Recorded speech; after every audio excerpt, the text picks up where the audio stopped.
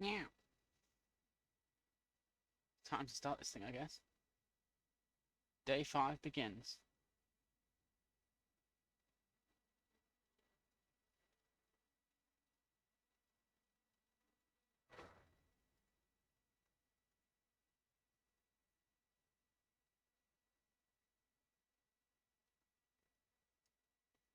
That's not true, is it? It's the fifth continuous day.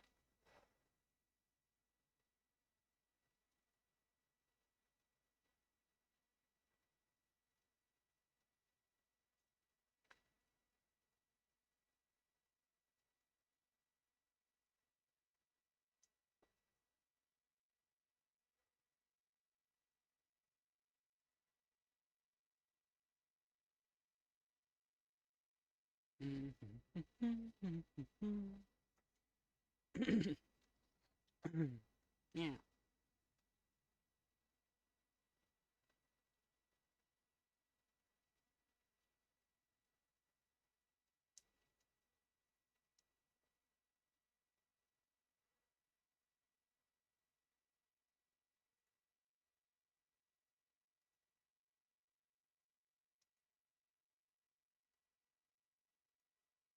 Oop, oop, it's loading.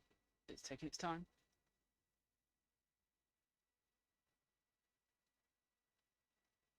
Come on, SSD. I know you're working.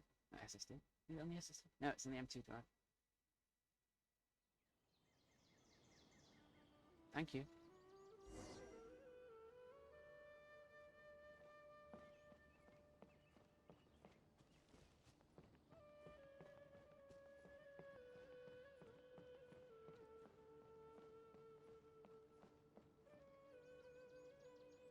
Right. Forgot these yesterday, didn't I? Eh. There's no chance I'm going to do many of the weekly missions.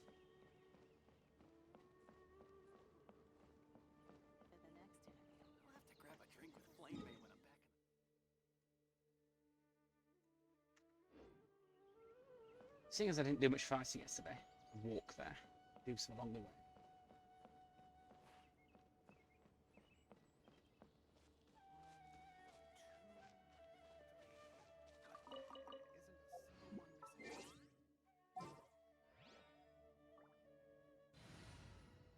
It's a bit loud in my ears. I don't know about you.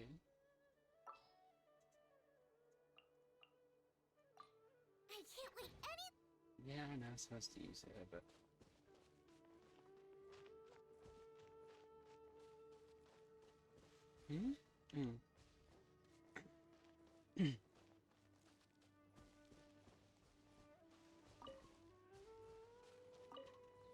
So, what's the best path?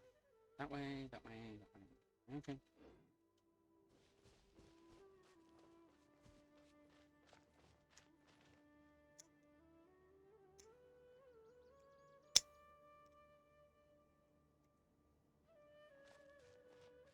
This constant fog on my throat might have something to do with something. I don't know. Incoming. Yeah, I know. Nowhere to hide.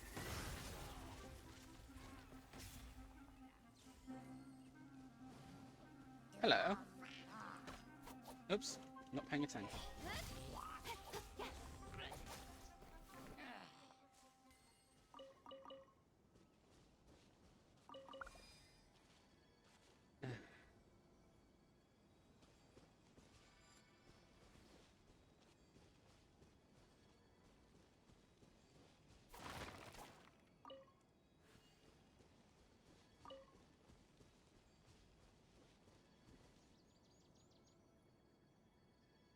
Oh. Collect some of those while I'm doing this.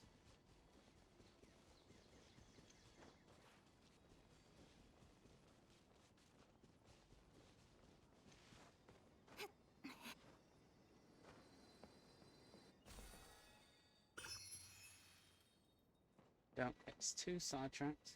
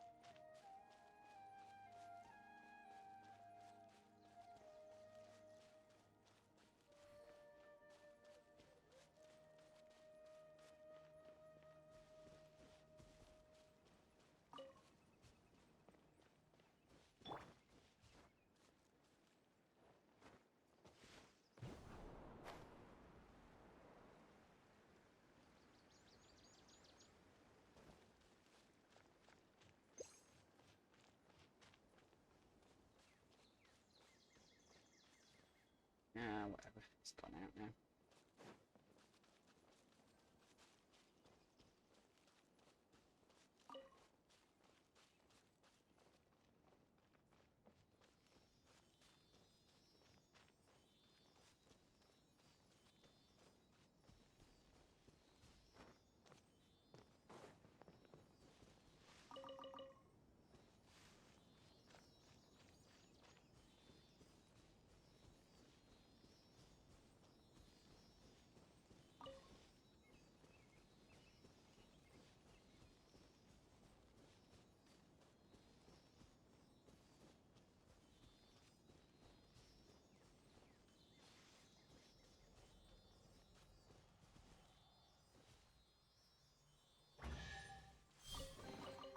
Not bad, as far as treasure is concerned. Booba, get them!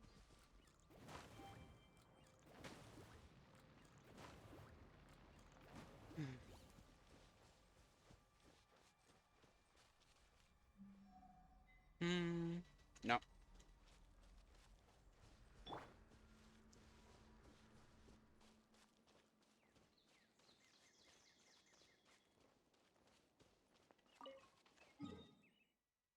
Although, I guess I do. Yeah, well.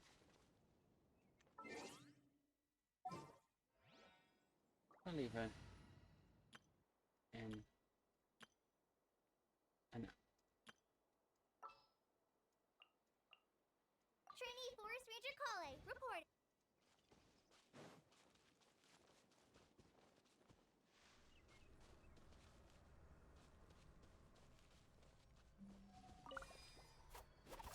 oops.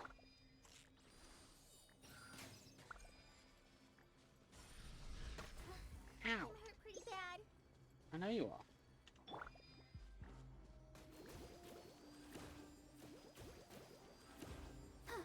Hi. You need to activate that first. Yeah. Don't blink.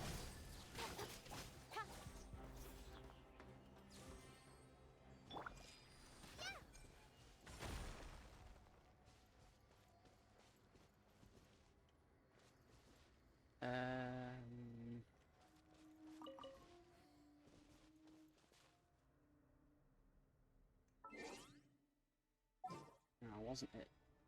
I wonder. Right, first. No. Oh, great.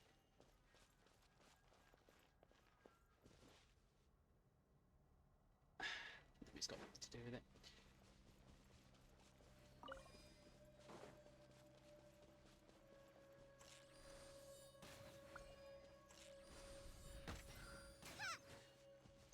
Keep forgetting that they're going to hurt you.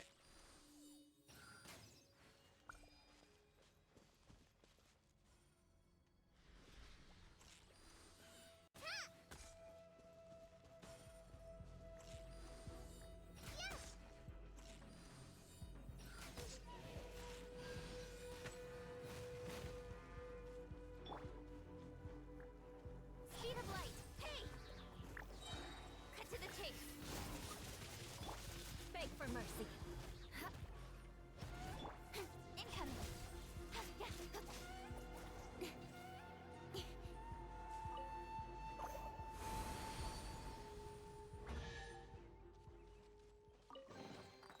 That's everything. On to the next. How about this little guy?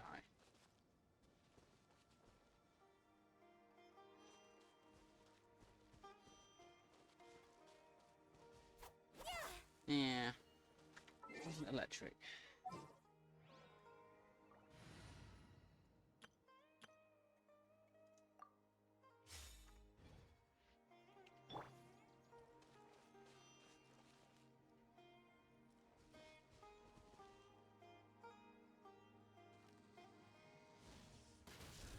Yeah, it was. Uh, uh, uh.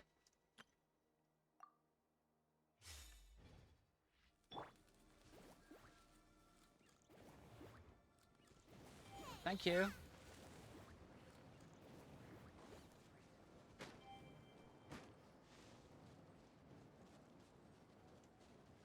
1, 2, 3.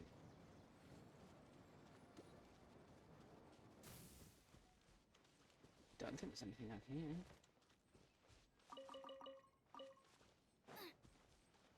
Hmm.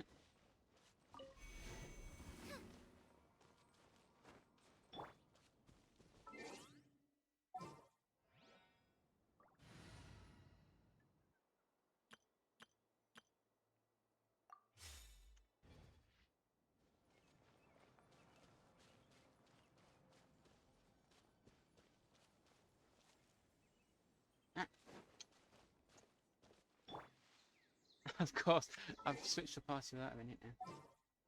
Should I maybe not?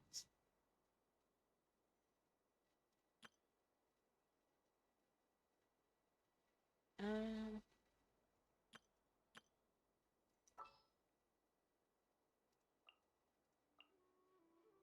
Ready for reconnaissance. did I deploy that? I made the party, but I didn't deploy it. Pay attention.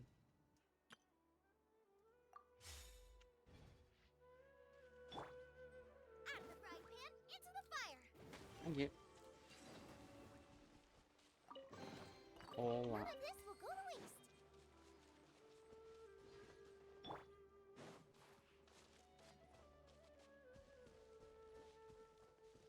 Yeah.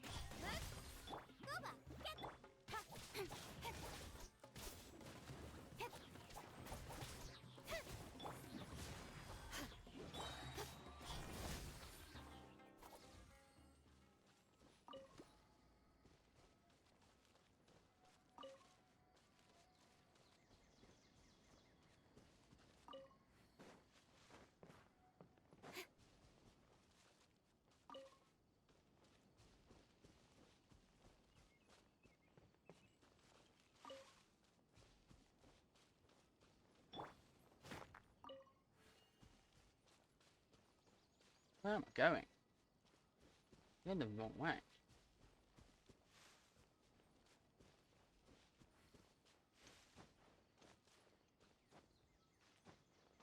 More speed. Mm.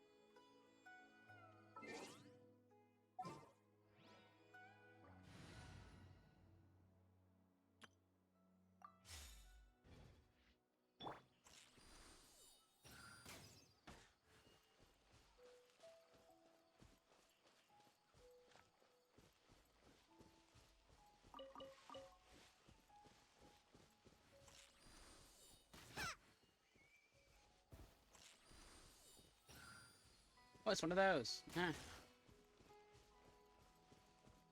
They're cute. Hello. Now, No! Don't attack me, I just want to be friends. Speed of light. Hey! Crush. Shudder. Don't blink. Nowhere to hide.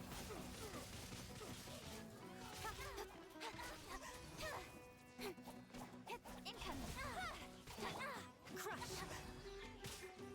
Vengeance will be mine. Hey! Cut to the chase. Don't blink. Got lucky that time. Beg for mercy. Crush. Incoming. Shudder.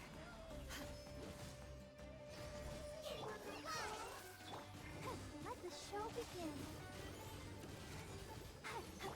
Speed of light. Hey!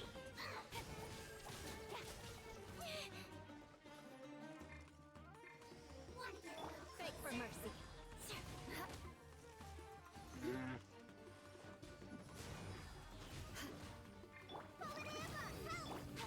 Don't blink.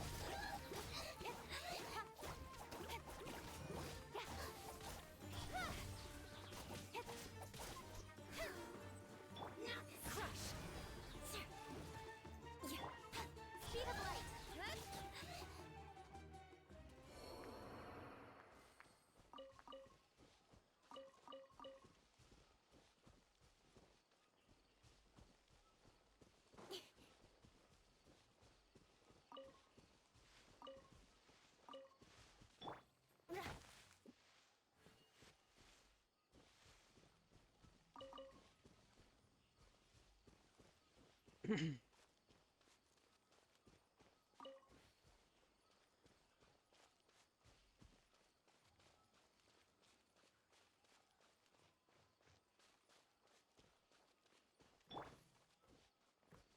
Don't blink. Shudder.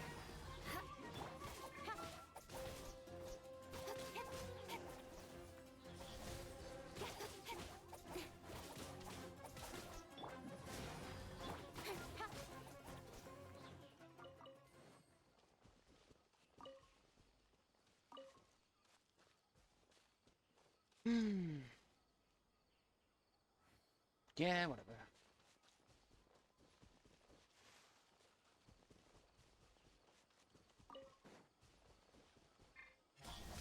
Nowhere to hide. Beg for mercy.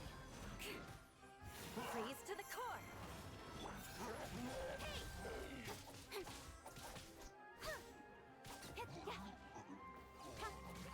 Speed of light.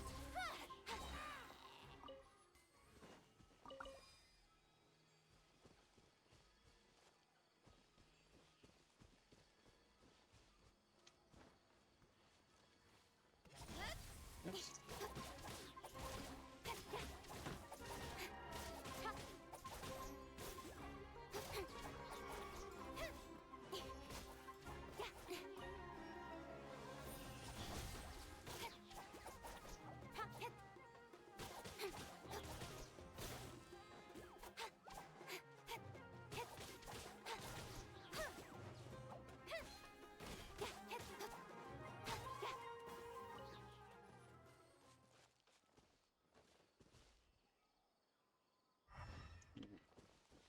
What is that key? Yeah, I'm going the wrong way again.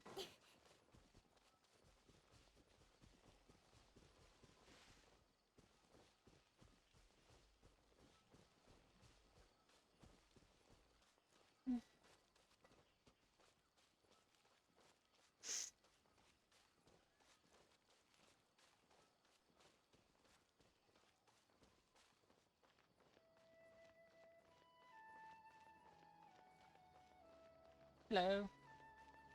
I took the long way around.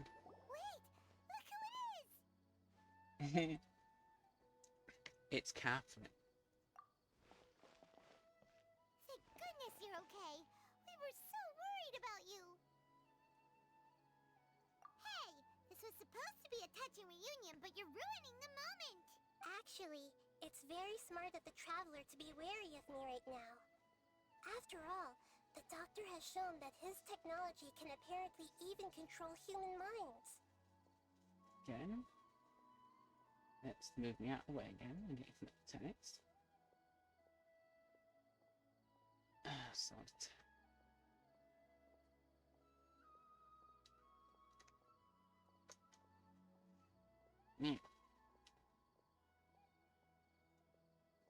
Plus, it's not like you could have known what happened after we split up and I was facing the doctor by myself.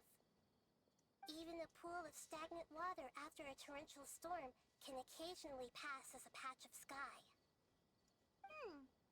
Paimon feels like only the real Nahida could come up with such an obscure analogy. Yeah. Huh? But I wasn't trying to win your trust or anything. All I wanted was to clarify my point. Oh, stop being so cute. Well, we understand that point now.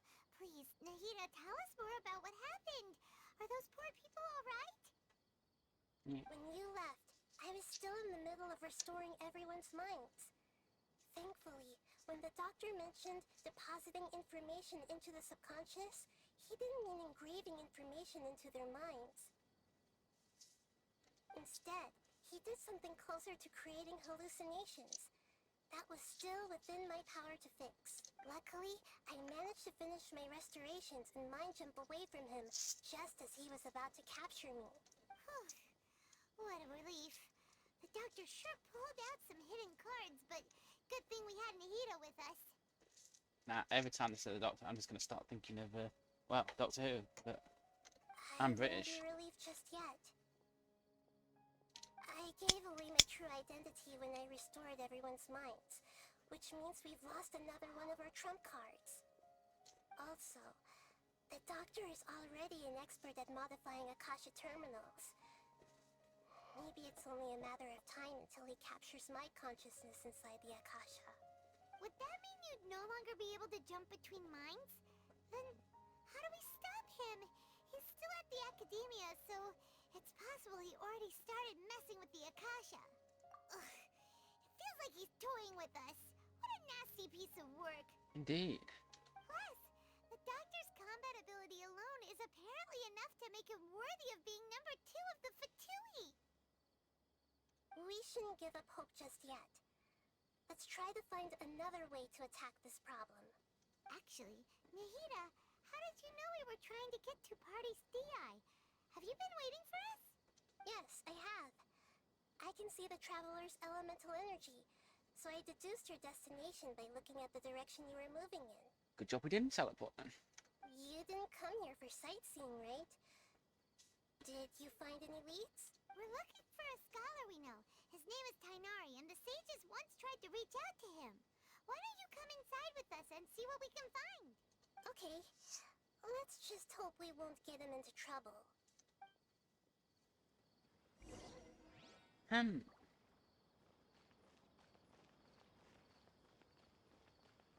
Please be careful not to touch the plants here.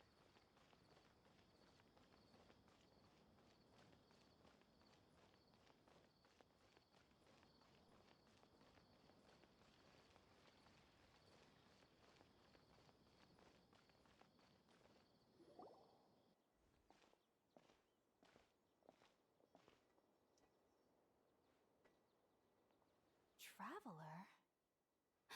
It is you! Ah! It's Hypatia! Ah, what a pleasant surprise! It's so nice to see the two of you again. Who's this? She's a scholar we met in the Avidia Forest. When we last saw each other, she was still training in the... what's it called? Satyavada life? Oh, I see.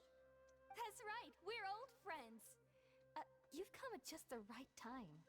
Ever since I've come here, hardly anyone has even talked to me. Hypatia, you're way too excited about this.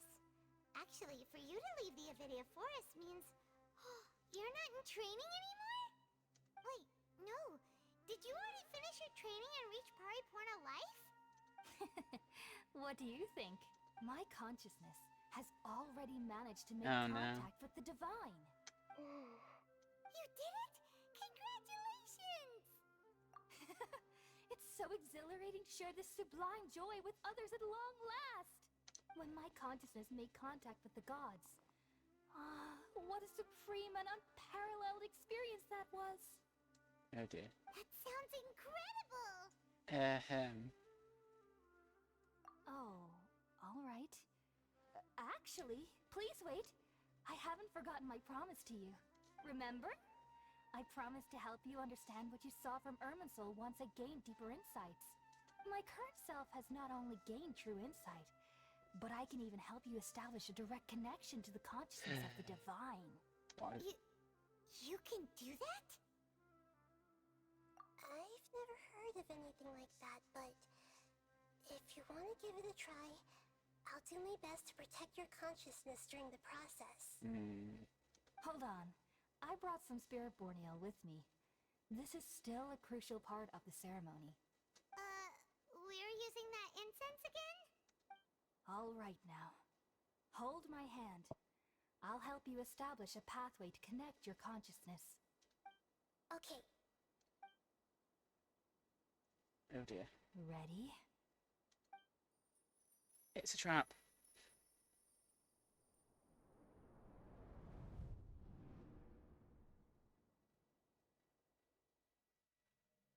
It took 3 betrayals for me to finally understand. The world is just an elaborate tapestry of lies. My fury will never be quelled. The first to betray me was a god. My creator. My mother. Valuing strength above all, she saw no worth in me and I was discarded. The second was a human. My family. My friend. Consumed by fear, he saw me as an abomination. The third was one exactly like me. A hope for the future. A fledgling barely out of the nest. Powerless before his mortality, he broke his promise to me. Humans, they can't be trusted. And the gods fill me with pure loathing. So I said good riddance. I denounced the world and laugh in its face. My chest will never again be defiled by worldly filth. I will scrub away every last trace of human emotion. Then it will be empty, a blank slate, and ready to receive a supreme gnosis, brimming with pure divinity. I thought it was feeding back. There is no need to fear. The pain will be brief. Your era is coming to an end. Turn it down and it doesn't feed back. Yeah. I don't know if it's OBS feeding back into the stream or not. What was that?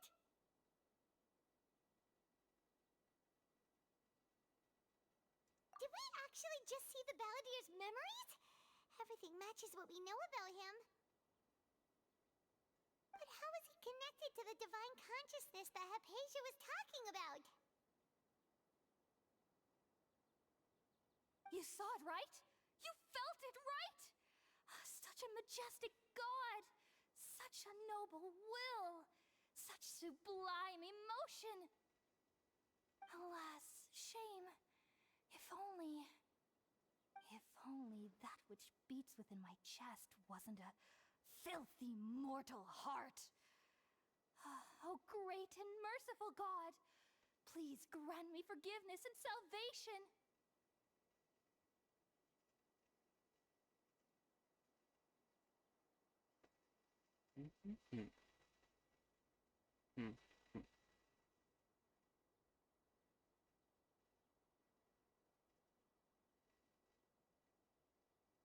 So I'm just checking the audio settings.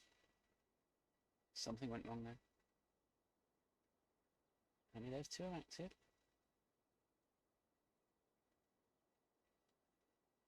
Let me just check the audio.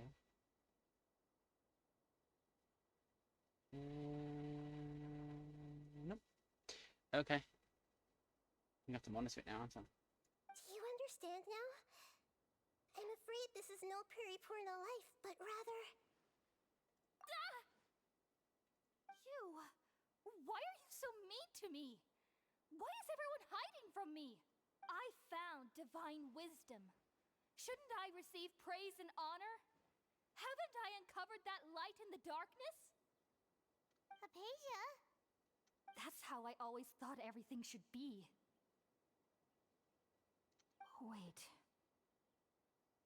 Have I already lost my mind?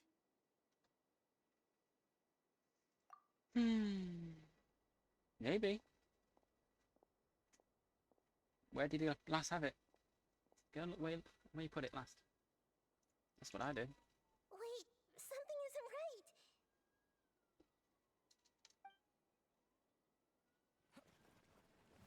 right. Oh, here we go.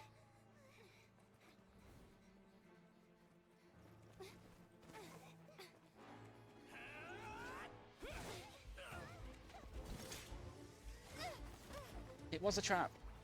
Ha ha ha ha. We trapped you. Ha ha ha ha.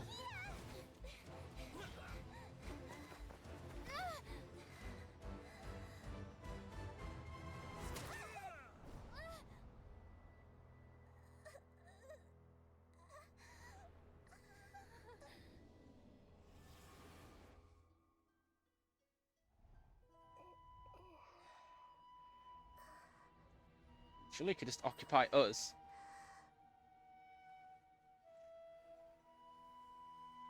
I'm not gonna lose you then if you just stay in us.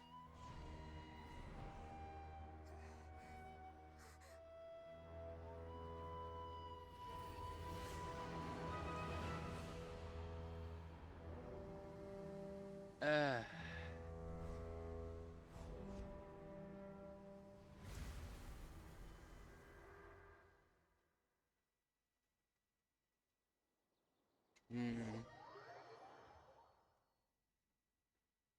It's always a trap.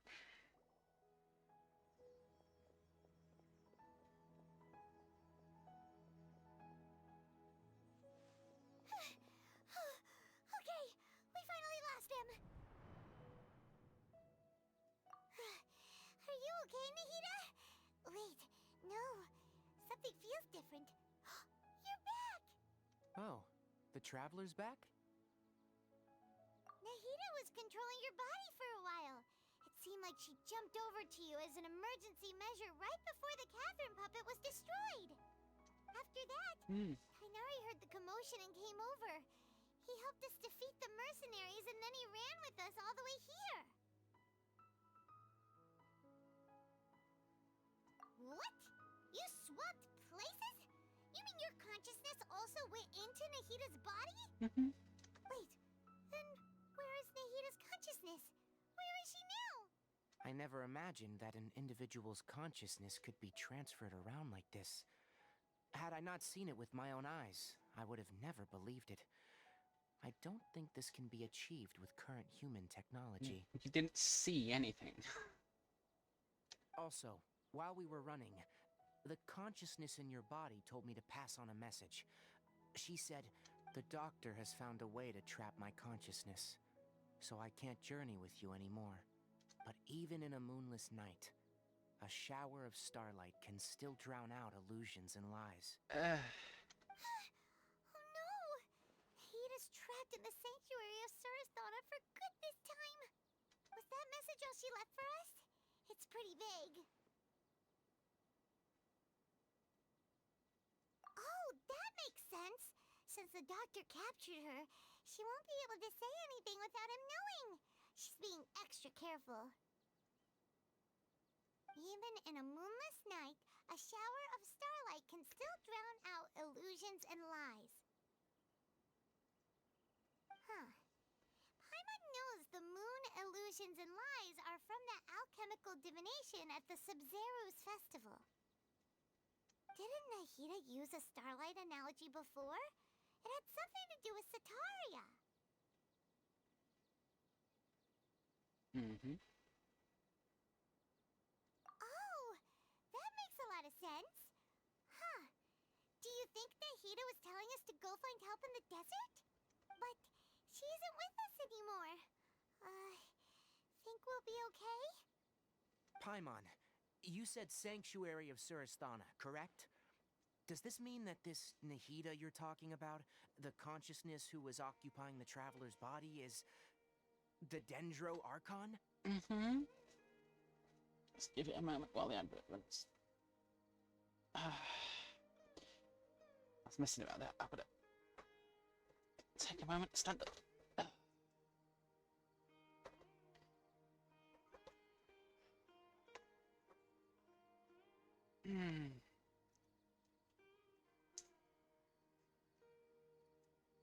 Calm down, Bobby.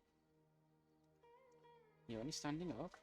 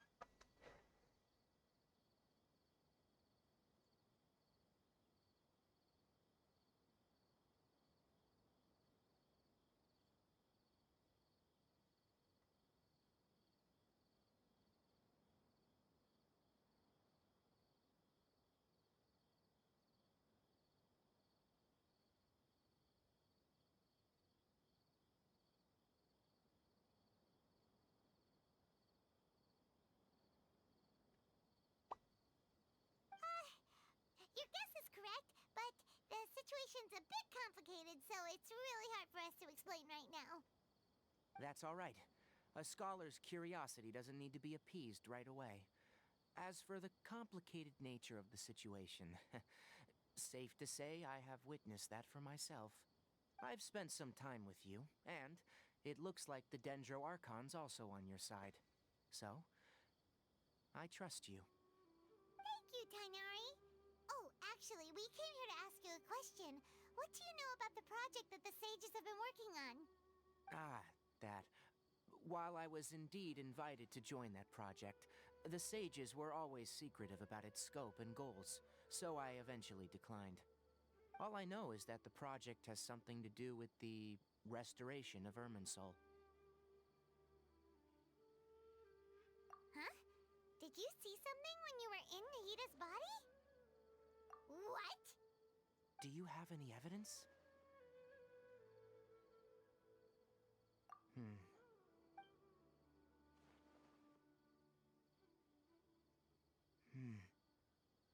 So that's what happened. That explains why Hypatia's symptoms were different from those of the other scholars who went mad. It's because she made contact with the consciousness of a new god who is still in the process of being born. Tainari, did you leave the Avidia Forest because of Hypatia? I did. I noticed Hypatia's mental anomalies, but since her symptoms were rather atypical, I secretly took her to Pardis Di and began searching for a way to return her to her normal self. If I didn't take action, Hypatia would have already been taken by the Matra to the desert, doomed to a life of exile at Aru village. Now that you mention it, I knew the Academia has never thought particularly highly of Lesser Lord Kusanali, but I still didn't expect them to do something as arrogant as creating a new god. Looks like I made the right decision by not accepting their invitation. The Doctor and the Balladeer. We have 2 Fatui Harbingers in Sumeru. Sounds like we're in for a bad time. From your description, I don't think they've completed their project. there may still be room for us to intervene. But then, what is the connection between creating a new god and restoring Irminsul? Yeah, it feels like we're still nowhere close to figuring out the sage's goals. Right. We've pretty much gone over everything we need to know, so we should head out. How about you, Tainari? What are you going to do? I'll stay here for now. I still want to try a few more things to help Hypatia. If you're planning to go into the desert, start by heading for Caravan Ribat. That'll be your fastest route. Come find me here if there's anything else I can do to help. May the spirit of wisdom go with you. Thanks, Tainari. Hopefully Hypatia will feel better soon. We're off then.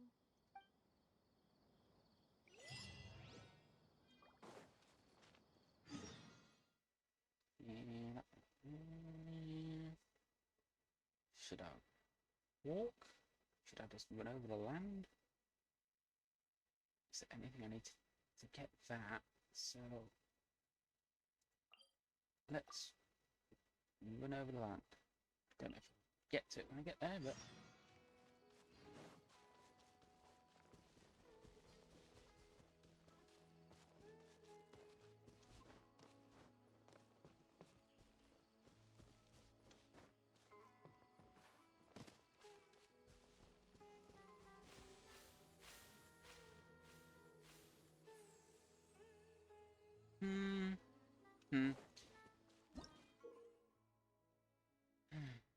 No, no, no, no, no. I got sidetracked. What do you mean, man?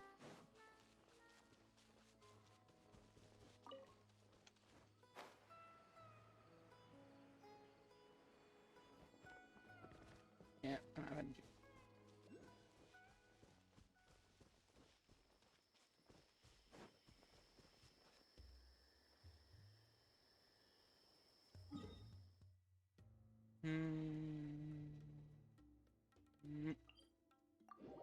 Too lazy.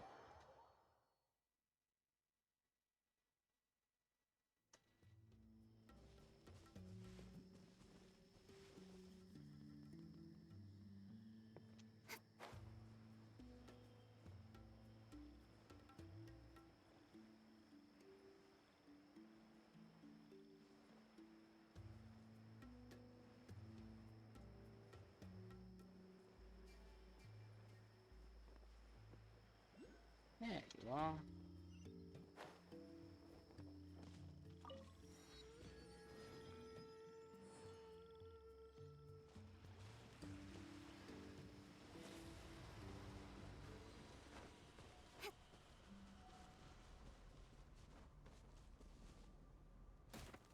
Ow.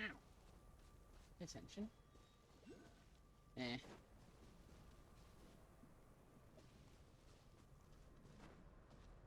Well, aren't you interesting?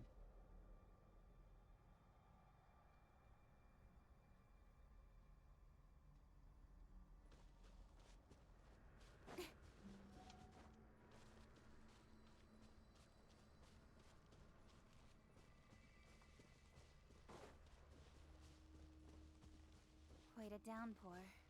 Nothing will get done until it clears. Let this be a lesson to those who yesterday said I'll do it tomorrow.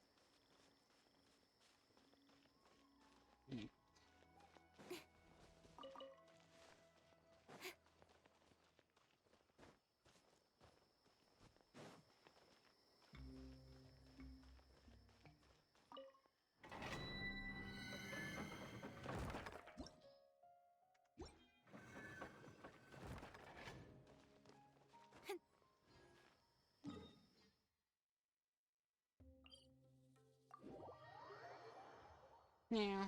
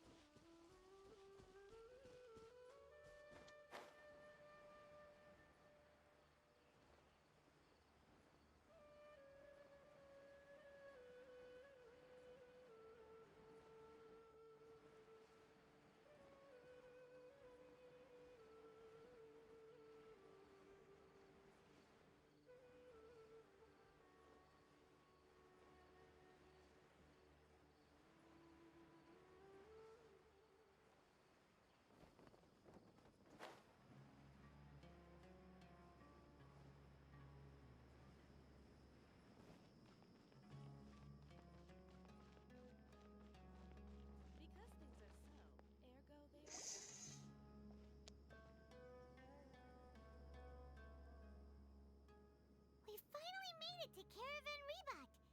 It's pretty lively here. So, just past this wall is the desert, huh? Oh, wow. Paimon remembers hearing people call this the Wall of Samiel. It's made to block sandstorms from the outside. Oh, if it's this tall, it's gotta be the divine work of Greater Lord Rukkhadevata, right?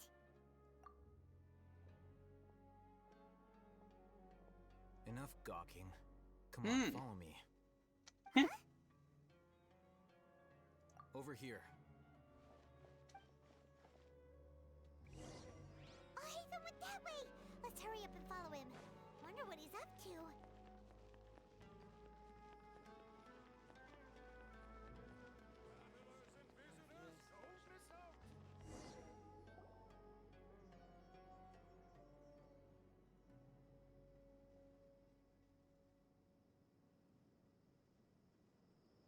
What the? Where did she go? Oh. How did we lose them? They were just here a second ago. More Eremite mercenaries? Who are they working for this time? Anyway, Traveler, it seems like we were being followed again. You were too careless. You should have noticed those hopeless amateurs trailing you a long time ago. There's no need to thank me. I've never cared to keep track of personal favors. All I did was correct a mistake I happened to come across. It's a habit I developed at the Academia. You really gave Paimon a scare, Alhaitham. We never thought we'd run into you here. Last time we met at Port Ormos, didn't you say you were going back to the Academia? Wait, don't tell Paimon that you're here to take us back on their orders. Oh, so you've already landed yourselves on the Academia's hit list. I can't say that I didn't expect it. However, had I wished to turn you over to the Academia, don't you think you'd already be the Eremites' honored guests by now? Oh, right. You do have a point. I have no interest in running errands for that project. As a scholar, I've always belonged to the camp that promotes researcher autonomy. And these days, you're more fascinating than anything the sages can offer. Not quite. To tell you the truth, I'm still investigating the Divine Knowledge Capsule. Unfortunately, I've run into some difficulties.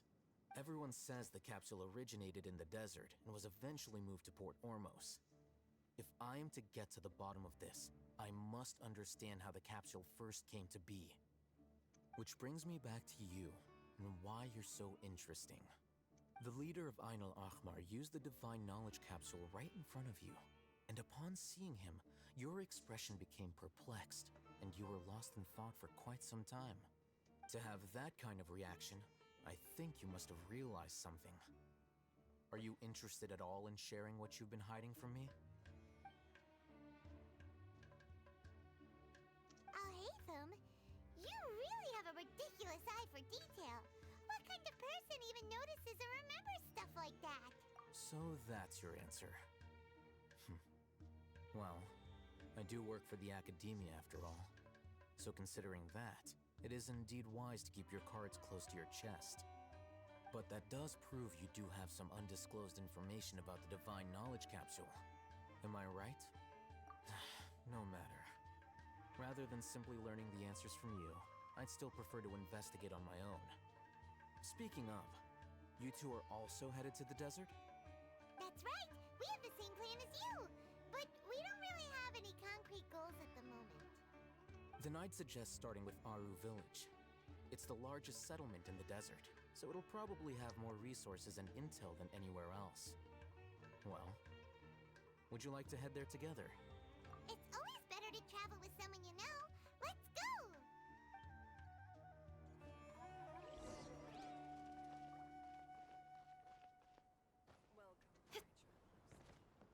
Come on. It's a rare opportunity. Let's go check it out.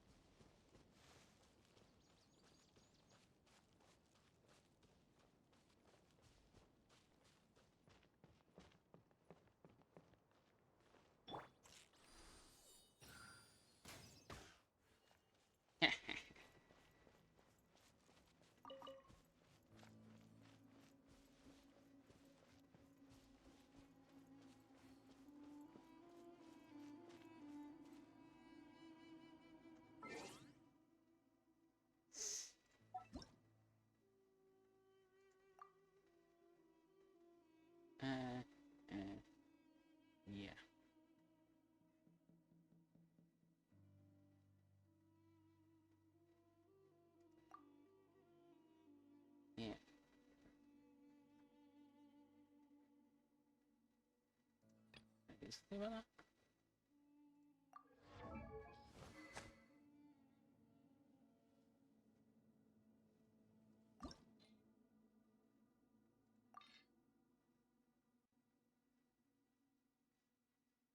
Um,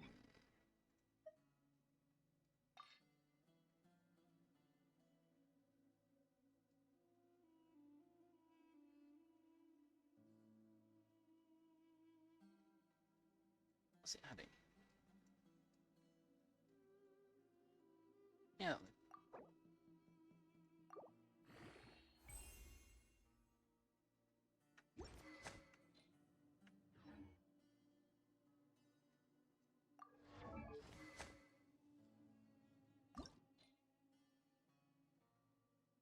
Eh.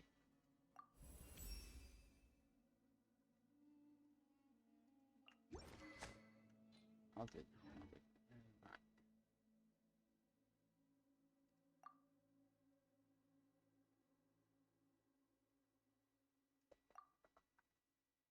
Oh, can it? That can. That can. That. Yep, yep, yep. What's that even do? Oh, I've been using that.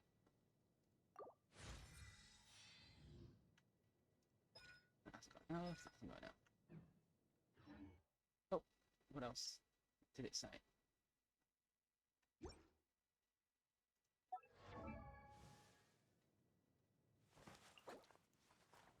Eh.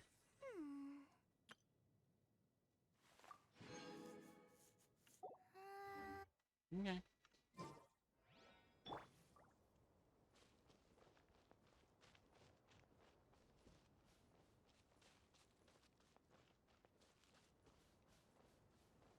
Cut to the chase.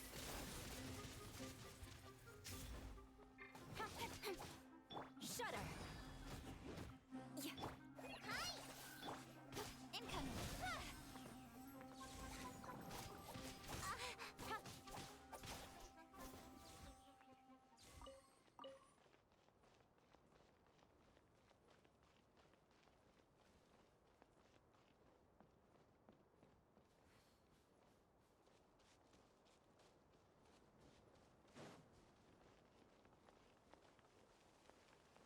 Hello.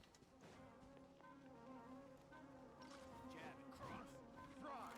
Fight this officer!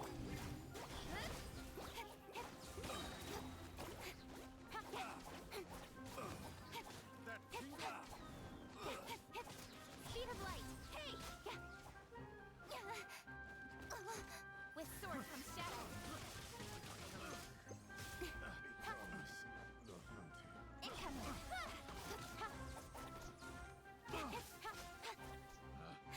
Picked the wrong test subject. That tingle? She's not very powerful, is she?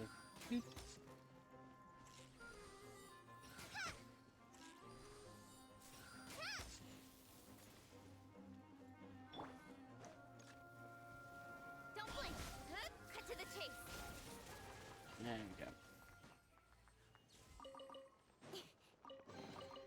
Not bad, as far as treasure is concerned.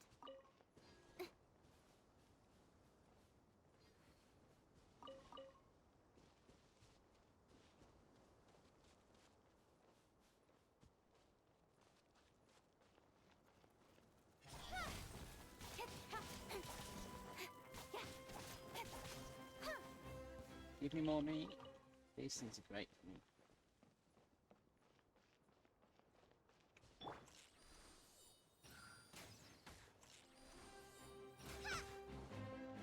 Incoming.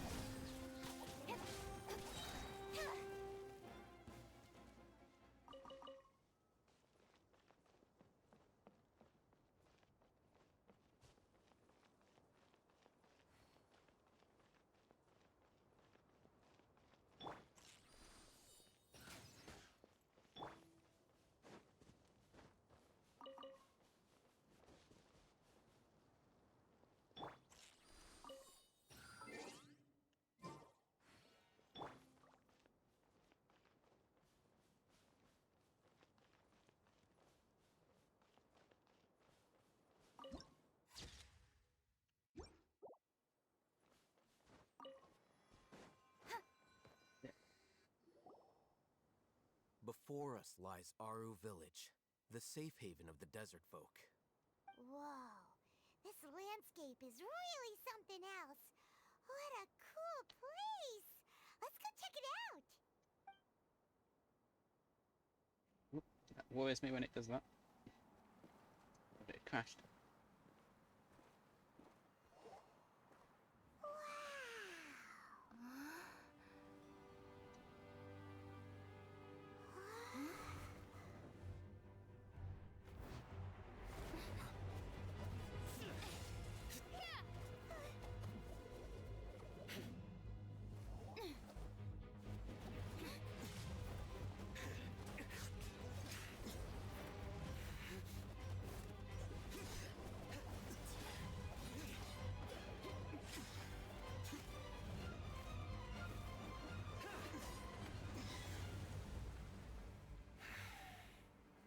Hello.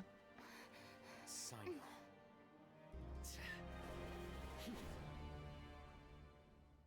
Unless my memory fails me, we have barely spoken 2 words to each other before now at the Academia. Would you care to enlighten me as to when and how I invited the General Mahamatra's wrath? Oh, Hatham. Do not think you can escape my judgment, just because you managed to escape my attack. Judgment? So that's how you'd characterize your actions here, is it? Or would elimination perhaps be a more accurate description? Had I used my full strength, not even this traveler would have been able to stop me. Though styled like an assassination, I sought only to ensure that my target would be unable to flee or resist. Standard practice for the Matra, as well you know. Seemed to me more like your own personal touch. Who is that, Alhaitham? Did you call him General Mahamatra? Yes. General Mahamatra Sino, head of all the Matra at the Academia. He's a formidable hunter, and the ultimate nightmare for any who have committed academic crimes. You seem to have placed a lot of trust in Alhaitham, to the point of blocking an attack for him. If I were you, I'd never choose to side with him. I wouldn't believe a single word that comes out of his mouth. I have been pursuing this scribe for a long time. I urge you, stand back and do not seek to defend him any longer. Otherwise, there will be consequences. Has Alhaitham done something wrong? Paimon doesn't think he's as bad as you've made him out to be. I won't waste my breath explaining things. Alhaitham, I saw it during our fight. Take it out. The divine knowledge capsule you're hiding on your person. Unless you want me to retrieve it for myself. Very perceptive of you. Nothing escapes a Matra's senses. Wait, the divine knowledge capsule? Didn't it fall into the Matra's hands in Port Ormos? No wonder you speak with such confidence, Sino. But I must admit, I'm very curious. What does this capsule mean to you? And why, as General Mahamatra of the Academia, are you all alone in the desert? As far as I'm aware, the other Matra have been speculating about your disappearance. Have you been given a mission that's, let's say, morally dubious? If I was the real target of your mission, what was stopping you from simply using your authority and resources to judge me within the walls of the Academia?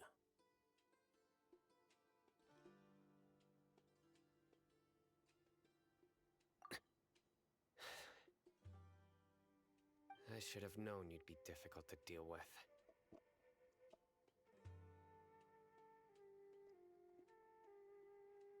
You two! Ugh! What should we do, Traveler? Paimon feels like we can't trust either of them! Ahem. Well, look at you two, acting all tough and self-righteous over there. Wait, Dia?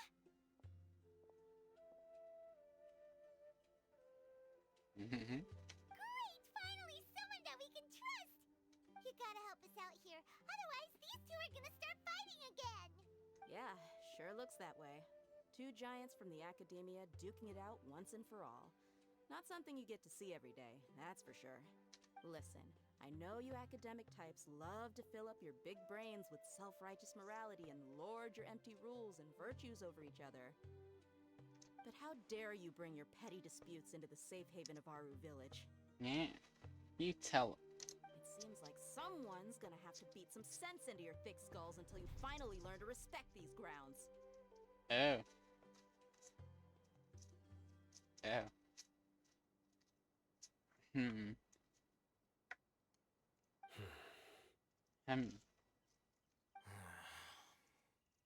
Oh, now they're listening. Hey, did either of you hear a word I just said?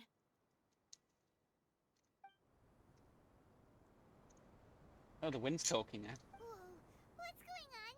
The wind's so strong. Is this a sandstorm? Paimon's gonna get blown away. Another sandstorm? What's up with these recently? Hey! All of you, over here, quickly! We have to take cover! Someone's calling for us. Oh, this wind is too strong. Let's get over there. That sounded like Candace. Come on, you two. Jeez, are all of you academia folks such hard work? Move it!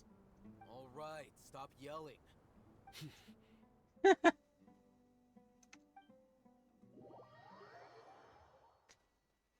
So edgy.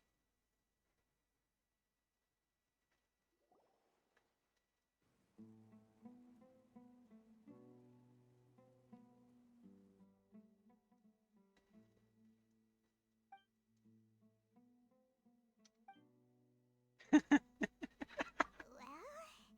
this is pretty awkward. Hey, wanna play sardines with 3 people who wanna tear each other limb from limb? Sure, why not? Sounds fun. The air is so thick and heavy.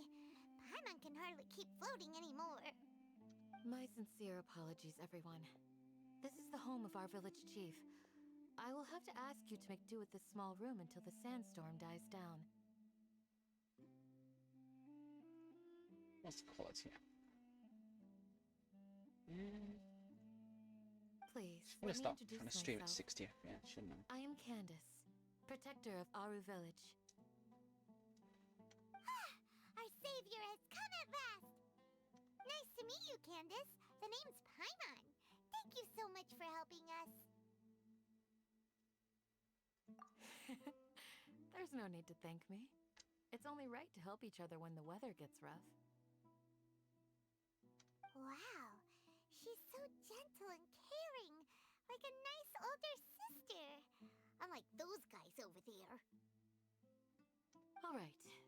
Now that we're all better acquainted, we should return to the topic at hand. Right. Adverts are about to start. I'm going to take a break and get a drink.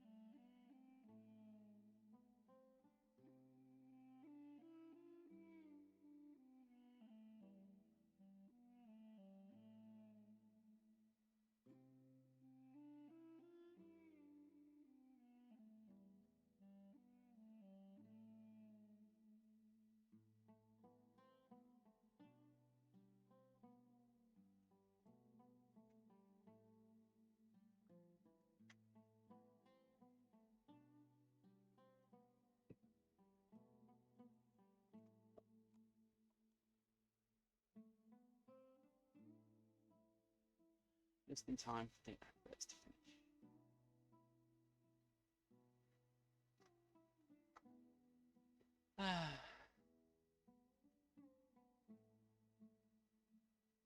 As a guardian charged with the responsibility to protect my fellow villagers from harm, I was observing your conflict from afar, even before the sandstorm started.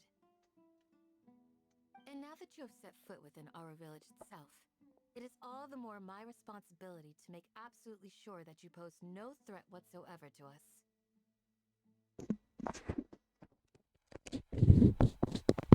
Yeah.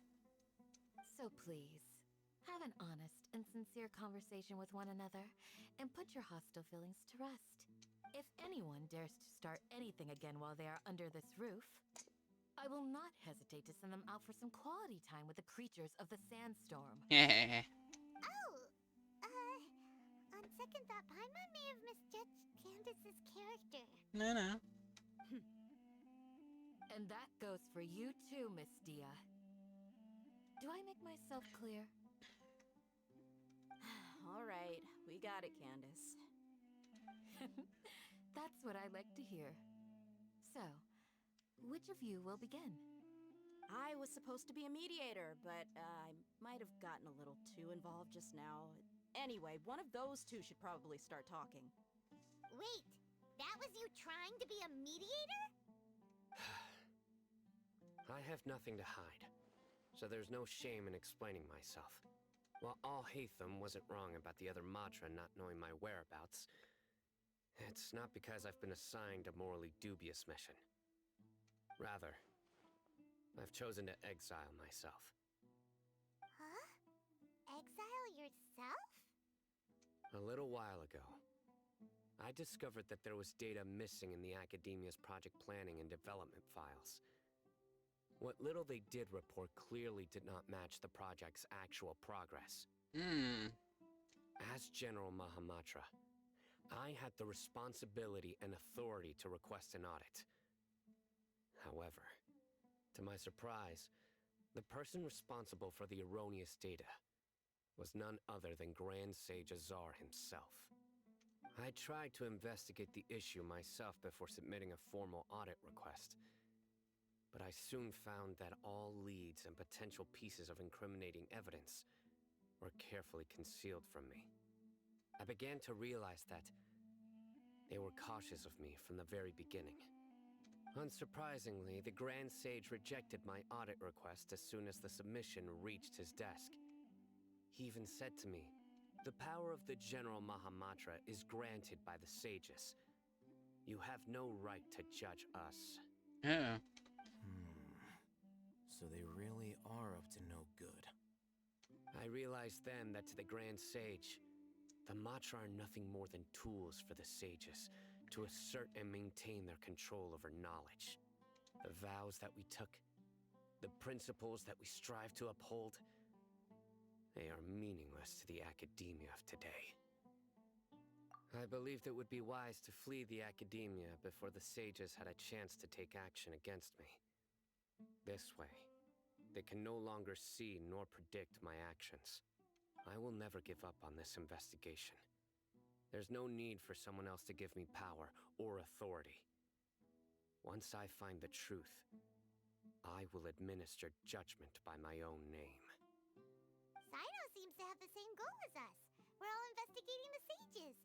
Plus, now that he's no longer the General Mahamatra, he somehow feels a lot less scary. Well, Sino, if that's your story, then why did you see Alhaitham as a target? When I was investigating the matter in the academia, I overheard a conversation between Alhaitham and a sage. The sages asked you to investigate a blonde-haired traveler. Do you dispute this, Alhaitham? What? Like many parts of the project, this assignment was undocumented. Now throw in your suspicious behavior with the Divine Knowledge Capsule, and I think we deserve an explanation. Yes. I was indeed tasked with investigating the Traveler. Alhaitham! After all, the promised reward was so great that hardly any scholar could have refused.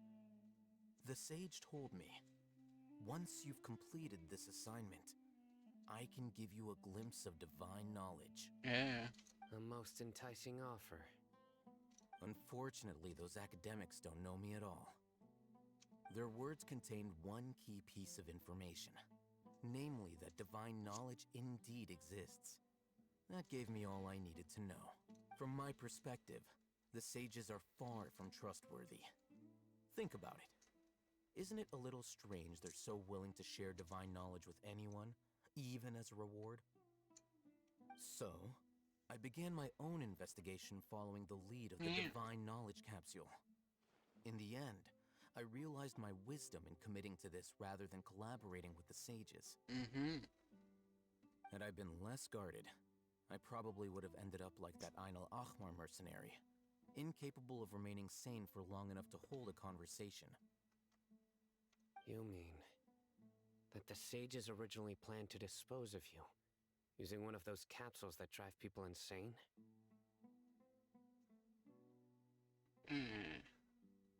I'd already given up on the assignment by then. I only told the Academia I was waiting in Port Ormos for you to appear so they wouldn't suspect anything. So it came as quite a surprise when I encountered my erstwhile target while investigating the Divine Knowledge Capsule. Criminals do love to talk about coincidences. Even though I ran into the Traveler by chance, I had no intention of providing assistance to the Academia. Also, you should remember, you were the ones who decided to follow me and strike up a conversation after I left that tavern. That's true. Al-Haytham helped us out at Caravan Rebat as well. Maybe he's telling the truth. I'm willing to apologize, if that's worth anything to you. I took the Divine Knowledge Capsule behind your back because I judged its existence to be a significant risk. I felt that it would be best for no one to interact with it before it had been properly studied.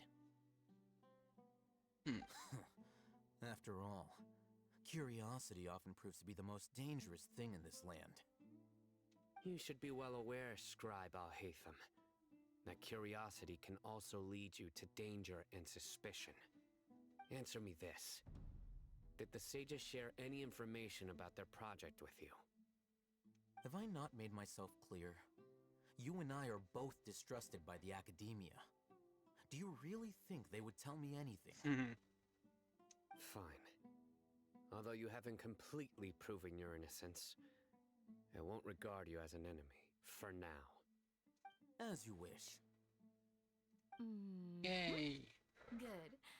I'm glad to see you two clearing up your misunderstandings. They managed to chat. And now you, Dia. I believe it's your turn.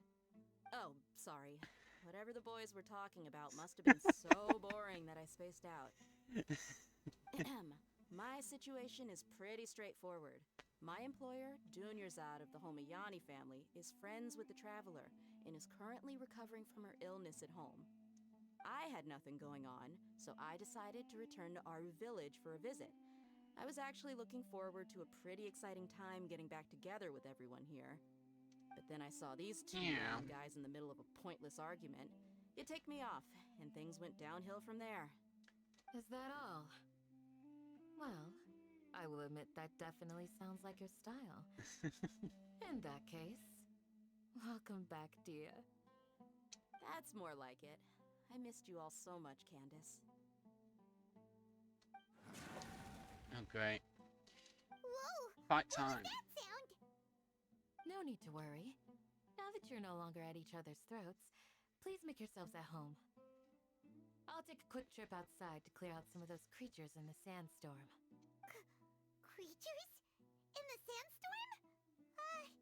Are you sure you don't want some backup? Fighting in a sandstorm is not for the faint-hearted. Anyone without extensive training in these conditions is at a disadvantage. You needn't worry. Yeah, just leave him to Candace. Don't worry, she's as tough as they come.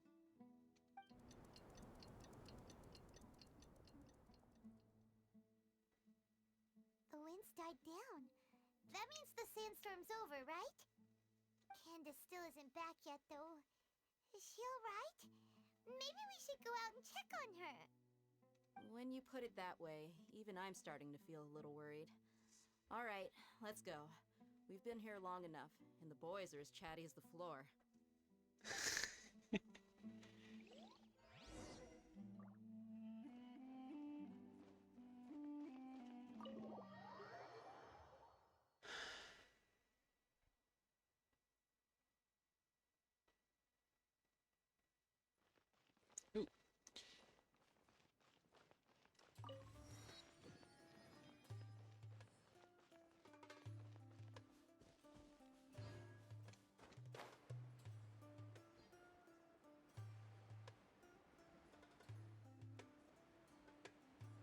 Oh, she's in trouble. Okay. Oh, Candace, you're still fighting? You've been out here dealing with these creatures the entire time? Yes. They just keep coming in waves. I've lost count of how many I've defeated. Before I realized it, even the sandstorm had stopped. Ah, here comes another wave! Leave this round to us. I got interrupted earlier, but now I have something to take my anger out on. Yeah. It's been quite a while since I've seen the Flame Mane in action. I'll leave these to you then. I'll be sure to put on a good show. Let's go!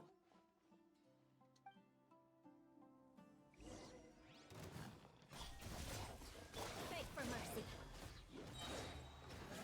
Flood of frost.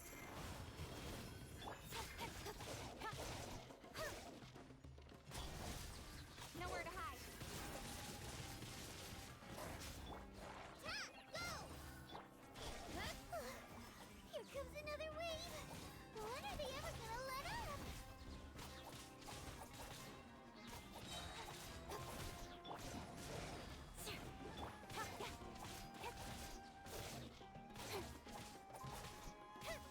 Cut to the chase.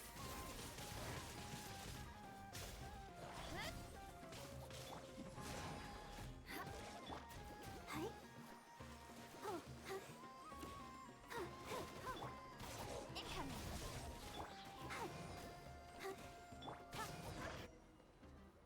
And that's when They they'll just split stopped up. appearing. Was that the last of them? What we fought just now was probably the aftermath of the sandstorm. So we should be safe for the time being. Well fought, everyone. No injuries, I hope. Now, Huh? Who are you? Ah, my apologies. I haven't had a chance to greet you yet. I had my hands full taking care of the village's elderly and children. I am the chief of Aru village. Everyone usually calls me Uncle Anpu. Sir, I am also originally from the desert, but I have not been back for some time now. May I ask if such sandstorms are common?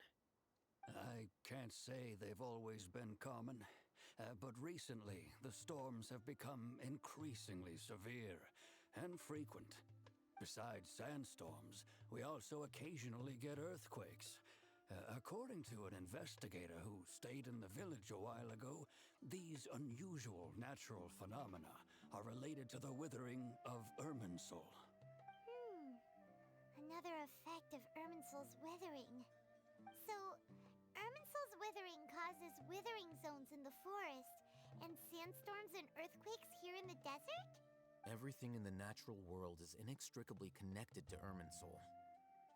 These regional symptoms can indeed be a reflection of Irminsul's present state. Everyone in Aru village needs to take good care of themselves. Speaking of which, why haven't I seen a single village keeper since I got here? Village keeper? Who are they? Village guards like Candace? Does your curiosity know no bounds? Village Keeper is how Aru village refers to mad scholars exiled here by the academia. Most of them are scholars who lost their sanity after a period of training in the Avidia forest. The academia believes that their crazed mutterings may have a negative effect on the psyches of other scholars. So, they're forcibly exiled to the desert.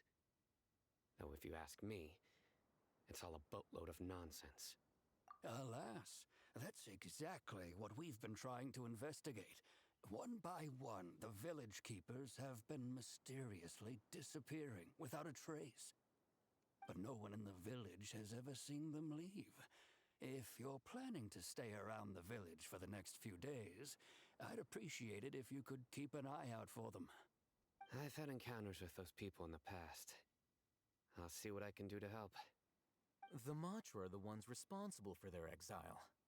Now that you're no longer with them, are you trying to alleviate your guilt and atone for your past sins? I'm fascinated by how you think.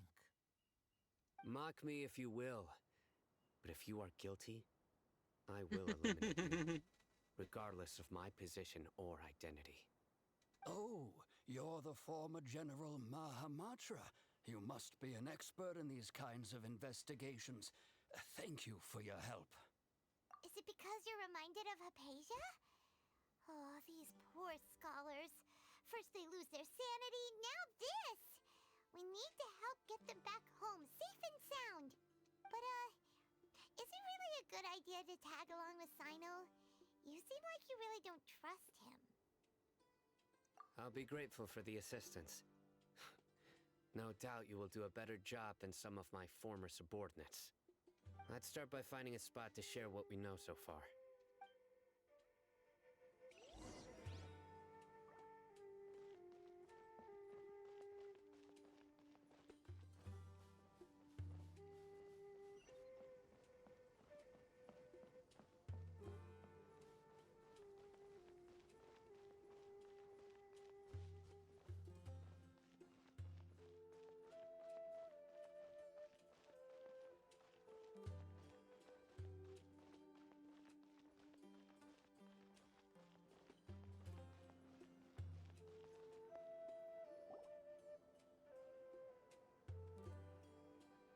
Although I've sent myself into exile, I'm still doing essentially the same things as before. Do you still have any questions for me before we start our investigation? One of my former subordinates told me that this title has its origins in a strange incident. The Academia has long exiled mad scholars to Aru Village. A mysterious phenomenon exists here. When mad scholars first arrive, they are as incoherent and deranged as before. But after spending some time here, they invariably begin to calm down. Initially, the people of Aru Village greatly resented having to take in the mad scholars. But a strange incident one night changed that. Aru Village was struck by the strongest earthquake in living memory. Seeing buildings on the verge of collapse all around him, the then chief of the village was preparing to take everyone to safety. Suddenly, he noticed a mad scholar crouching in a corner, caressing the ground with his hands. A soft, green light radiated from him, like a divine glow against the backdrop of night. Despite the powerful tremors that ripped through the ground that night, all the houses remained upright, almost as if they had grown roots reaching deep into the ground. In the end, not a single building collapsed, and no one was hurt.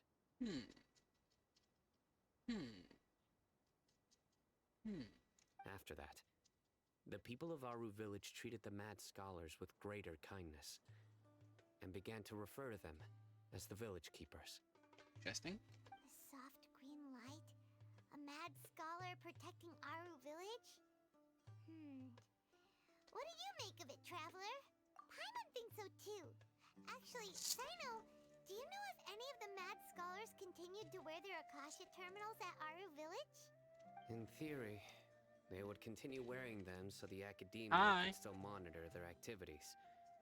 With that said, the main Akasha system would no longer have any interaction. How are you?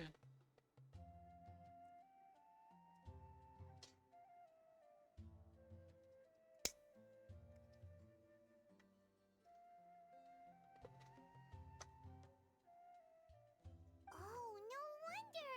Everything makes sense then! Add in the fact that they calmed down, it was probably Nahida who calmed them. If you are able to draw a conclusion from this one story alone, then it appears you possess much more information than I do.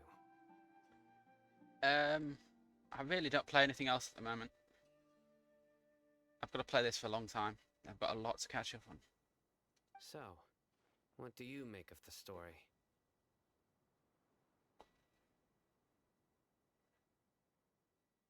Really? Lesser Lord Kusanali. What? You don't believe us? Lesser Lord Kusanali was definitely using the Akasha to give her power to the mad scholars! Sorry? Oh, right, Bennett. No, it's not so much that I don't believe you. I'm just struck by your reason. Hello. Lesser Lord Kusanali, the current Dendro Archon. Is she really active in Sumeru?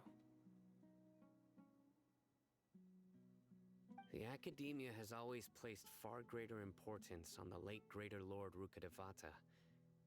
They've more or less ignored Lesser Lord Kusanali, and I've never had any reason to doubt their views.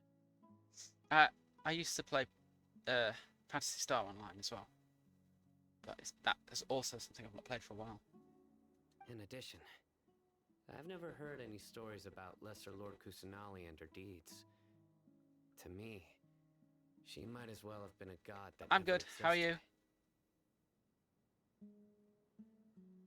No way! Nahida definitely exists! She's a... how should Paimon put it? She's a good Archon who's kind and wise. Even if she says weird stuff sometimes. She definitely says weird stuff. I've spent many years interrogating criminals, so I can easily tell when someone is lying. My hobbies, I'm a software developer, and I do that a lot. Good! Then you should know that we're telling the truth.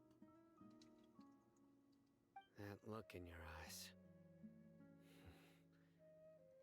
I've never seen that from a liar. How can this be?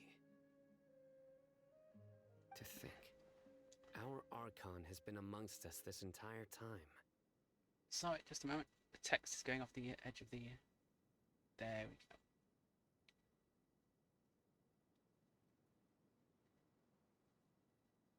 Alright, now it's our turn to put our skills to good use for this investigation. Oh no, none of those. I'm a JavaScript developer and a C# developer. I program in Unity, so C# all the way there.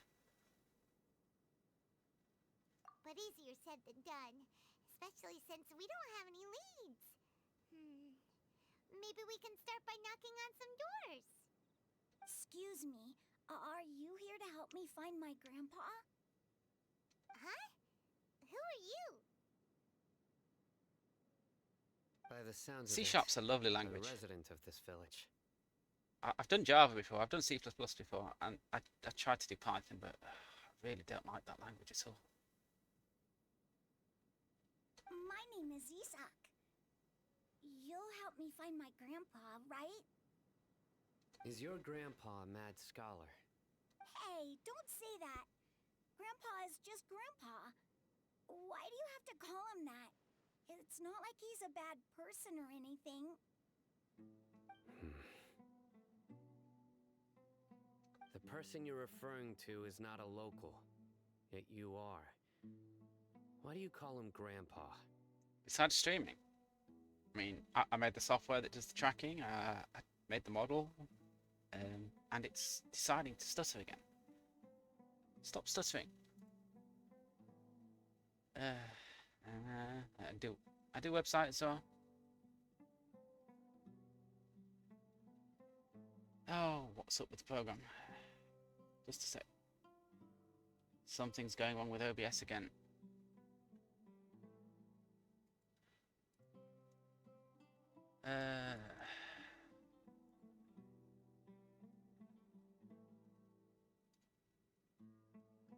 Oh, that's the problem. Decided to change its priority again. Ah, you're going to stop stuttering now. Thank you. Grandpa is just Grandpa. He's my family. I heard everything you said to the village chief. Please, you gotta take me with you. I want to find my grandpa. I swear I'll help. I won't be a nuisance.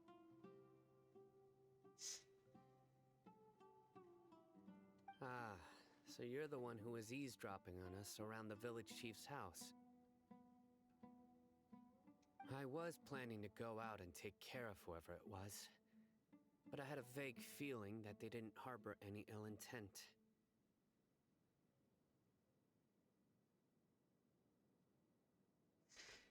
Whoa. He Ansem wasn't kidding about Matra having sharp senses. Sino, he's just a kid. All he wants is to find his grandpa. Let's find a way to help him. Sorry, I was only listening in because I wanted to know where Grandpa went. Honest. If you don't believe me, you can ask Miss Candace. Yeah, let's go and help him. All right. But first, let's confirm the facts with Candace. Why did I start streaming? That's a good question. It was suggested to me, so I just started doing it. Also, it's around the time Genshin Impact came out, so I started streaming that.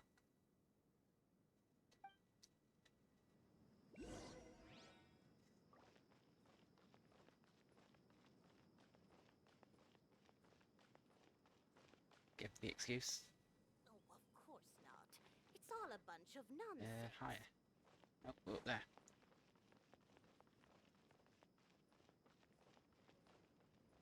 Thank you. I'm sorry.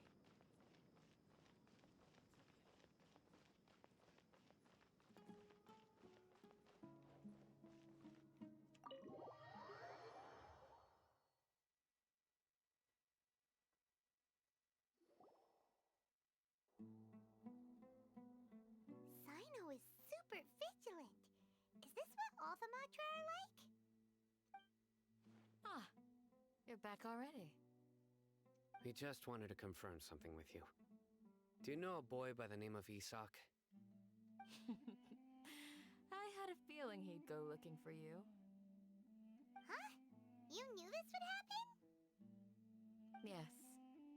Although he tried his best to stay hidden, I still noticed him eavesdropping outside the window. He really wants to get his grandfather back.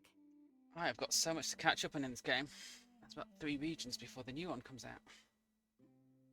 Isak's parents were both Aramite mercenaries who rarely returned to the village after finding employment in the city. He was raised by his grandfather. Unfortunately, it was only a few years before his grandpa passed away. Isak was still very young at the time, so various families in the village took turns caring for him so he could survive. Later, an elderly mad scholar arrived at the village. Isak thought the scholar bore a striking resemblance to his grandfather, and thus often spied on the man. However, the scholar was unkempt in appearance and incoherent in speech. Although Isak referred to the man as his grandpa, he was afraid and didn't dare to approach him. One summer night, the oft mumbling and bumbling grandpa suddenly calmed down and seemed to become more lucid. He even noticed Isak hiding in the distance. So Grandpa walked up to Isak and patted him on the head. He even took Isak to the entrance of the village, where he patiently taught the boy the names of the stars, and accompanied Isak until he fell asleep. The next morning, Isak woke up and wanted to go find his grandpa again, only to realize his grandpa no longer recognized him. However, even so, Grandpa retained his calm expression.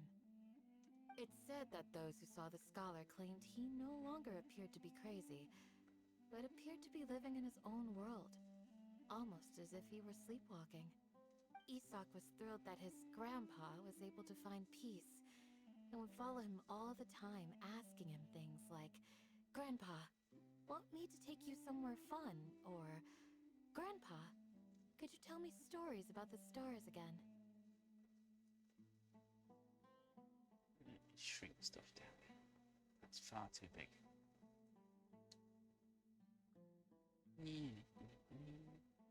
Out there.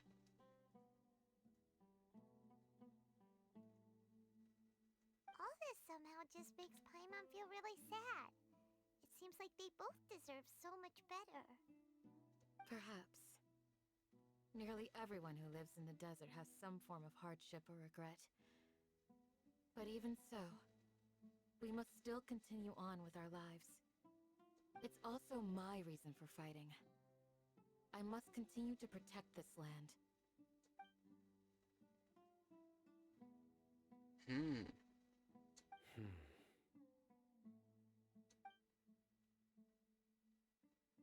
Maybe the people have always had a considerate god watching over them. Huh? What did you say, Sino? No, nothing. As long as Esau keeps his word and doesn't get in our way, we can take him along. Perhaps you are more compassionate than I gave you credit for. Please accept my thanks on Isak's behalf, Sino. Yeah.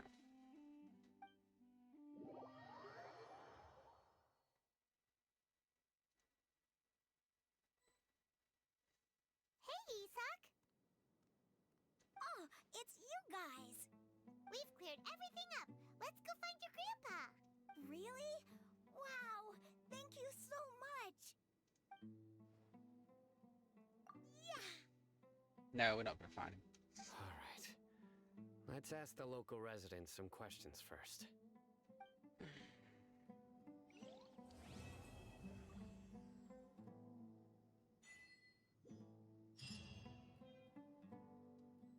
Well, that's that part done.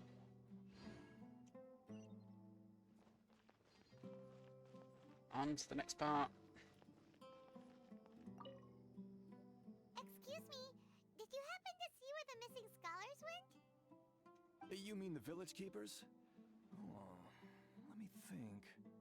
When I was eating dinner the other day, I saw one of them by the side of the road, muttering away and eating mushrooms and tree roots. They shouldn't go around eating that kind of stuff. Okay. Did you notice anything else? Anything else? No, I think that's all I have to tell you. Sorry. I stopped the right thing. Yes. I really don't want it to start a subquest. And lock me out of the main scholars that quest. have gone missing. Have you seen them? Those eyes. Those eyes. You look like a real fighter. Don't change the subject. Right. You were asking about the mad scholars. I think it's been a few days since I last saw them. I usually go to bed pretty early, so I'm not too familiar with what goes on at night. But honestly, I feel quite sympathetic towards them. Even though they act a little strange, they've helped me in the past. If it weren't for them, my house would have collapsed long ago. Do you also think Grandpa and the others are good people? Grandpa? Oh, hello there. It's little Isak. You mean that nice man who looks like your grandpa's long-lost twin, right? He was actually the one who protected my house. I saw it with my own eyes. He happened to be staying near my house that day and was doing something with his hands on the ground. It still feels pretty surreal now that I think back on it. Did someone teach them how to do that? Well, whatever the case, I'll always be thankful to him and whoever taught him to look out for others. I'm pretty sure that if I ever went mad, I wouldn't be able to do anything like that. Gotcha. Thank you.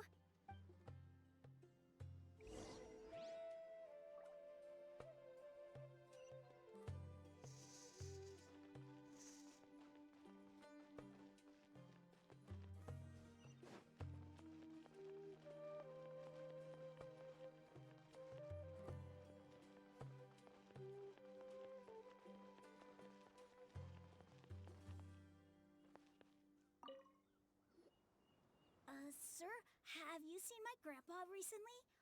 You know, the one who likes to sit and space out near the village entrance.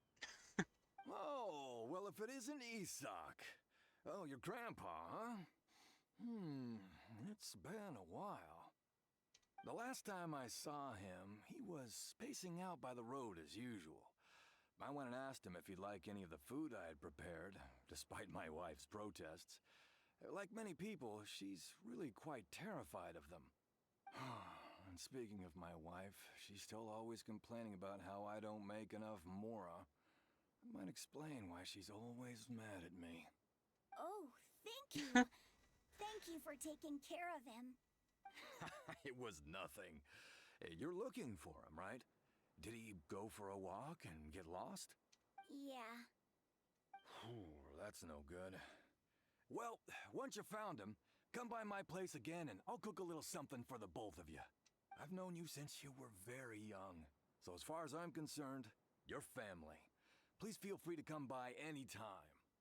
Wow, what a nice guy! Okay, thank you, sir. Huh?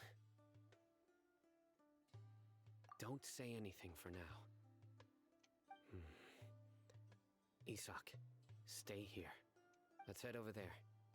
Stay quiet as you move. Yay!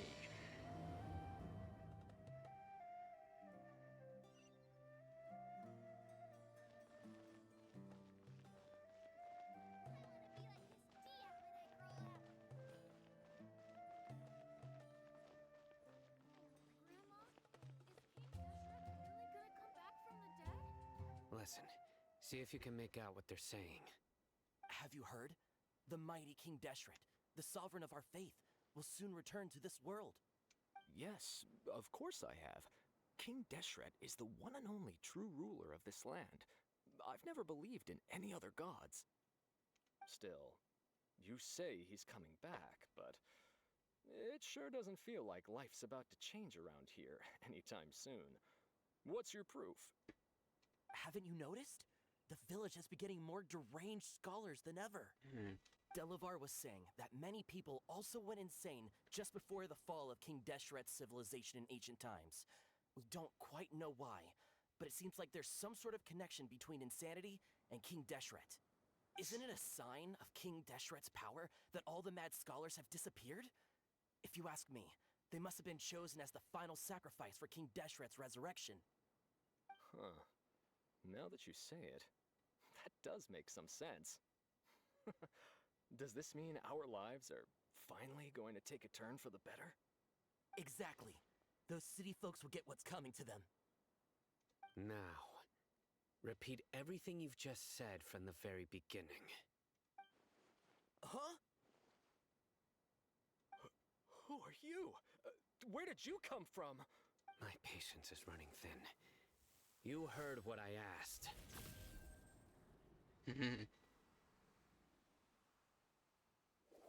Yeah, bro, this guy's something else. Just look at his eyes. One wrong move, and he's gonna flay us alive. Let's not get on his bad side, okay? I wouldn't I'm complain. no match for this guy. Okay, good sir. What is it you would like to know? Tell me about King Deshret's resurrection. Well, I only know a few things from hearsay. I went for a drink the other day and heard others talking about a rumor that the madmen will disappear and that King Deshret will return to this land. I'm not making this up, I swear!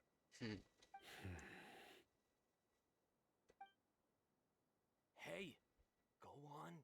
Keep talking. It's true. It's all true, sir. We desert folk have had more than enough of those people at the academia. They keep sending us all their mad scholars and won't let us have a good life. Would you want to live like this if you were in our place? The radicals were even more thrilled than me when they heard the news. We're all praying for King Deshret's speedy return. Alright, OBS is messing up still.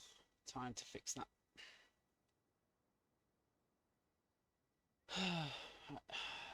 Stick it on there while I fix things. I can't actually.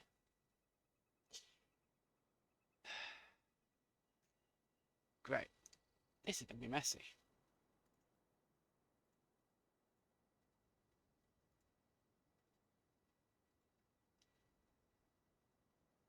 Yeah.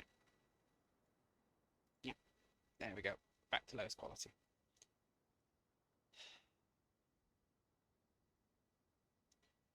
Oh well. That didn't work. It's rather annoying.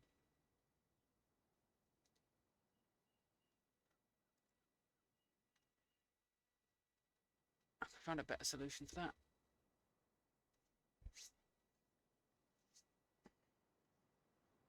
God.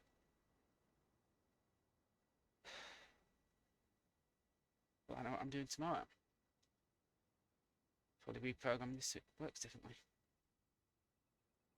Delavar also said that once King Deshret returns to our side, it's only a matter of time before we conquer the land on the other side of the wall. They're all willing Hello. to serve under King Deshret and fight for a share of the glory.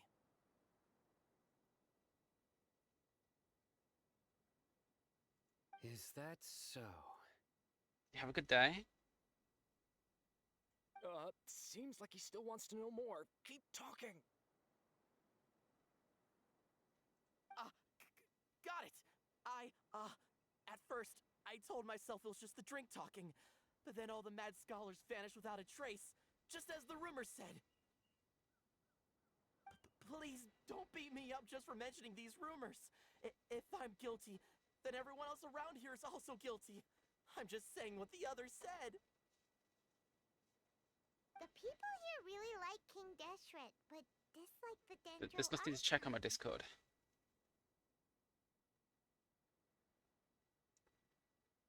Where is this radical person you talked about? I haven't run into him over the past few days, so he probably hasn't been around the village. What about you, man? Have you seen him at all? Wait, it didn't come to me.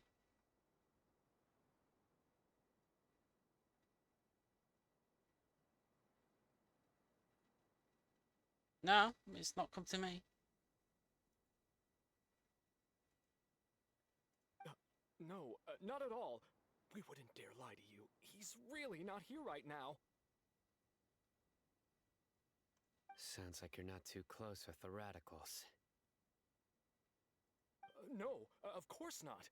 All we know are their names.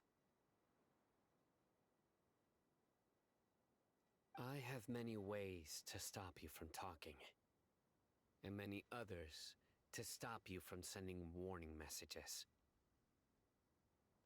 So you'd best just stay home and hope I don't hear of you trying to contact anybody. Don't do anything until I've gotten to the bottom of this. Try something foolish, and even Candace won't be able to protect you. Yes, got it. We'll do just as you say.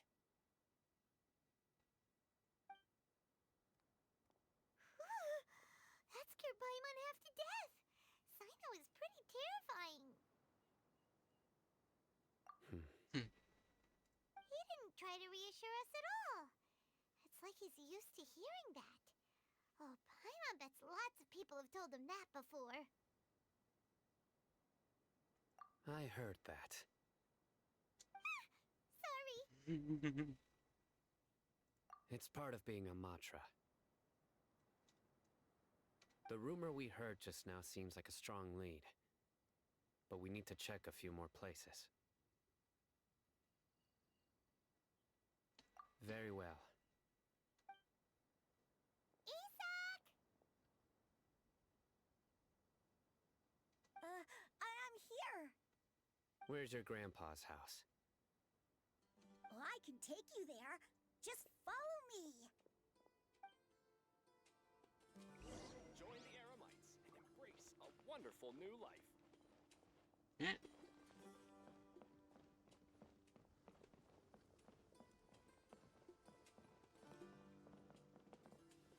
Grandpa? Oh, he likes to be alone.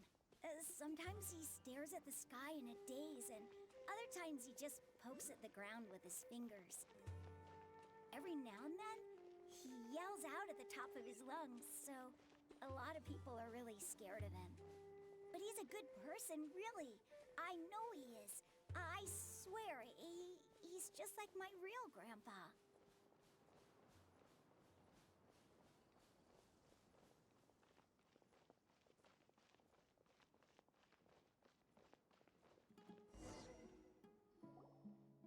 Well, this is where Grandpa usually stays.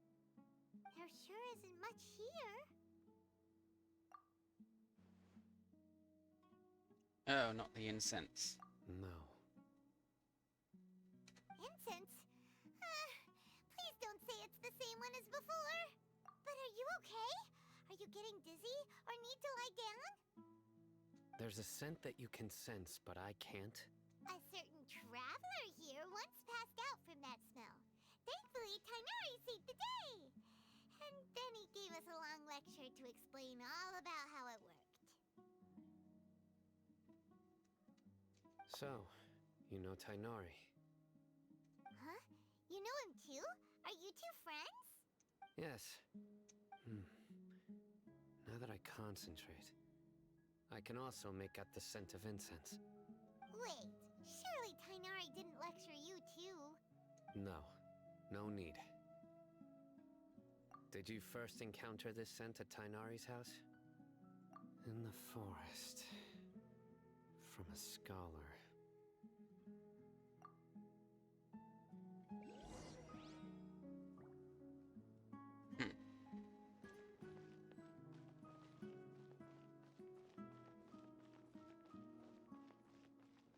Yeah, footprints.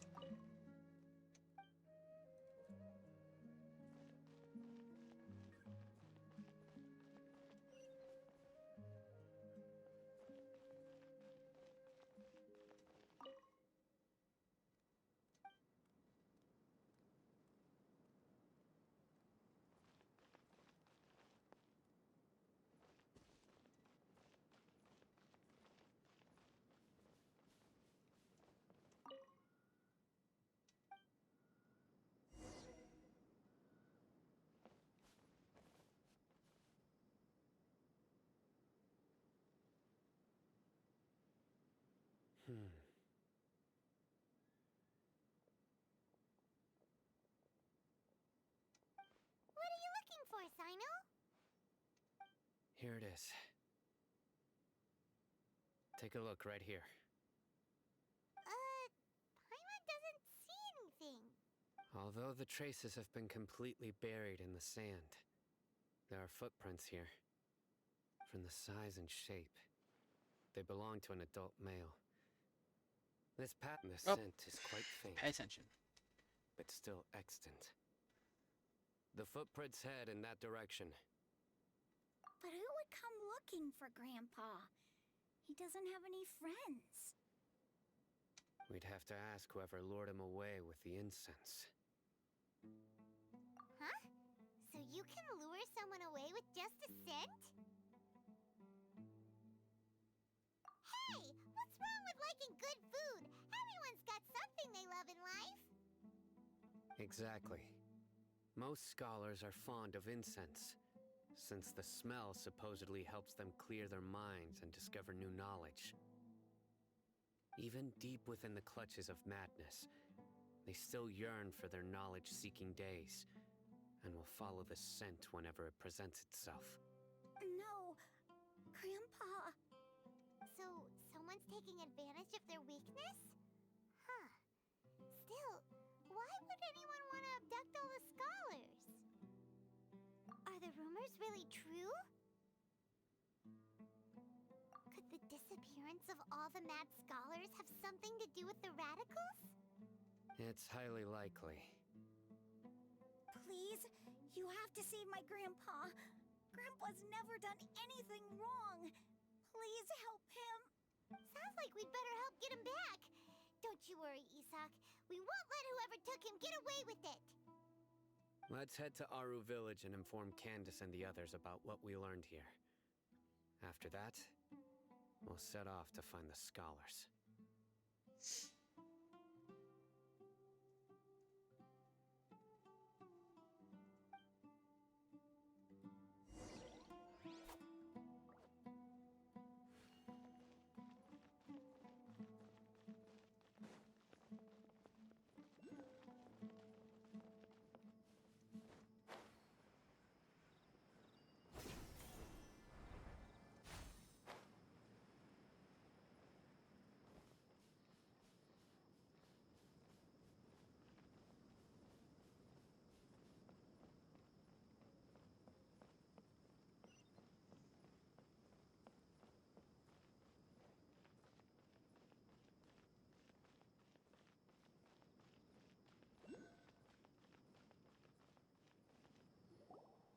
Right.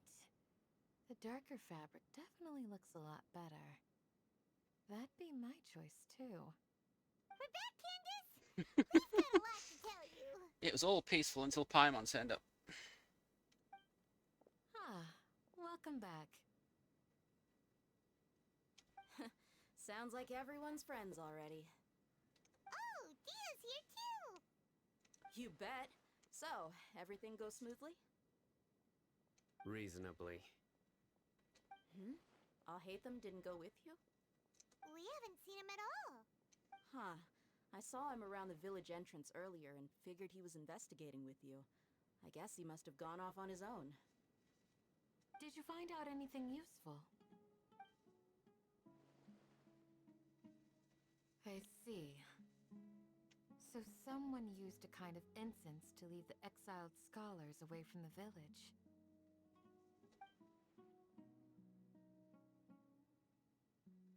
The resurrection of King Deshret? First I've heard of it. Far as I know, the kind of incense you just mentioned is only popular beyond the wall. Scholars are fond of it, but as you can see, there aren't many scholars still studying around these parts. No seller would be able to make a profit here. Not to mention making incense is a labor-intensive process. You won't see anybody in the desert with the patience to make or sell something that requires that kind of effort. It seems someone from beyond the wall must have been supporting this. Makes sense. So what should we do then? Do we go back to the academia and search for leads there? If it was any other day, that would be your next logical step. But today, you've got me on your team, so you get an extra tip. Didn't you say that the villager got his news from the tavern? Well, I also like to drink at the tavern, so I know a thing or two about these radicals he mentioned. If Paimon remembers correctly, the leader of the radicals is some guy called Delavar. Ah, yeah. Delavar, the scar-riddled bandit, Engur, the wide-eyed butcher, and Jabari, the duck-tailed bearded crook. The whole lot of them are known around these parts. These guys have one thing in common, and that's being broke.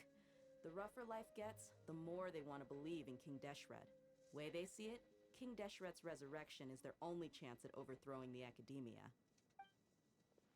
Yeah. Throwing all of Sumeru into chaos is the only way to change the way of life here in the desert. Anyway, that's my guess why they've chosen to become radicals. Tia! You're amazing! You really know this place inside and out!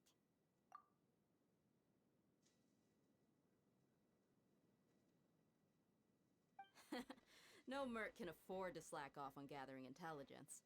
Every mora I've spent in the tavern has been a valuable investment. Let's head out.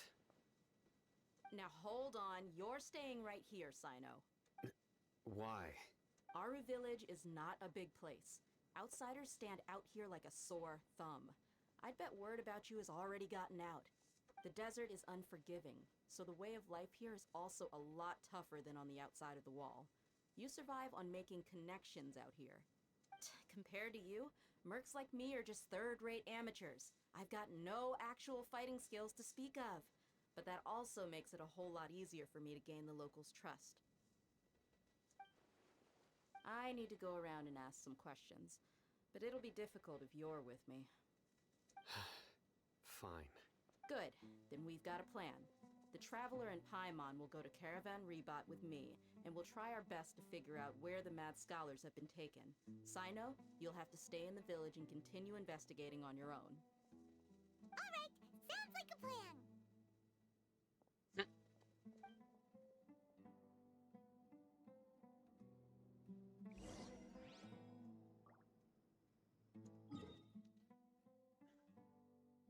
Well, I don't think I'm gonna go all the way back on foot.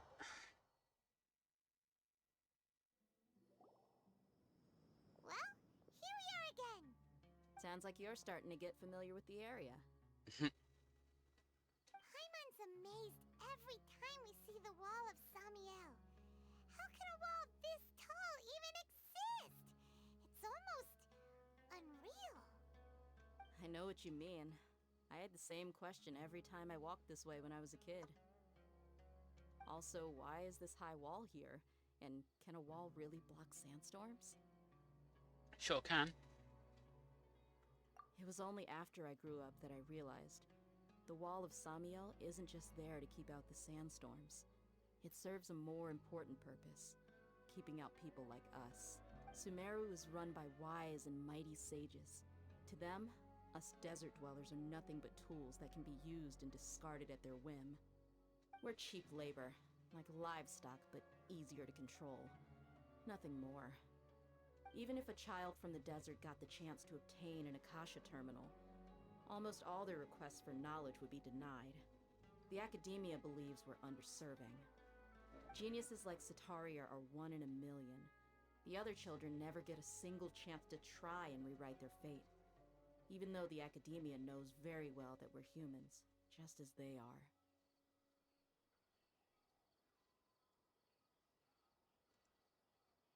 That's terrible. I would tear down this wall with my own hands if I could. Hey, Dia. You're not thinking about doing anything scary, are you? No, not at all. This place just gets me thinking, that's all. Besides, we're here to procure information, aren't we? Yep, we gotta catch those. Shh. Caravan Rebot is crawling with people, so be careful what you say. We don't want anyone to find out what we're here for. Our mission started the moment we arrived here. Let's go check out the tavern. Maybe we'll find someone I know.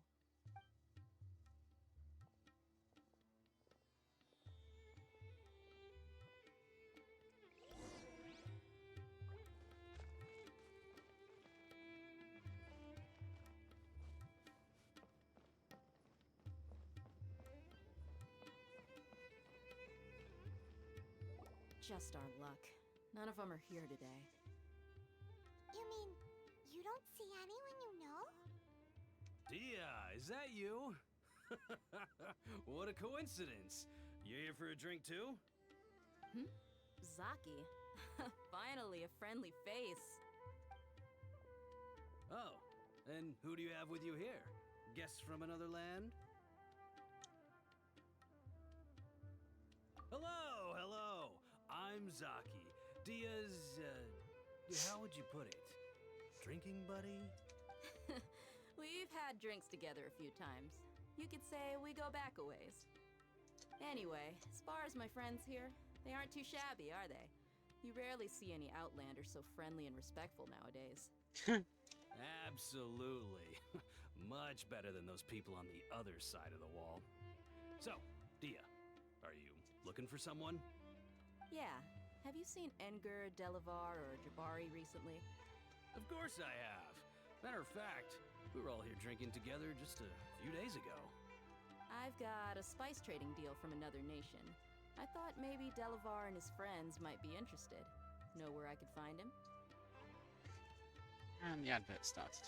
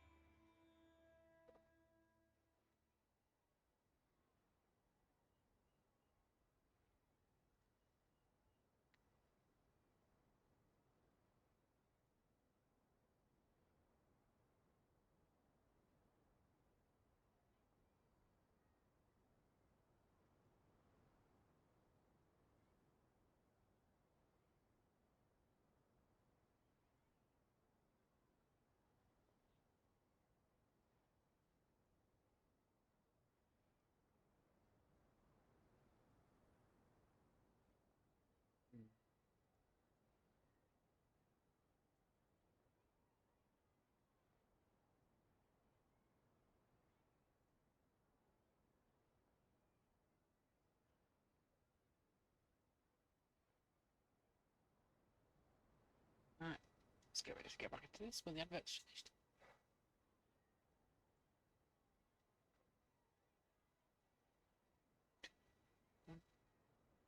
Ah, how thoughtful of you. Then I assume you also know that Delavar's been having a hard time making ends meet these days, so you came here to help him out? Hey, keep it down. Let's just say I prefer to keep this deal a secret. Y'all at Caravan Rebot are like family. If there's more to be made, why not do it together? Besides, Delavar and his friends have muscle. They'd be a good fit for escorting the goods. Yes, how considerate of you. Delavar's my friend too, so of course I can take you to him. Come with me.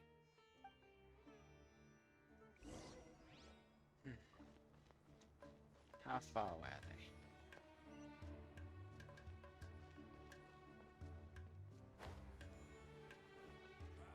Oh, they're only there.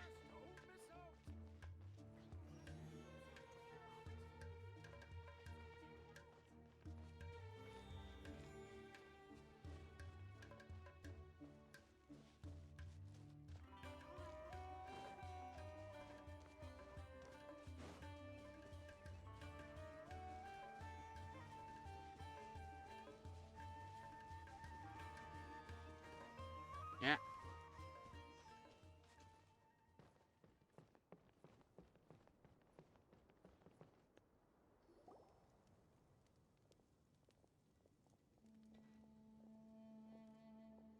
Are we there yet? Yep, this is the place. Oh dear. This place is practically deserted. What are they doing in a place like this?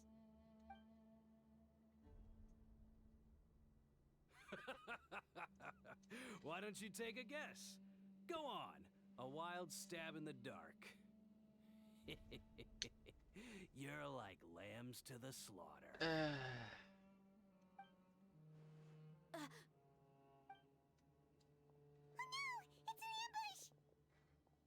Of course it is, Paimon.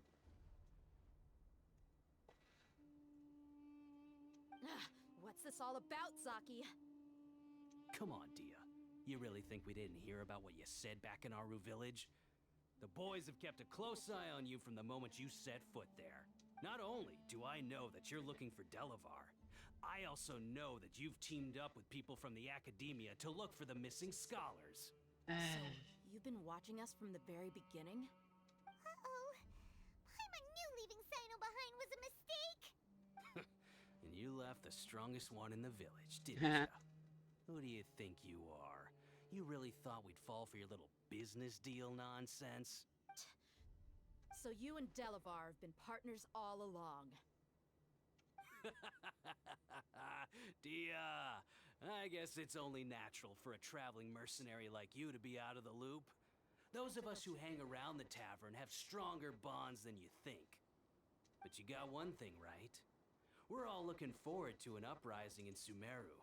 There's nothing more we'd like to see than the desert folk overthrowing the Academia.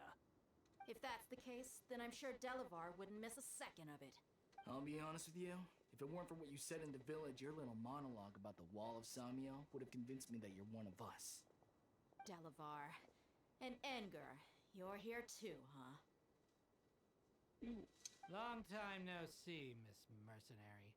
You should have known the traitors are what us followers of King Deshret despise the most. Dia, I thought that you, a fellow desert dweller, would understand why King Deshret is greater than the Dendro Archon. Little did I know, you don't deserve to join us.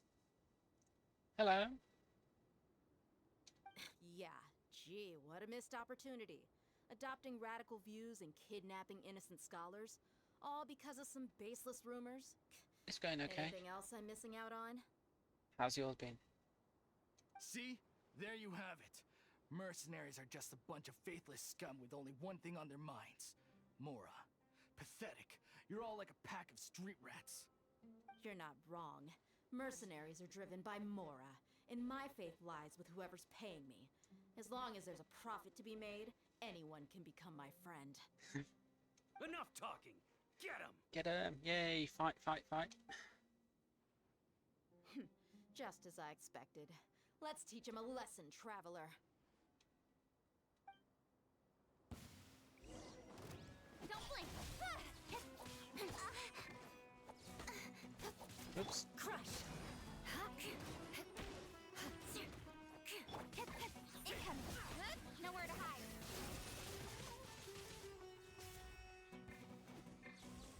Speed of light! Beg for mercy!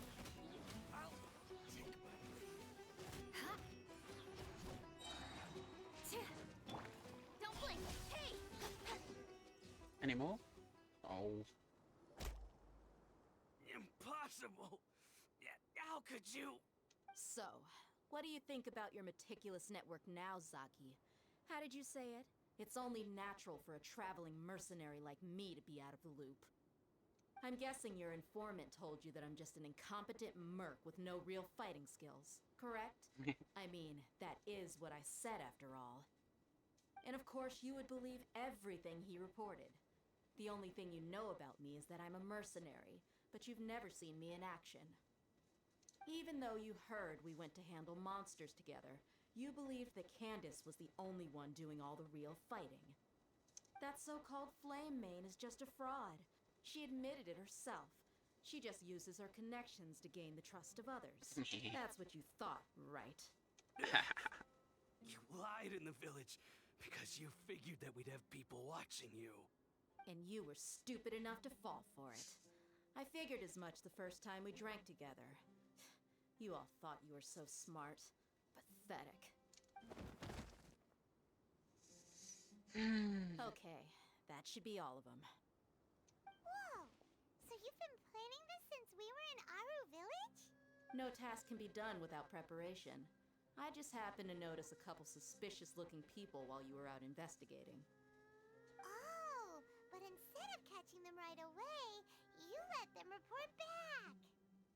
Those two who were snooping around were just a couple small fries. If we want to get the real catch, we have to be patient and give it some time. Oh, you mean the funny names she mentioned back in Uncle Ampu's house? The wide-eyed butcher, scar-riddled bandit, Paimon can't remember them all. That's just a bunch of drunk talk. Edgar and Delavar like to talk themselves up when they're drinking. Edgar, the wide-eyed butcher, and Delavar, the scar-riddled bandit, are the nicknames they came up with for themselves. Alcohol has a way of making people share what they really think. So Edgar and Delavar are always rambling in the tavern about how King Deshret is a superior deity. What about Zaki? He's just a numbskull who fell right into our trap. Zaki was probably the best hidden of them all. My initial plan was to find Delavar first, and then try to track him down. That's what you wanted to ask when we were at Uncle Anpu's house, right? Jabari is one of the villagers you talked to. You know, the one who wanted to treat Isak and his grandpa to some food. Wait, so he's a radical too? No, he isn't.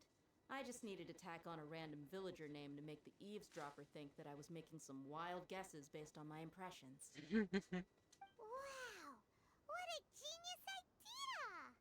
Well, that's an expert mercenary for ya. Ah, you're too kind. It was straight from the usual playbook, if I'm honest. So, that thing you were saying before, is it really true? About what? About how mercenaries only care about Mora, and that anyone's a friend as long as there's a profit. Does that bother you? What makes you so sure? Dia, do you dislike the Dendro Archon like the other desert folk? You two are pretty sharp. No, I don't have anything against the Dendro Archon. I've heard a lot of nice things about the Lesser Lord from Dunyarzad. I can understand her devotion and gratitude. Dunyarzad's just an ordinary person. There's no way a god would be so involved in the lives of everyday people, unless they were truly compassionate. I've begun to realize that the sages are behind everything that's happened recently. The radicals' blind belief in King Deshret, making the Dendro Archon out to be an enemy. It's all the academia's trickery. But I see through it all. And unlike them, I can never be hostile towards anyone who's never done anything wrong. Dia. Anyway, looks like we're done with business here. Traveler, lend me a hand. Let's tie him up and bring him to the village.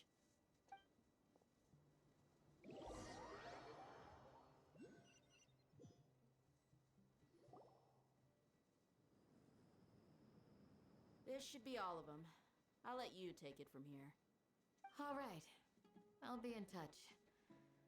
Until then, please stand by. Candace, do you need any help? Candace will be okay on her own. I trust her, so you can too. She's been guarding Aru village for quite some time now. If anyone is qualified to question the offenders, it's her. While I'm questioning them, why don't you pass some time by exploring the area? I'll meet you back here tomorrow morning, Traveler. As for these idiots, let's just hope they live to see another day.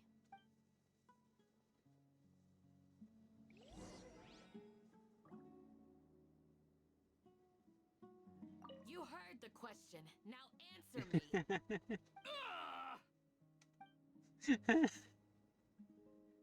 Wait until next morning.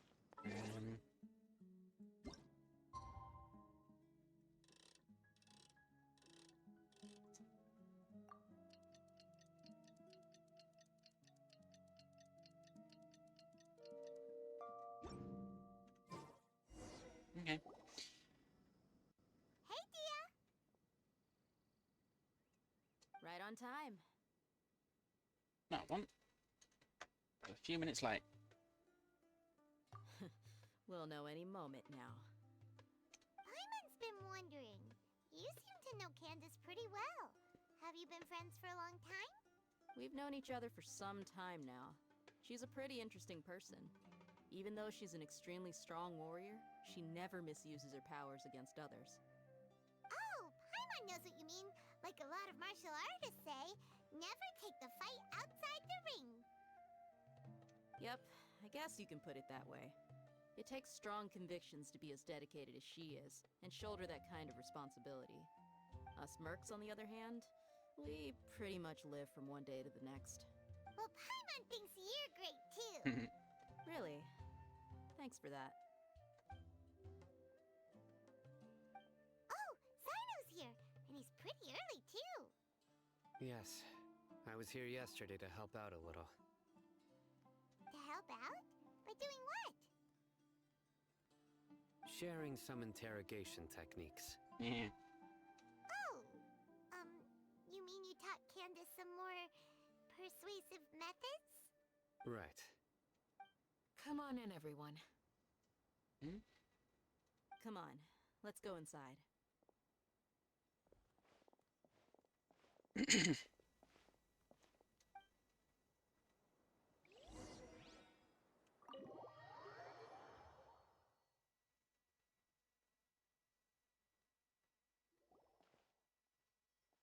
Candace, where? Whoa, you look furious. Do I? Huh. What gave it away? Oh, there's no mask that can hide true bloodlust. Cover up your eyes, and it'll still show itself at the corners of your mouth. Perhaps I need to work on my composure. Still, it's perfectly understandable why I'm angry. I'm sure everyone present would agree. Yes, ma'am. Please, don't beat us anymore. We're gonna die. Well, looks like Sino taught her well. You fear death yourselves, yet you do not hesitate to place the lives of others at risk. The absurdity is mind-boggling. The ones you call mad scholars are known to us as the Village Keepers. They are vital members of our community, and some even count them as family. You come here to my village, and you treat my people as nothing more than stepping stones towards your goal. Tell me, what would you do to you in my position? Mercy! Please have mercy! No. You've made your bed. We may all be desert dwellers, but there is one thing that I understand better than you. The resurrection of King Deshret will only result in war. And war serves no one.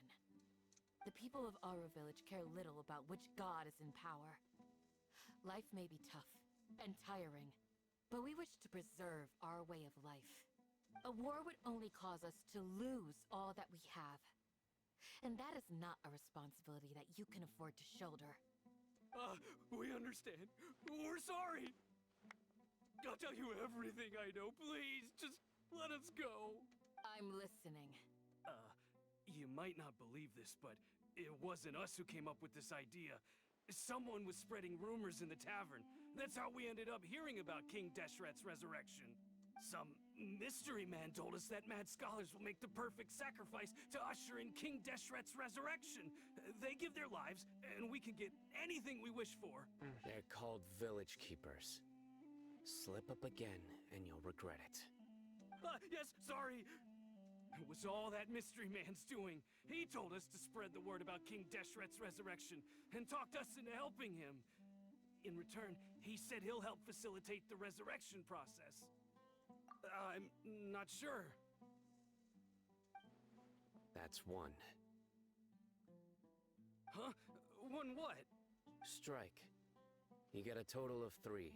Then, you die by my hand. Wait, I'm telling the truth. We don't know anything.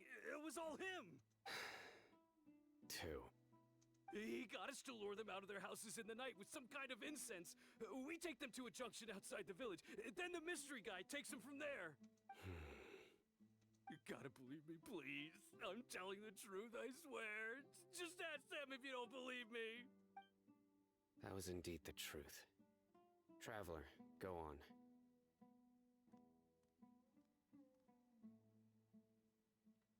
You have to believe me. If I knew that, I would have told you his name right away. I'm not risking another beating to keep his secrets. No way. That guy, he wears a cloak, and he's always careful to cover his face. He calls himself King Deshret's envoy. I believe I may know what's going on. Uncle Anpu? What do you mean?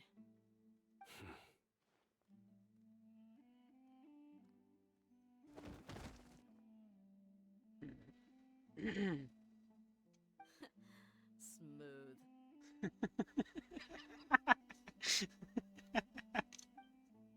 Okay, speak. If my suspicions are correct, this mystery man they speak of could be from the Academia. Some time ago, people from the Academia attempted to take the village keepers away. I refused, insisting that they are part of our community. It strikes me now that this secretive character shares the same goal they had. Which means it's highly likely that the Academia was purposely spreading a false rumor to trick the radicals into delivering the village keepers right into their hands. They were the ones who brought them here to begin with. Now they're trying to take them back? We aren't gonna let that happen. Not the Academia again. Just as I thought. But what could they want with the village keepers? People are nothing but tools in the eyes of the Academia. A change in their plans likely means they found another way to exploit the scholars. Regardless, our top priority now is locating the village keepers. You're right. Isak is still waiting for news on his grandpa. Time to go. Let's leave the village and try to track them down. Yes. Pack up and get ready to leave. You got it. Candace, I'll let you deal with the radicals. Leave everything outside the village to us. All right. Let's meet back here once everyone's ready.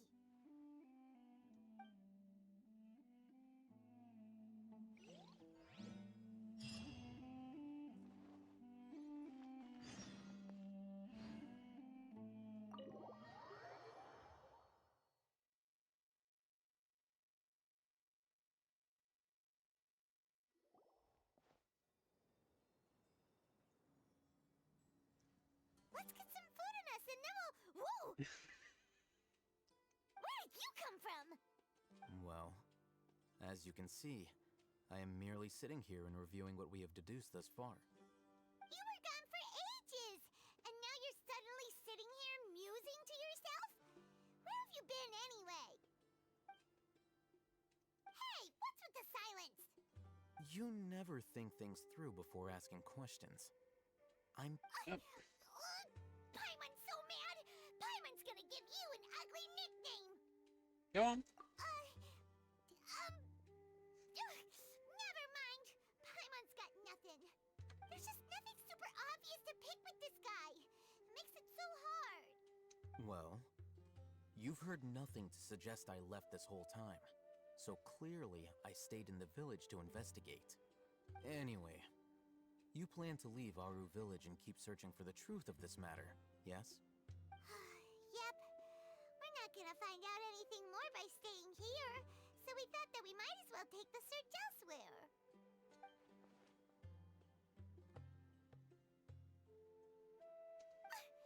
Enough with the silent treatment!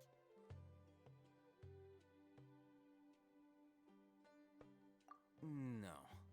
I'm just surprised that you decided to team up with him. All Hatham, you haven't helped us out at all ever since we arrived at Aru Village. Bold of you to question our choices. Yeah, you're all talk! While you were investigating, I had my own work to do, which I've now finished. Really? Paimon doesn't believe you.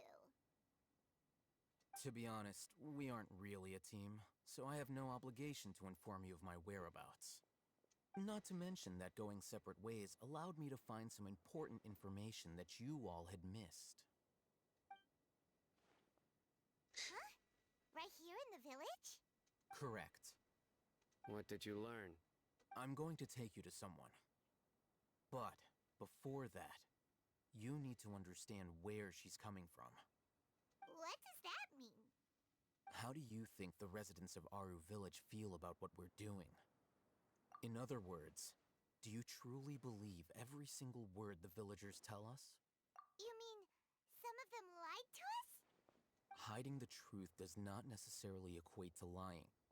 Again, these people have their reasons. Remember what Gandis said?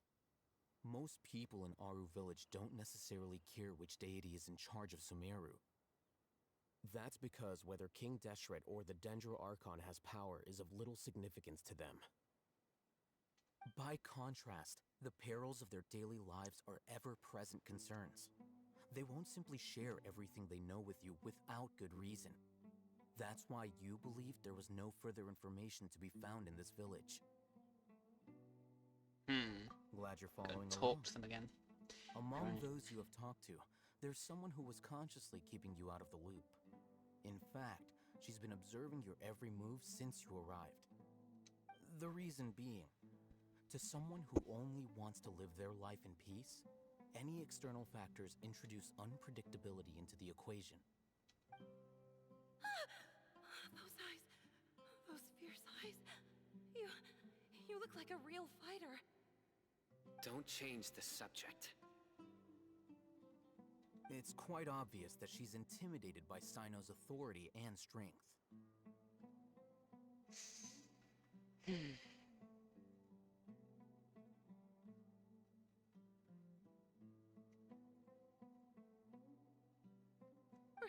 Right. You were asking about the the mad scholars. She corrected herself mid-sentence because she's aware that there are King Deshret fanatics in the village. If she sounds too friendly towards the village keepers, she could easily make herself the radicals' next target. I think it's been a few days since I last saw them. I usually go to bed pretty early, so I'm not too familiar with what goes on at night. Remember? She made a point of denying her involvement in anything that occurs at night. But honestly, I feel quite sympathetic towards them. Even though they act a little strange, they've helped me in the past. If it weren't for them, my house would have collapsed long ago. After speaking to the village chief, it became clear that the village keepers had protected Aru Village at night. In other words, the young miss was very much awake during that time. Then why would she lie? By getting involved with an outsider, she risks drawing unwanted attention to herself. As for why she might be so wary about all this, maybe you should ask her. I'll pass on this one. You said that she is afraid of me.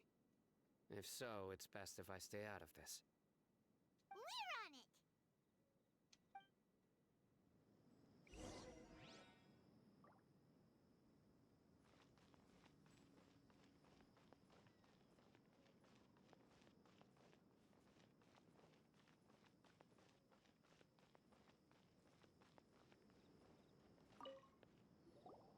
Miss Shawnee, as we discussed earlier, I've brought someone with me. Mr. Alhaitham, I'm aware of where you stand, but how can I make sure that your friends think the same as you? Huh? What do you mean? We need to clarify our stance or something? Go ahead and talk to her. You'll get the answers you want. Go on. Earn her trust. Is it really that simple?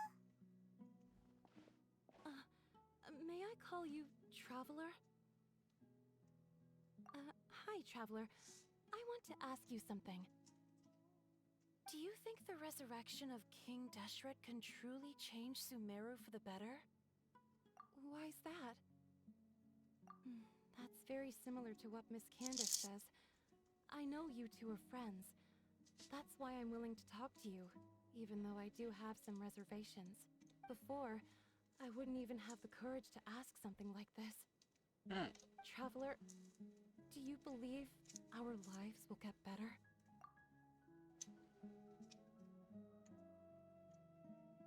Yeah! We came here from another nation, so it isn't wrong of you to be weary. And we aren't really residents of any one nation. But even so, we've met lots of people from different places, and we've always fought for what we believed in. We have friends in Sumeru, and we want to help them. That's why we decided to stay here for a while. I want to trust you. My apologies for posing my questions like that. To be honest, I didn't expect you to come back for more information. Alhaitham told us you have your reasons. It's okay. We understand. The fact is that only one side of my family is desert folk. I don't really fit in anywhere in Sumeru. Some believe in the Dendro Archon, while others believe in King Deshret. I don't belong to either side, and neither side would want me. Speaking of which, the radicals mentioned that they despise traitors. Do they just think that anyone who's different from them is a traitor? Yeah. Some people can be so narrow-minded when it comes to bloodline and beliefs.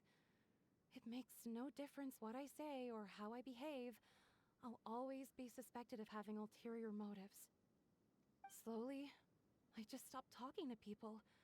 I pretended not to hear or see anything. All I want is to live my life in peace.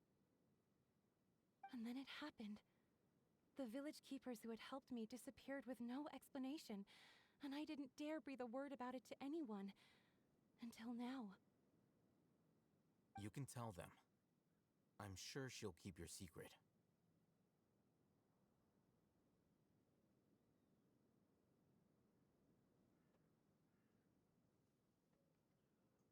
That's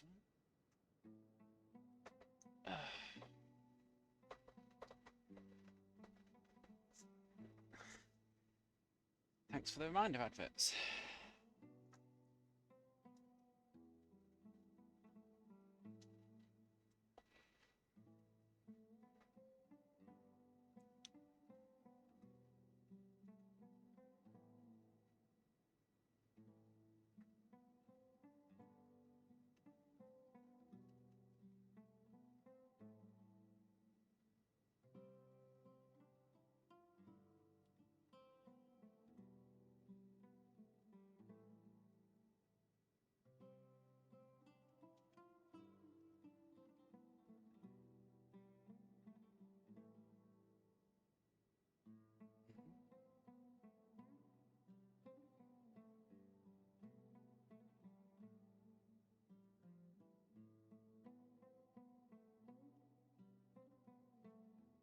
Yeah.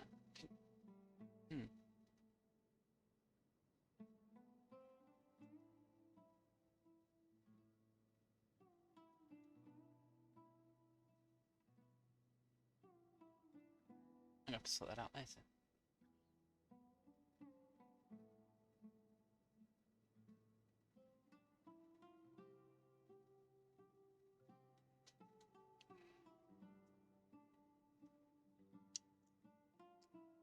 Right. Now the adverts are over. And I've stretched. All right. I'll tell you what I told Alhaitham. I actually have a sharper sense of hearing than most. Sometimes, I hear strange crying sounds in the night. There are ghosts? Perhaps. I'm not sure. It's faint, but it's definitely the sound of crying. It comes from far away in the distance, and always carries very raw emotion. It used to be louder and more frequent, but ever since you arrived in the village, it doesn't seem to happen as often, and when it does, it's much quieter. I have to focus really hard to make it out. I confirmed this with the guards on night duty. They also have someone with a good ear, and he's heard similar sounds at night. But, because we're in the middle of a desert, he would rather believe that they are the cries of beasts than ghosts. There's really nothing around these parts, except for an old hospital not far from the village. I think they used to use it for treating Elazar, but it's been abandoned for years. Yeah, let's go!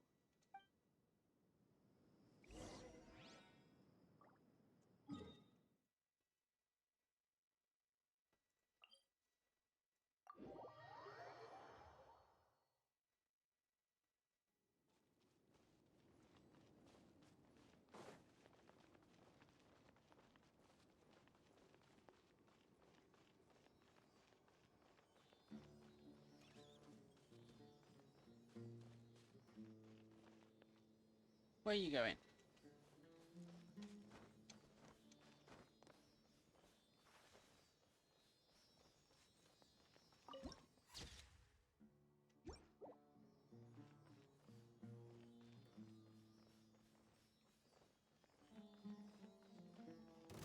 Sounds good to me.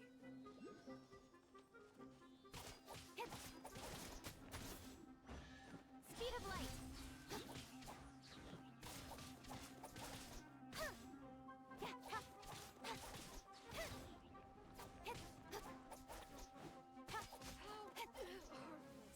Don't blink.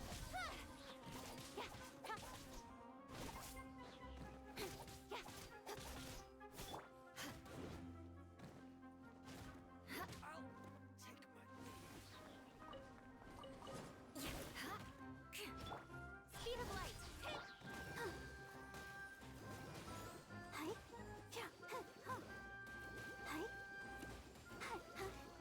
Don't blink.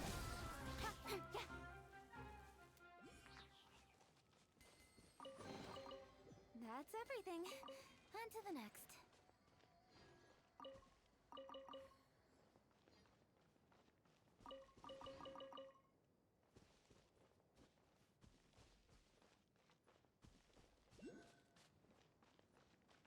Oh, is this the place? It's in terrible shape, and there's sand everywhere. Empty and forgotten. An ideal place to hide people.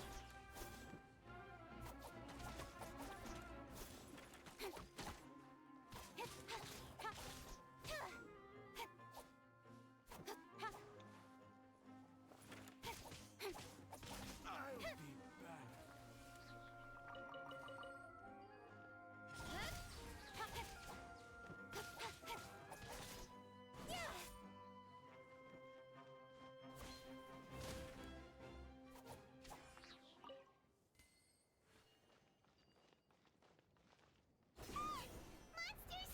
Watch out!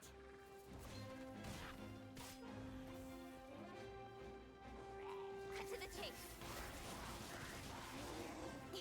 Don't blink. Shudder! Vengeance will be mine!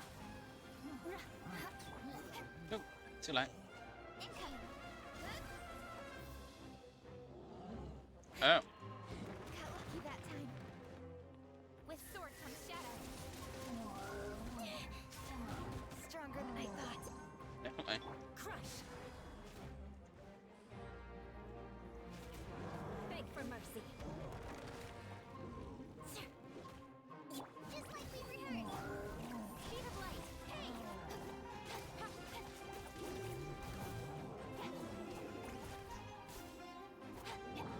Shudder!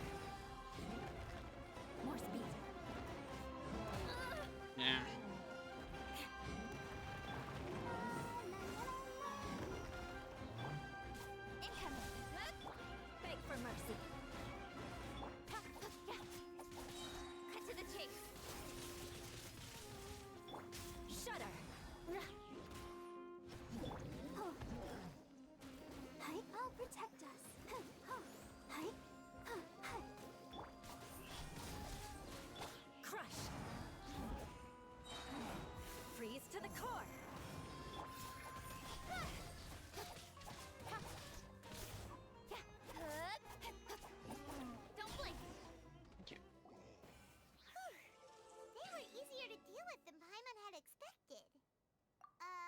Super strong bandits? Or monsters taller than buildings dropping out of the sky? Or, you know, something like that.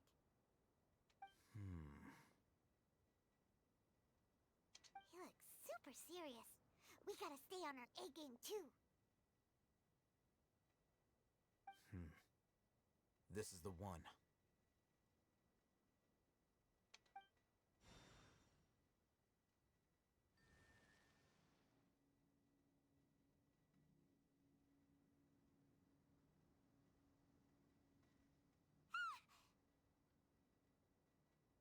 Let's go in and take a look.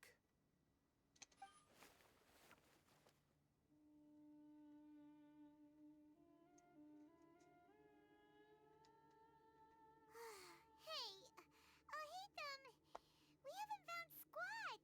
Are you sure we aren't wasting our time here? Patience. Shawnee says she only hears the crying at night. We have time to burn. Until then. Yes. I'm taking a break.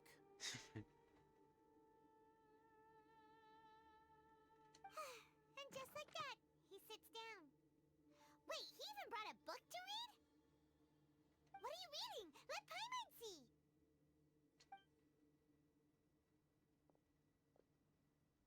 Okay, sure. Huh? The natural position, which is the positional propensity of an entity in natural motion, in contrast with an object in forced motion? Huh? When free from external influences, every entity displays the tendency to follow its natural trajectory? That's one way of putting it. So, you got that? Oh, Paimon gives up. You keep reading your book. See ya. How is he so relaxed? Look at him, reading an impossible book in a creepy place like this. The laws of motion. Yes. Hey, what good is that gonna do for you? You're acting like one of those annoying grown-ups who go around nagging people to focus on their studies. Oh. Hey, what gives? Shouldn't you be the one providing for Paimon? Oh, right. Okay then. Thank you for working so hard and earning so much more. If it weren't for you, Paimon would probably still be floating around in the ocean somewhere. Yes. Thank you. Hmm?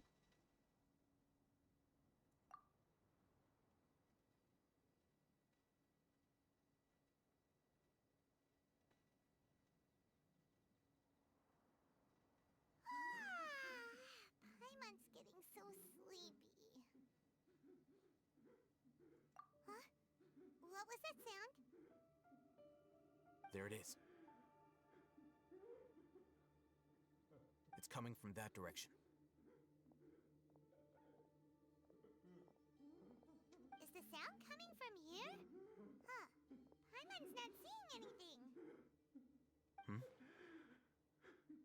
It's from below. But there's no way we can get down there. Something is off about the interior here.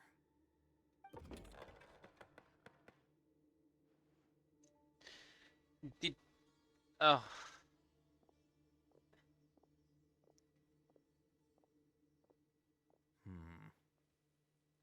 As I thought.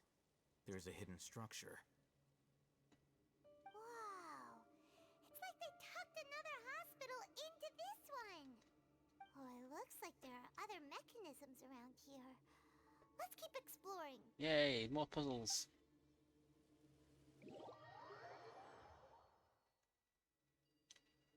Before we do that, where is this thing?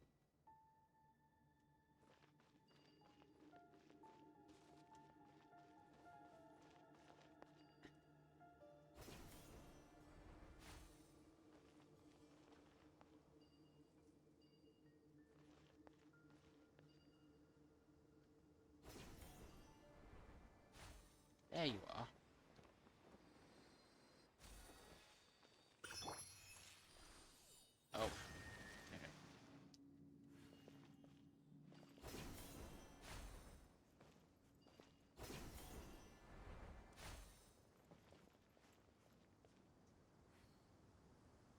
is that one. Is that going to unlock more down there?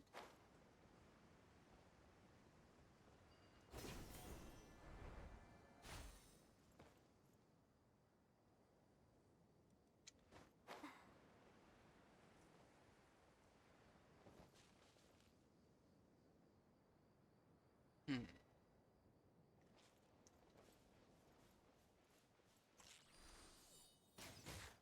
No, I don't think so.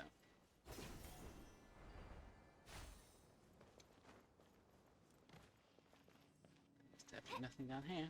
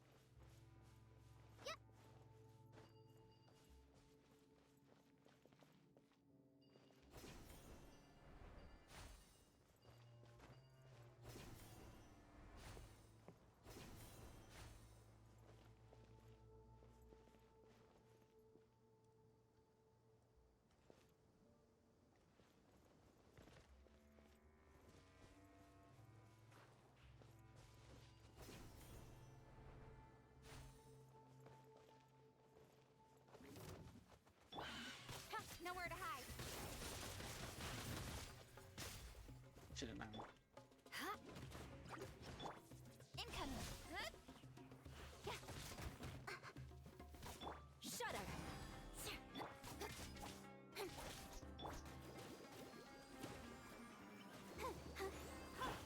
Good grief. Crush. Hey.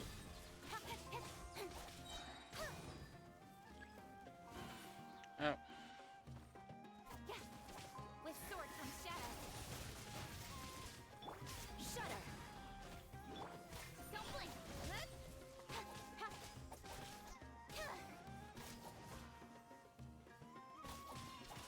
Beg for mercy.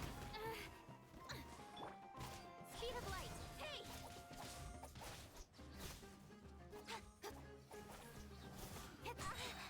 Cut to the chase. That doesn't hurt much at all, does it? Incoming.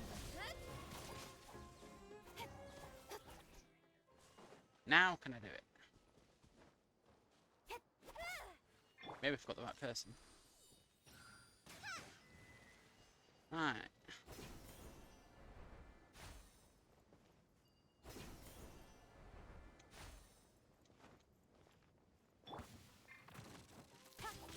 Don't blink.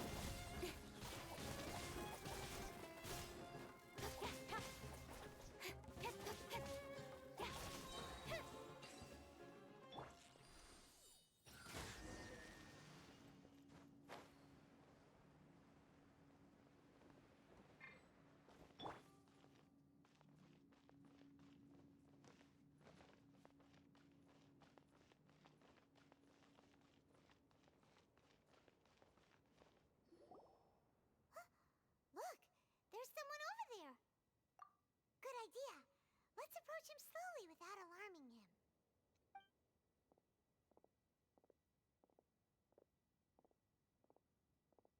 Wait, Mm-hmm. you're... He can't speak, and his eyes are unfocused. But he looks too young to be anyone's grandfather. Also, why is he the only one here? Didn't expect to see him here. You know him? He's Razak, a senior of mine at the academia. He's a scholar too? Is he the kind that holes up in a forest and mumbles stuff about training? No. And that's the problem. Razak was never involved in any of those things.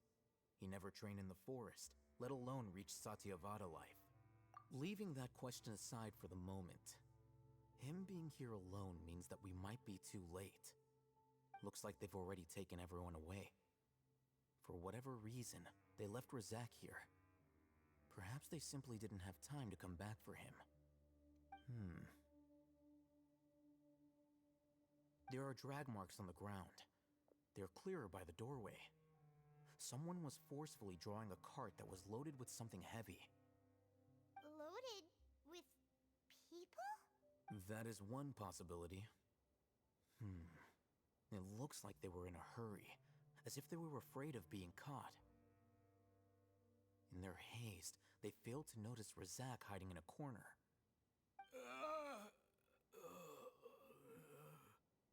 The symptoms are identical. Looks like we found living proof. Huh?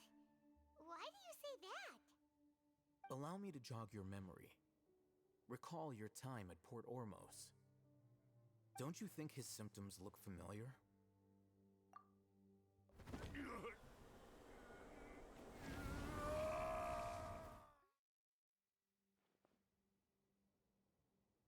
Oh, now that you mention it, they're acting the same way.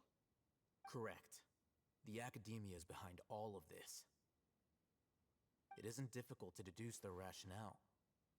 First, the academia spread a false rumor of King Deshret's resurrection, emphasizing the role of the village keepers, the mad scholars who were exiled to Aru village. These rumors were all the persuasion that the radicals needed, and those based in Aru village leapt into action. Unbeknownst to them, of course, through rounding up the scholars, they were actually helping the academia. As well as being able to exploit the radicals for their own ends, this scheme has one further advantage to the academia. All the risks and responsibilities are offloaded onto King Deshret's followers. Life for the desert dwellers has been brutal ever since King Deshret's death all those years ago. Beneath the surface, feelings of desperation are widespread. Many would give everything they have for the prospect of something better. Anyone looking to exploit that for their own ends simply needs to make a few empty promises. Even if complications arise, people will see that those involved are all followers of King Deshret and look for no further explanation than differences of belief. A deep-seated mistrust of the desert and everyone in it by the rest of Sumeru will make sure of that. The notion of an academia plot wouldn't even cross their minds. It may seem like a simple strategy, but it is able to work wonders under Sumeru's current circumstances. Oh, that makes a lot of sense. It's in line with the village chief's theory, too. But there's still one very important question. Wasn't it the academia that brought the scholars to Aru village in the first place? Why does it want them back now? Throughout this process, one thing has changed. The scholars' identity. First, they were scholars. Then, they became lunatics. After that, they were exiles. And finally, they become missing persons. An exile is still patently a living, breathing human being. But when someone becomes a missing person, that is brought into question. If you can't find someone, you have no way of knowing what exactly happened to them. That makes missing people an ideal resource. Resource? For what exactly? One possibility is that the information in their brains could be extracted into knowledge capsules. Extracted? You mean canned knowledge comes from people's brains? With the technology of the Sumeru Academia, it's entirely possible. Perhaps the process caused them great suffering, which is why they cry out in the dead of night when no one is watching them. So, the human brain... Nope, nah, Paimon doesn't want to think about this. I'm the Academia scribe, after all. I'm familiar with their projects. Anyway, judging by Razak's state, the contents of a divine knowledge capsule were extracted from his mind. But something went wrong in the process. Or perhaps his curiosity got the better of him, and he used such a capsule for himself. Paimon's a little confused. Can they just use anyone's brain?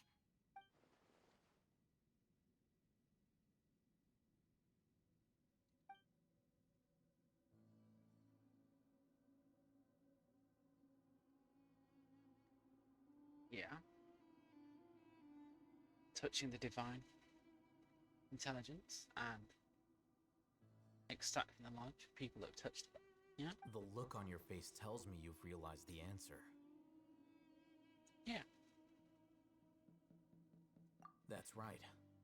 To some scholars, gaining knowledge about the gods is their entire life's pursuit. Extracting canned knowledge is just one of the extreme measures they turn to. However, I can't help but wonder, what do they seek to gain from divine knowledge?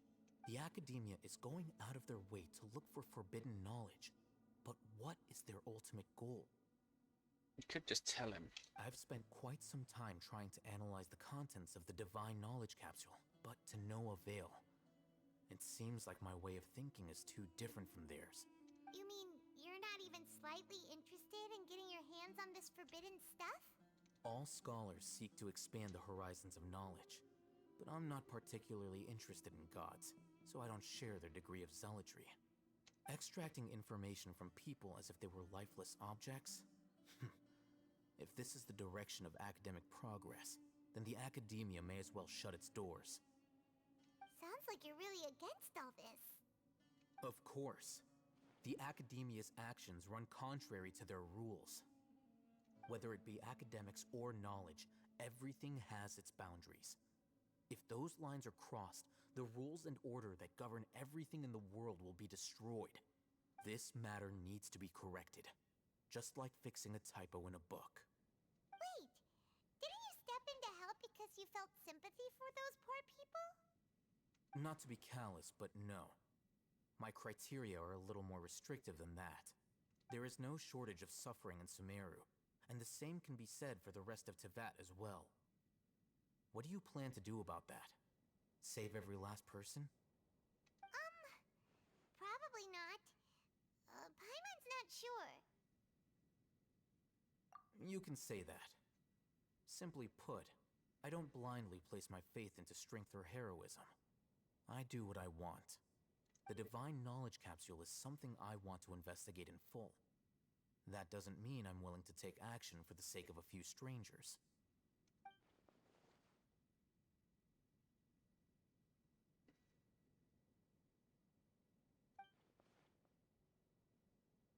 Paimon's been wanting to say this for a while. There are a lot of bad guys in the academia, but you're not one of them. You're their weirdo. You're probably right. Though I must say, I quite enjoy this feeling of being the odd one out. Uniqueness is also an asset, is it not? Wow, that's a great way to think about it. Paimon's really impressed. If only Miss Shani had a similar mindset, her life would definitely be a lot easier. I'm just a more likable person than her in general. There's nothing more to it than that.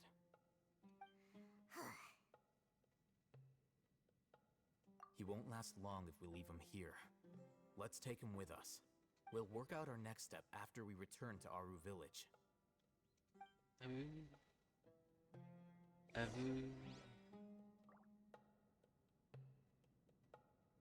Nothing to collect down here? Yeah, well.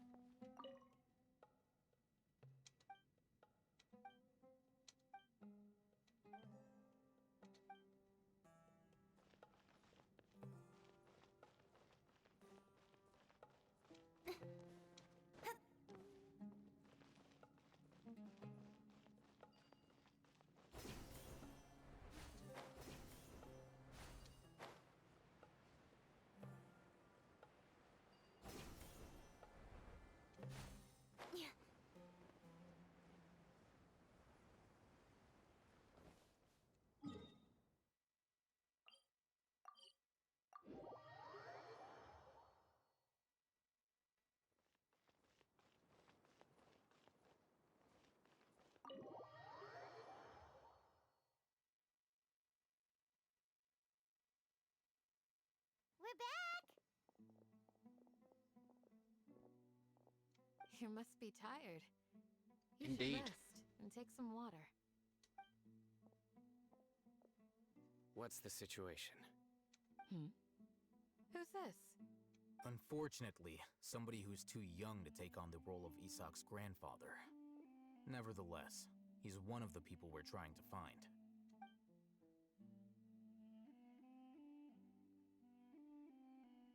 So, at one point in time, the abandoned Elazar Hospital served as the Academia's site for extracting divine cant knowledge. Yep, pretty much. Their plan must have been implemented at some point before we arrived at Aru Village, since divine cant knowledge has been in circulation for a while now. Yet, they fled once we were headed to the village, almost as if they knew we were on their trail. Why is that? Yeah, why is that? We may have a mole in our midst. One of us could be secretly revealing our whereabouts to the Academia. Huh? Are our friendships that shallow? Looks like none of you have realized wherein lies the issue. Sino, you're the reason why they can predict our movements. Wait, what's that supposed to mean? Choose your next words very carefully. It is simply a logical inference. I have my reasons. So what you're saying is, Sino's the mole. Interesting.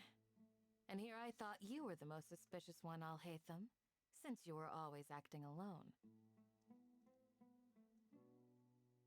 I know. You have a point, but I realized something as we were returning from the hospital. Sino isn't like any of us. What are you trying to say? Do you still remember who you are, General Mahamatra?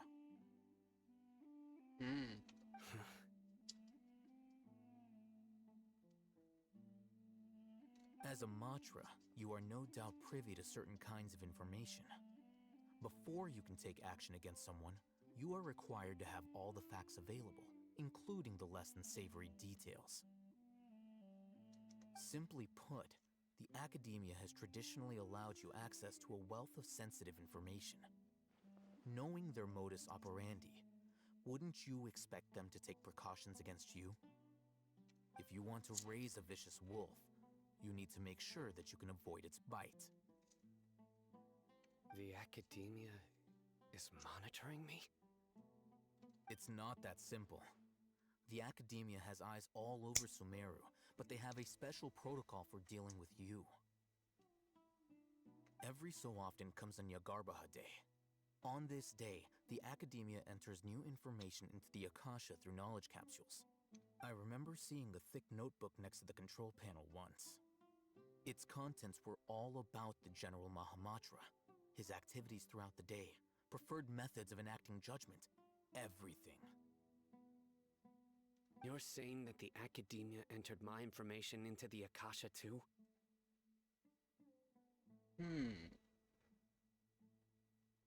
But what's the point in doing that?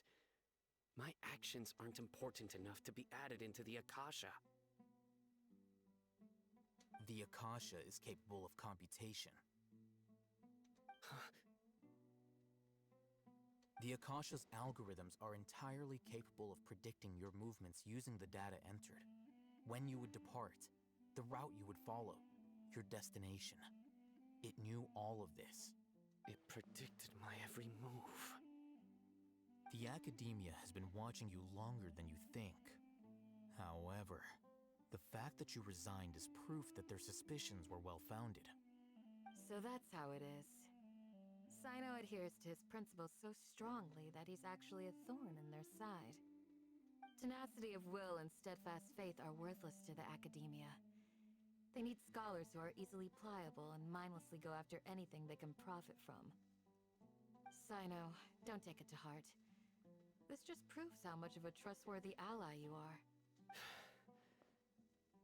They escaped because of me. Don't blame yourself.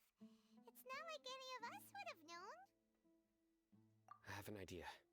If they predicted my movements, then I might be able to guess where they went. Whoa, you bounced back fast. There is always an opportunity for safety after danger passes. Oh, so that's how it is! Paimon gets it now. If the Academia is trying to avoid Sino, then the safest place would be... Yep, They'll want to proceed in the direction opposite of where I'm going.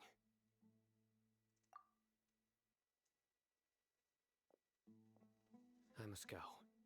There's also something I want to investigate. Let's go, guys! After him! Please, wait! I want to go too! What are you gonna do, kid? You want to go too? If so, you have to promise you'll stay safe. I want to find Grandpa. I promise. I'll be careful and not cause any trouble. Said every kid that causes trouble. Everyone, I leave him in your hands. Ugh. Yay! Let's go! Remember to pack some food with you. Paimon feels like we're missing someone, though.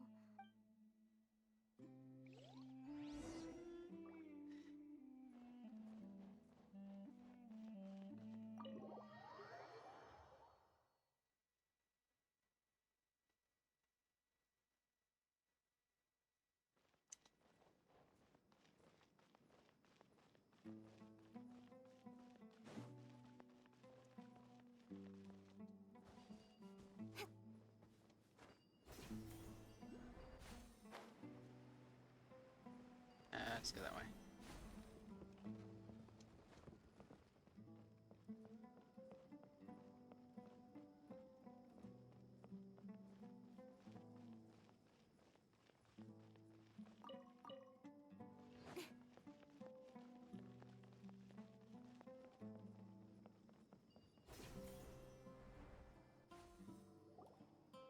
So, where do we go from here? Mm-hmm. Yes. After leaving the village, we should head straight toward the desert.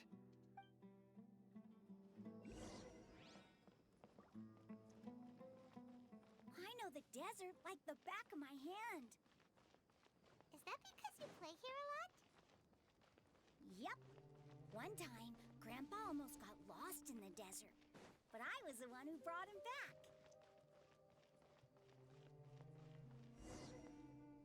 There's something here. What's this? It's buried in the sand. Looks like we'll need to roll up our sleeves and do some work. And Paimon thought running around everywhere was already enough work. You're not running. Okay. So, we have to dig it out? Whatever's down there looks like it's buried really deep. These are likely fragments of an academia-developed device, something akin to a headset. Looks like there were more than one village keeper. They must have been escorted this way because there are device fragments scattered around here. Let's split up and search the area. Chances are that we'll find other things nearby.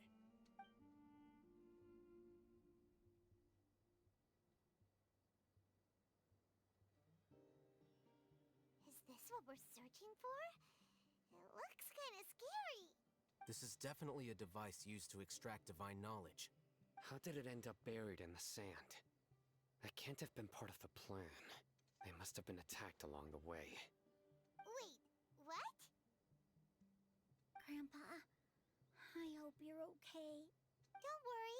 Your grandpa's gonna be fine. Razak didn't display any signs of starvation or dehydration, which means that they left fairly recently. We should be able to catch up. One more thing. Given that the device had been entirely covered by sand, I believe the attack must have happened prior to the sandstorm. Let's keep going. They can't have gone far.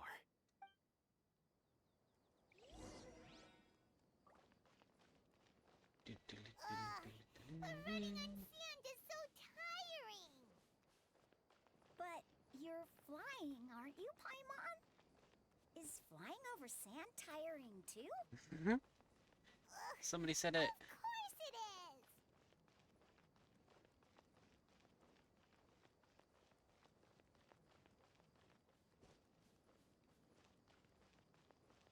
Voices, over there. It sounds like an argument. Whoa, you have really good ears. Don't get any closer. They'll notice us. Dia's talking with the Eremites? Very interesting. Let's listen in. If you had informed me sooner, there'd be plenty of room for us to... You're one of us. We would never lie. Scholars. You don't know as much as I do. Need me to... I knew it. That's our Dia. Dia? Why would you... Dia! Oh, for God's sake. Hey, what are you doing? Huh? Didn't you say you'd help me find Grandpa? Why are you on their side? Well, look who's here. Ain't that something? This complicates things. You've betrayed Aru village? So, this is the great General Mahamatra. Dear, you'd be better off as my assistant than hanging around with this motley crew. Seen for yourself, I have the means and methods, and my ideals are far more admirable than theirs. I'm not the type that's easily swayed, Raman. You of all people should know that. Wait, what's going on, Dia? Whose side are you on here? Shut it, Paimon. It doesn't matter. Whichever side you pick, nothing can deter us from the grand mission of resurrecting King Deshret. Once our Lord of Old returns to this land, we will have a new beginning. Face the facts, Raman. It's not gonna happen. You should understand that more than anyone. Have all your years as a merc taught you nothing about placing hopes in a ruler?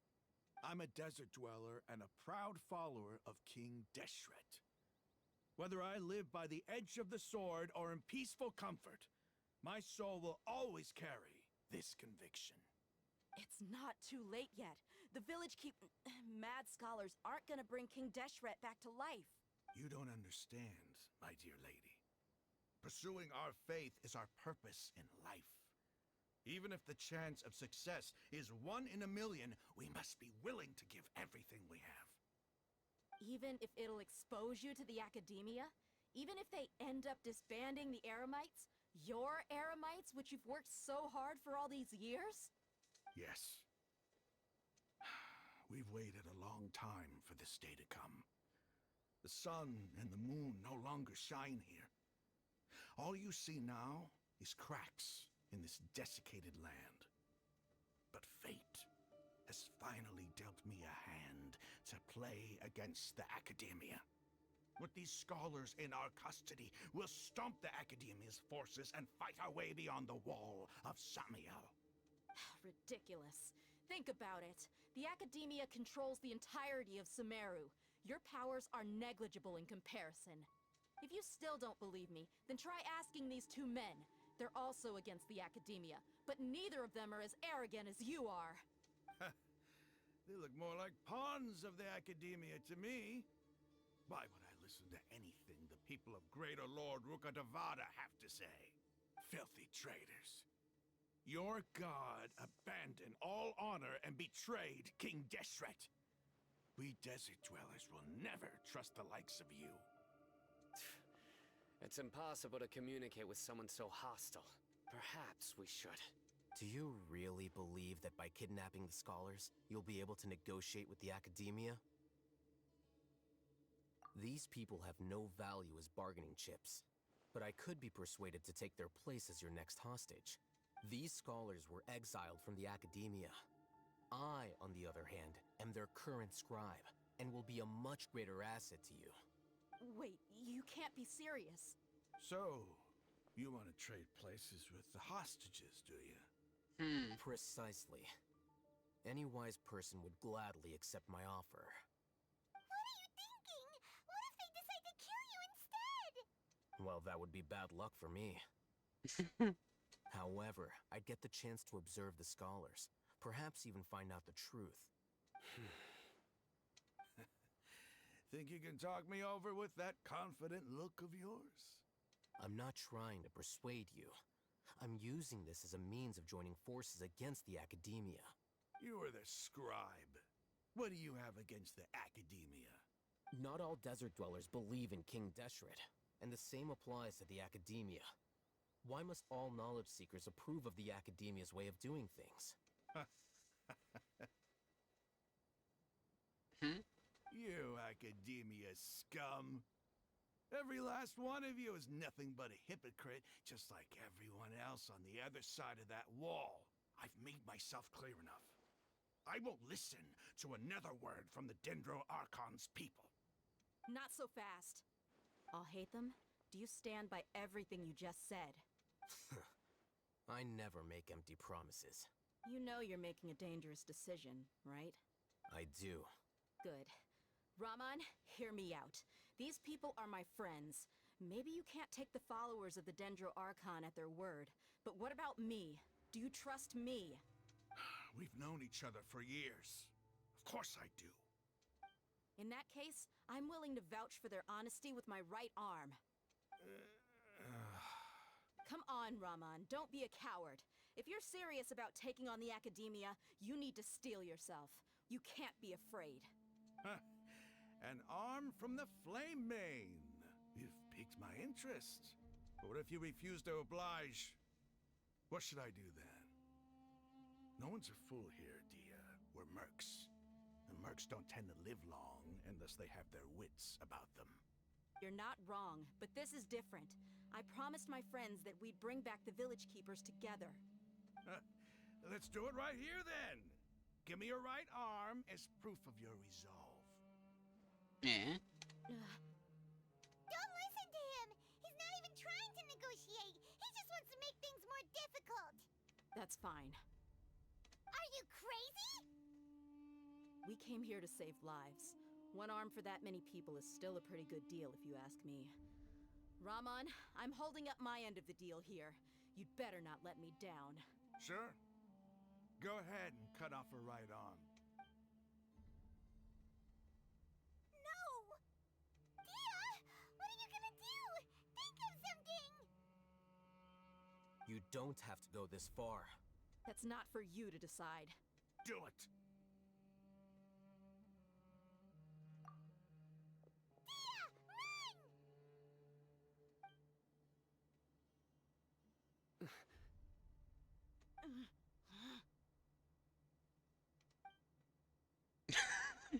Shocked look again. Stop! What's wrong? Can't do it? Flame Mane, you and I are both desert folk. Cutting off your arm is no different than cutting off my own fingers. Where's the sense in cutting my own kin to pieces? You've shown me that you're serious. Go on now, take your friends and leave. Meet me in the desert at noon tomorrow.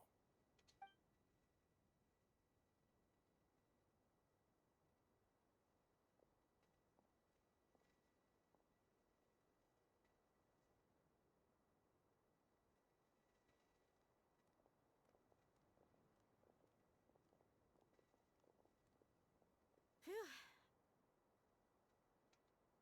I was really counting on him not going through with it.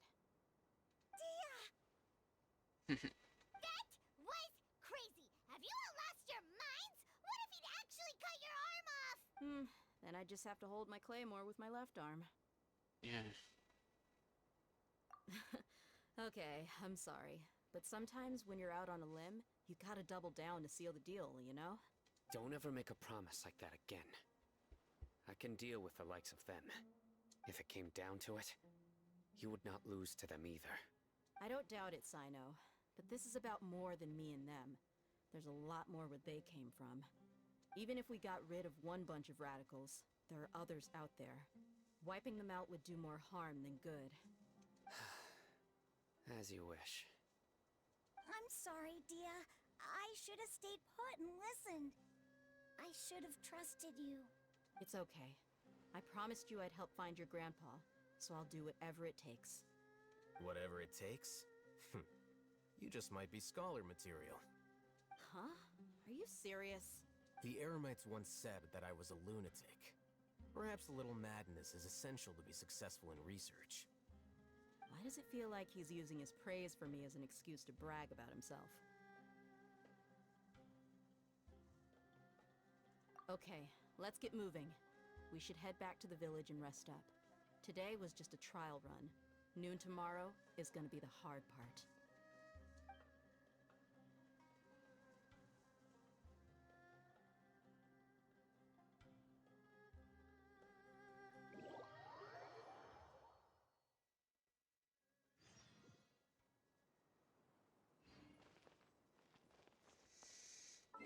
6 o'clock tomorrow.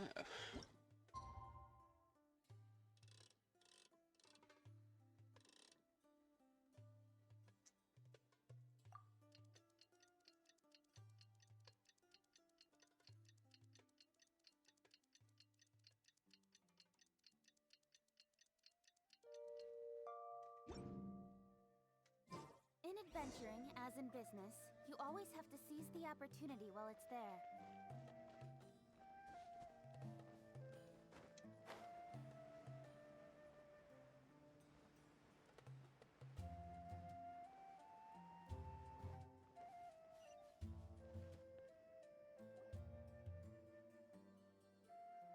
You're all here so early.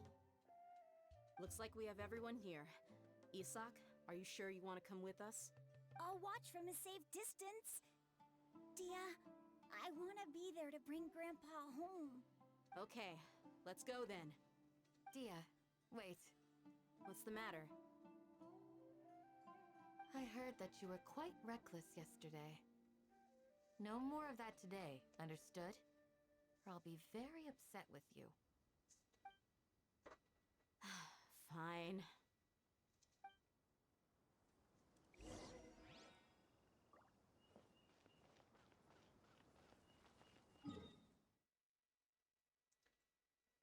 Quite a distance away.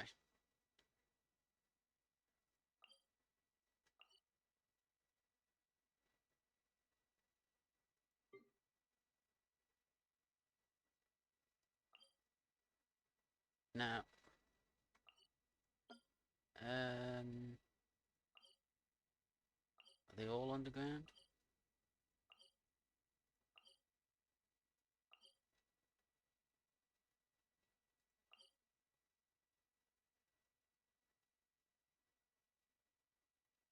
Really should have activated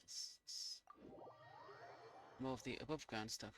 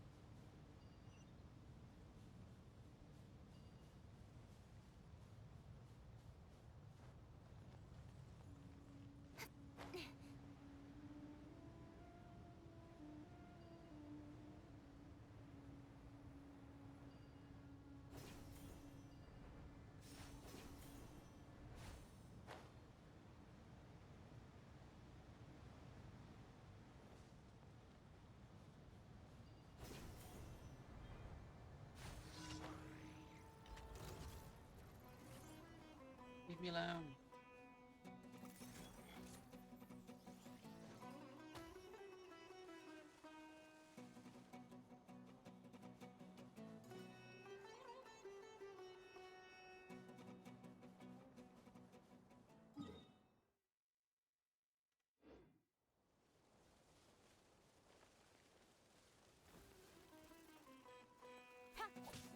Speed of light!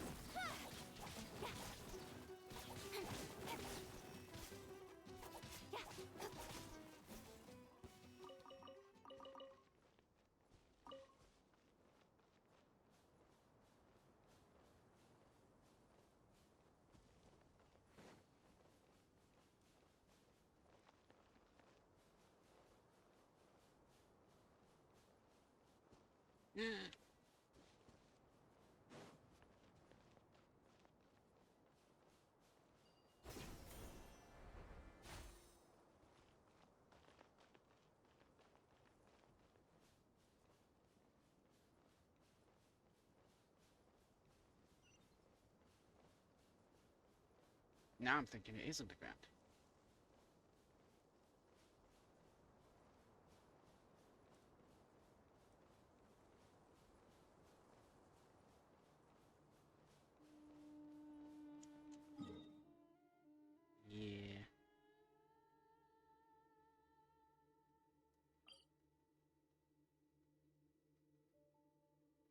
Hmm.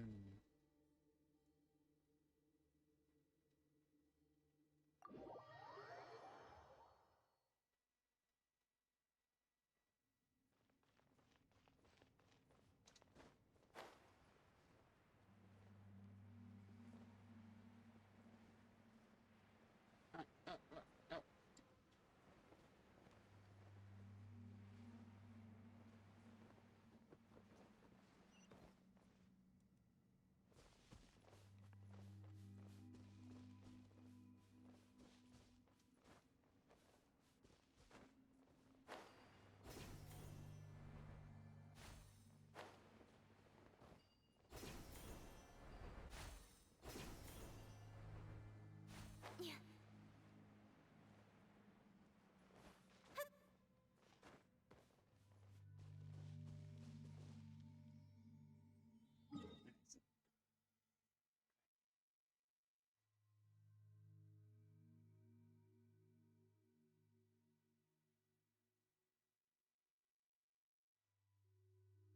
Really the best way?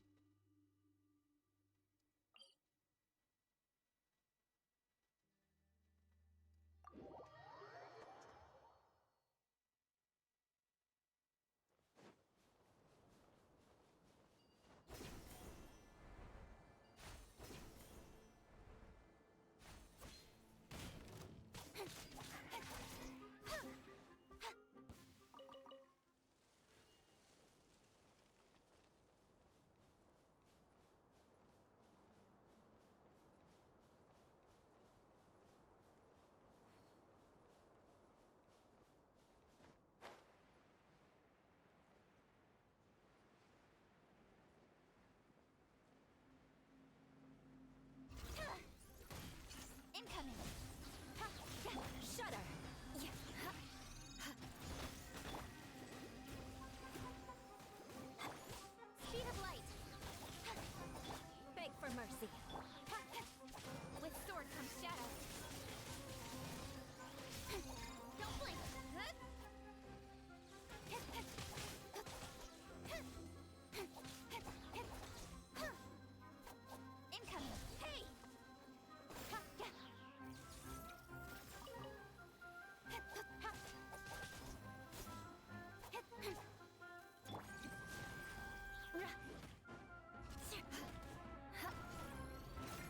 Vengeance will be mine! Don't blink! Fallen Emma! Help! Hey!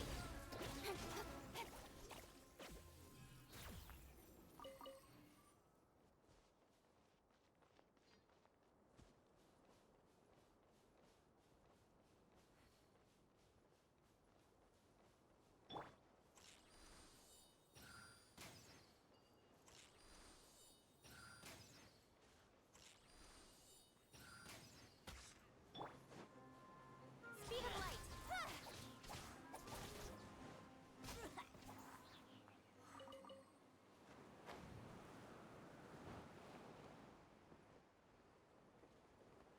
I did see this.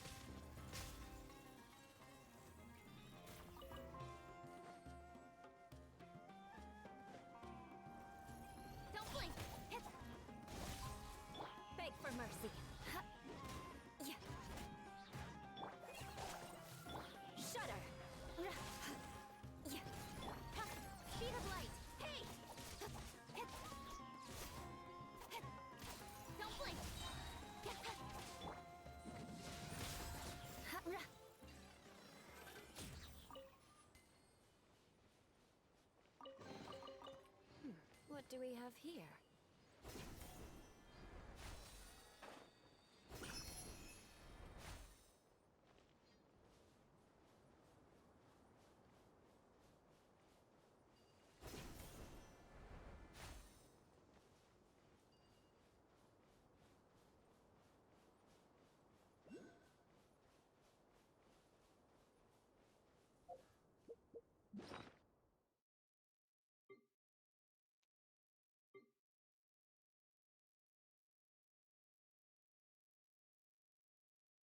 What? Where are they?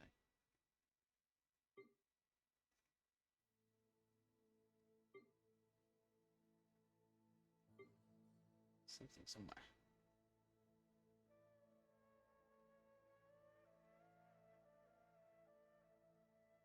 Yeah, I'd imagine they're in here somewhere. I don't recognize them.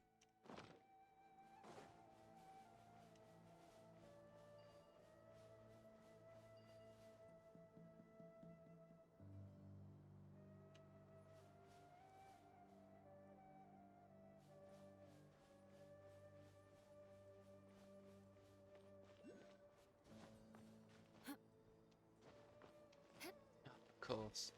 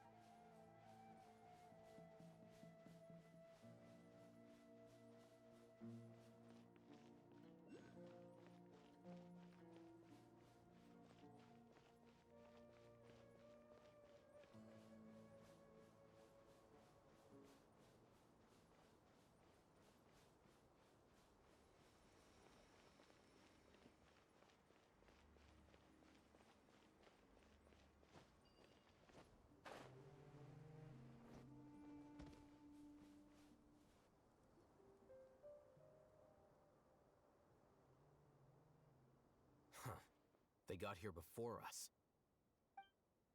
Uh-oh. Is it because Paimon overslept by 5 minutes and held everyone up? Is everything ready? Absolutely. Although, you brought fewer people than I imagined. Bring him over. Grandpa! Why is there only one of them? Raman, I've always thought of you as a man of his word. What's this about? It's a one-for-one exchange. Sounds fair, don't you think? And let me put it this way.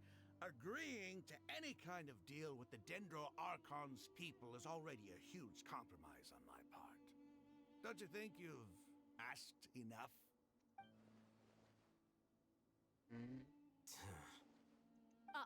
You stay right there!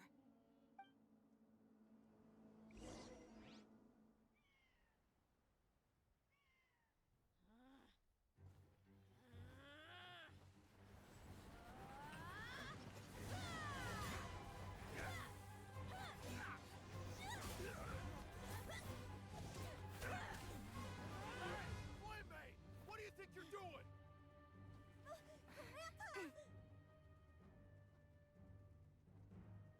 Don't you see this blade here? You coward! Why are your hands shaking? Wait a second! It's a earthquake!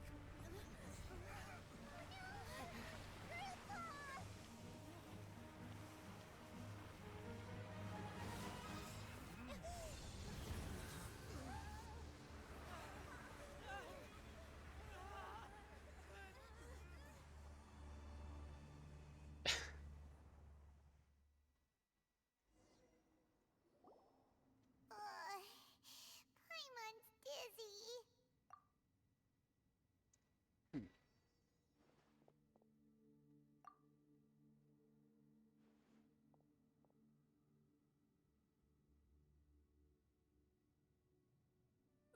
This day's going just great.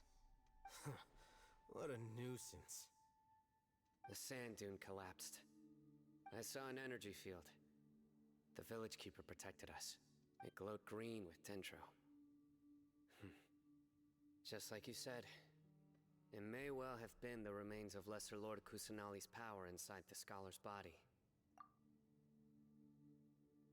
The Dendro Archon. The present one. Grandpa? Grandpa? Oh no. He's getting confused again. Hey, look around you. There used to be a temple here? It seems that when the sand dune collapsed, it exposed these underground structures. The symbols on the gate belong to King Deshret's civilization. This structure must be ancient. Over time, the sandstorms completely buried it and left it in the state we see now. It could have been an underground palace in the distant past. Oh, a miracle. Praise King Deshret! What's he doing here? And his men too? They must have fallen down here with us. Pretty lucky if you ask me.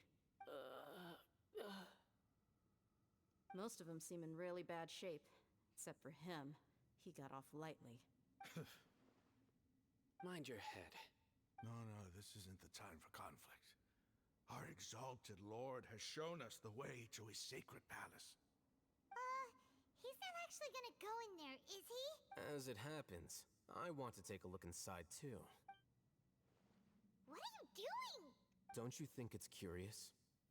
1 minute, Lesser Lord Kusanali's power protects us from harm, and the next, remnants of King Deshret's civilization appear. 2 major deities are vying to showcase their power to us. It would be a shame not to witness them both. Paimon thought you weren't interested in gods. Indeed. In my view, gods are just a higher form of living being. Or creature, you could say. New discoveries are always worth investigating. Whether they have anything to do with gods is neither here nor there.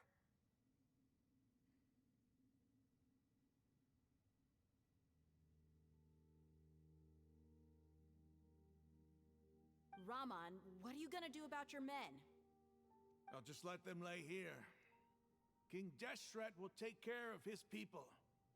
Right now, I'm going inside.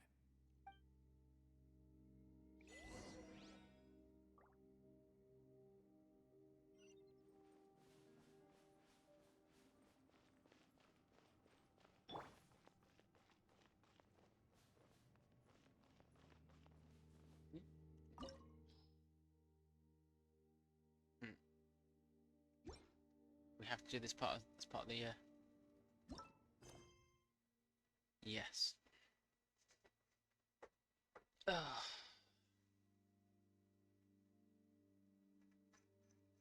What's this? Oh.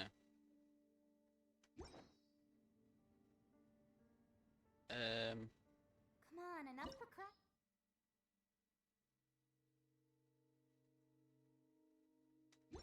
Fascinating. Let's go. Let me change character then. We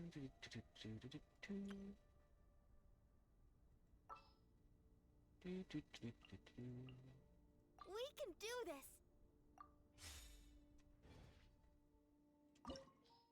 That's better. Just the regular party.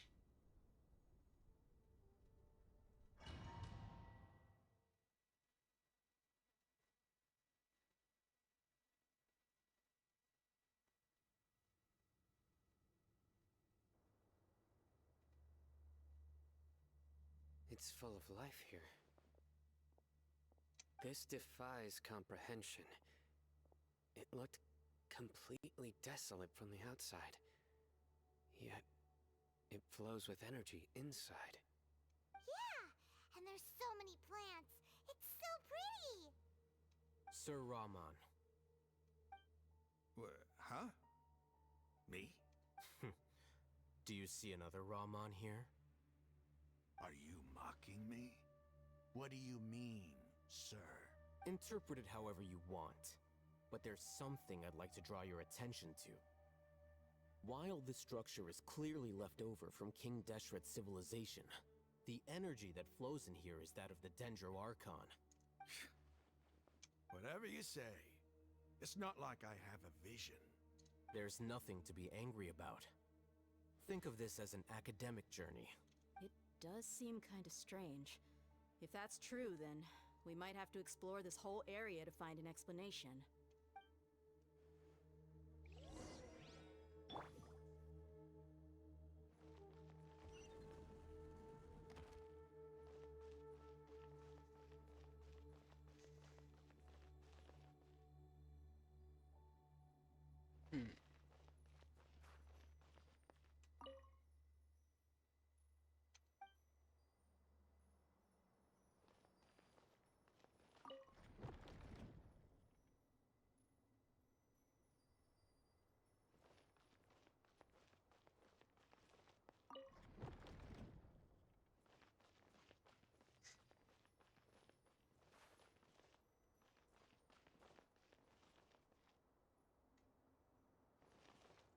Oh, let me have a guess.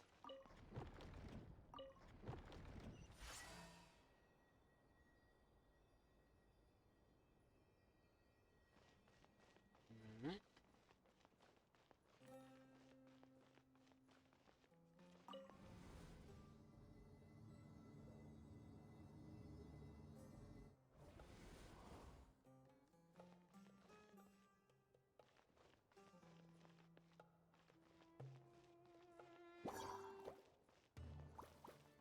With sword comes shadow. Speed of light.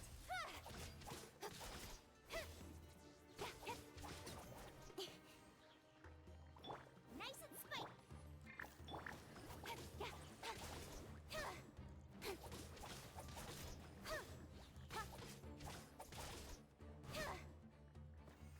Incoming.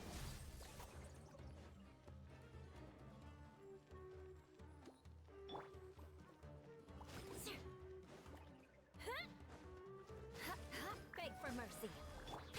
Speed of light.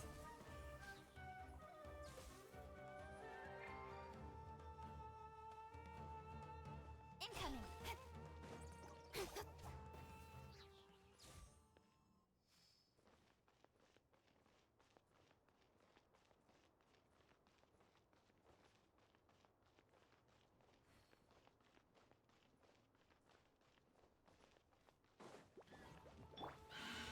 Flood of frost. Speed of light. Cut to the chase.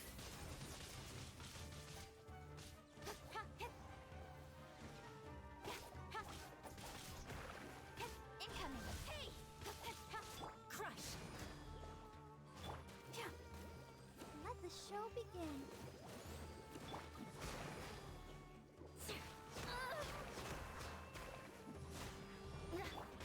Speed of light.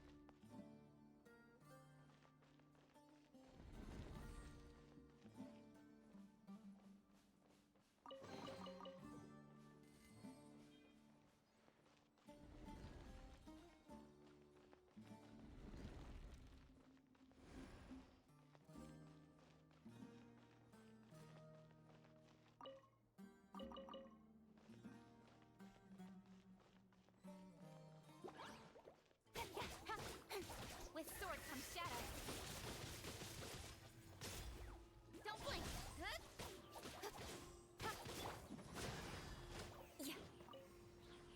Oops, didn't mean that.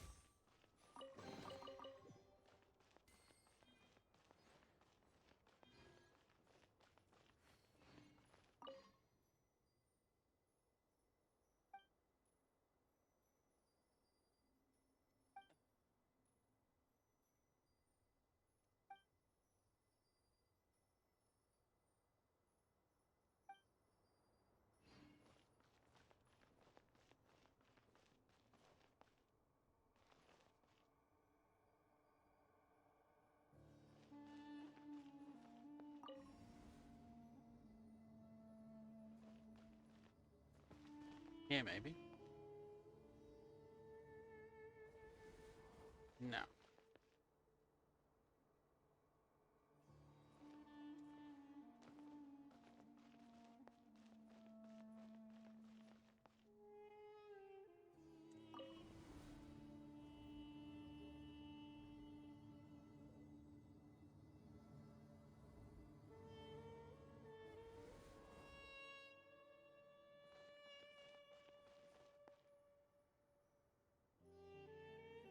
Hmm.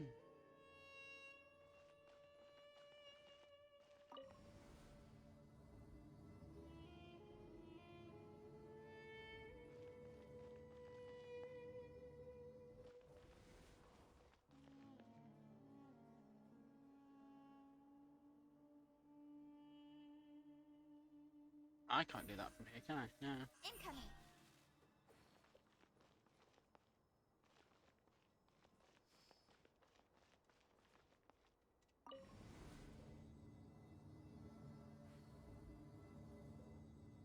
Oh, idiot.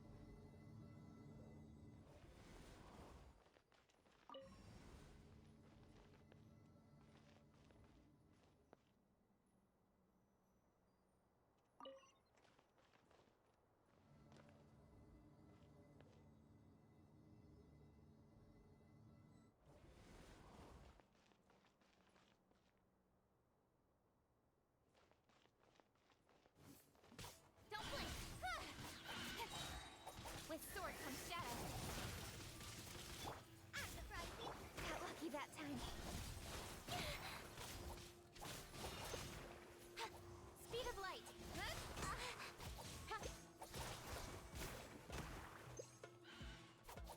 Oh, I've run out of food. Incoming. Hey! Shudder.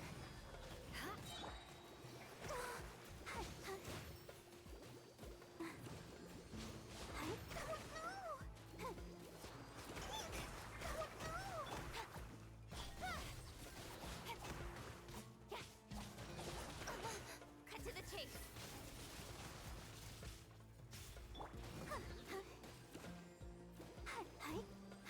Beg for mercy.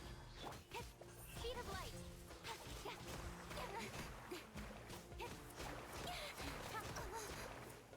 Crush. Freeze to the core. Incoming. Hey!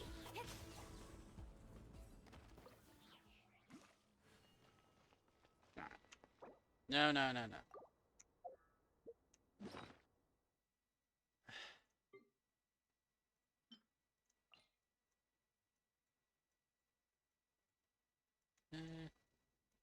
You do.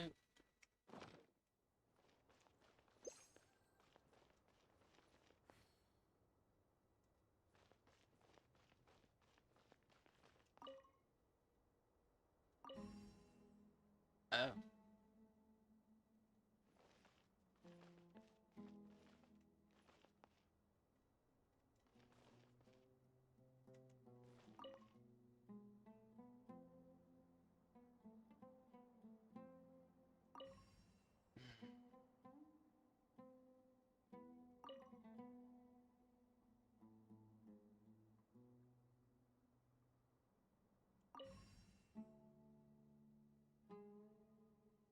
How many are there?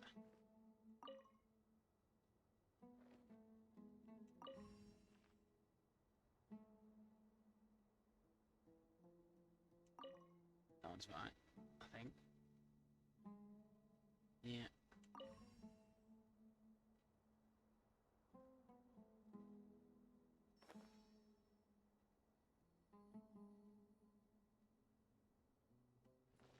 Yeah. Oh, there's three of them. Those three is.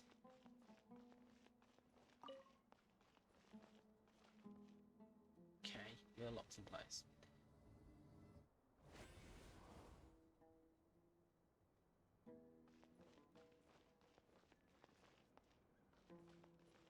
Do I trust it?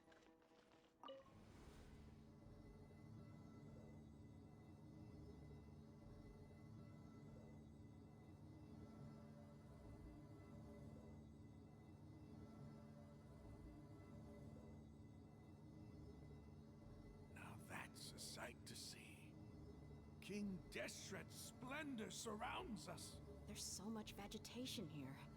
It's different than what I expected. Sure are a lot of plants for a desert.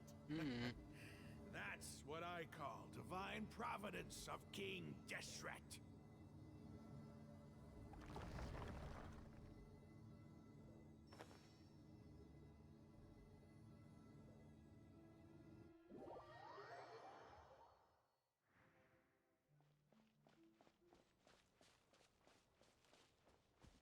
Oh, look who I am. It's getting brighter. Oh, it looks so beautiful.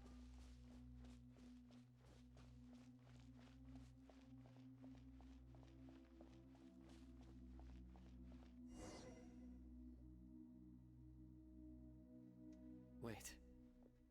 What's that? What's what?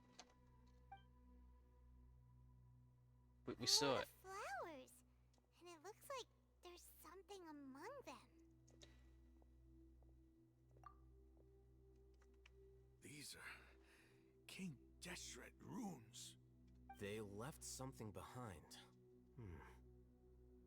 Yes. It's an elegy written in an ancient script. What does it say? Here lies our faithful priest Kasala. His wisdom is a miracle among the people, deserving of high praise and admiration. You can read ancient King Deshret script? Of course. Every student needs to master at least 20 languages before they graduate. Wait, see. He's not serious, right? Probably. There's still something off about this place. The elemental energy here is too concentrated. The scent of life. Is it trying to tell us something? Is this it? Analyzing. Oh no.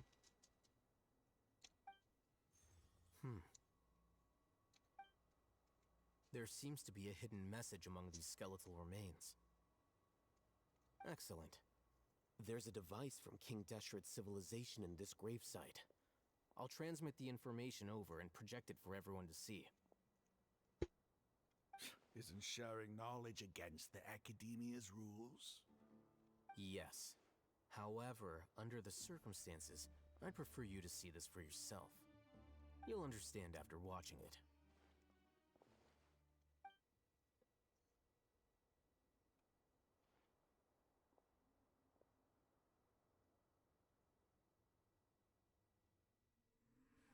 Civilization is born of knowledge, but so too can knowledge be its demise. A disaster caught us unaware. It was knowledge that did not belong to this world. King Deshret brought this forbidden knowledge into our world, and it quickly spread like a plague. People's minds were filled with crazed whispers. Dark gray scales spread across their bodies. Even the land was stripped of its vigor. Only a desperate, deathly silence remained. Were it not for greater Lord Ruka Devata from the forests, the damage would have been irreversible. She summoned the priests to build temples and infused into them the divine power of life. The disaster was miraculously tempered, and the embers of our civilization were preserved in Aru village. Alas, the miracle could not last. As long as forbidden knowledge continued to exist, it would forever blight this world. In the end, the proud king of the desert, my eternal lord, chose to sacrifice himself. I have spent my whole life since guarding one of these many temples. But now, my duty is coming to an end. As I close my eyes for the final time, the sight of that noble deity will appear in my vision once more. In helping King Deshret to eradicate forbidden knowledge, she exhausted her strength and her form became that of a small child. How strange. Now that I think of her, I no longer have any fear of death, for I sense that the spirit of life will abide with me during my eternal sleep. Children of the desert, cling no longer to past grievances, but hold tight to the memory of this act of benevolence. Yeah. What was that? The priest's memories. No, impossible. Greater Lord Rukkhadevata. So the former Dendro Archon and King Deshret were never enemies at all. But this doesn't make any sense. The Dendro Archon's followers, they're clearly... Was that the former Dendro Archon? He became so tiny in the end.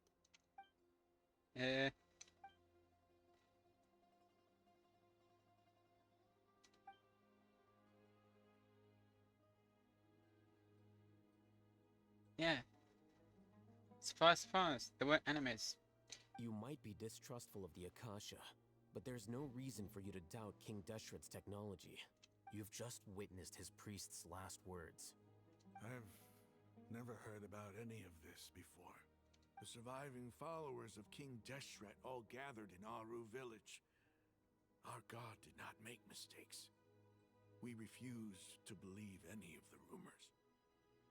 King Deshret's death, the all but total annihilation of our civilization, it was all Greater Lord Rukkhadevata's doing. We saw her as nothing more than a traitor, who stabbed us in the back in our moment of crisis. Just like us humans. Fighting, feuding, double-crossing each other to survive in the desert. You were blinded by your prejudice.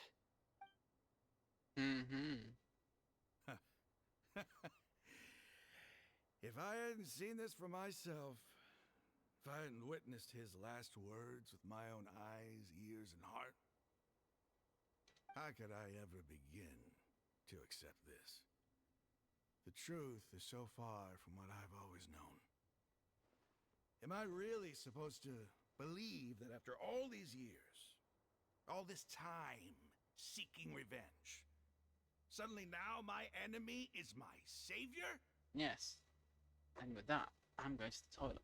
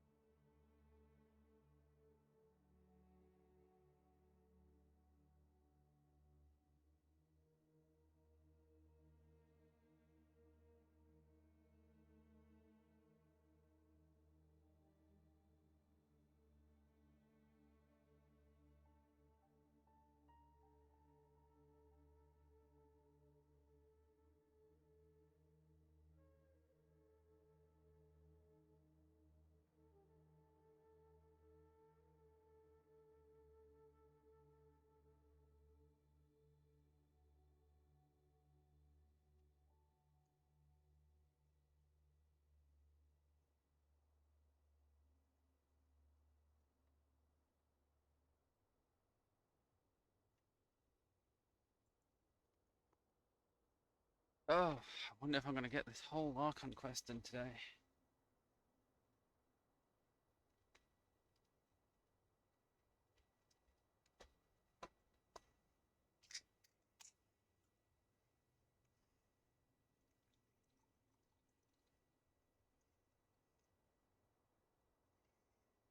I think I'm in for the long haul. Raman, that's enough. Give it a rest. You're starting to make a fool of yourself. Yeah. Dia, tell me. My Eremites and I, what are we even fighting for?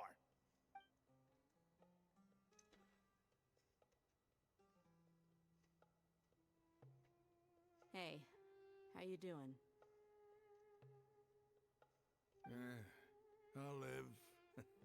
Thanks. I should probably go. Can't just stay here forever. What's your next move gonna be? Oh, I know what you're going to ask. I feel deeply ashamed of everything I've done. You'll get everything you're asking for. But please, give me some time. After everything that's happened here today, somehow I need to explain it to the others. It's not gonna be easy. Well, I guess that's for me to deal with. Dia, this is where our camp's located. Make a note of it. When would be a good time for us to go? Tomorrow, I'll convince everyone that we're all on the same side. And I'll return every last one of your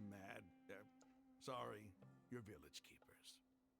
We'll share. You seem to finally understand that our true enemy is the sages.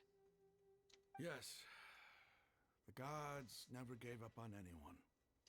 It's the people responsible for all this that need to face the consequences of their actions. That must have been rough. But he seems to have figured things out now. Ramon's no fool. Being the leader of your own faction in the desert is no easy feat. It's too bad he was held back by his belief in King Deshret. But now that that's changed, I guess we have a few more people on our side. The outcome, at least, is favorable.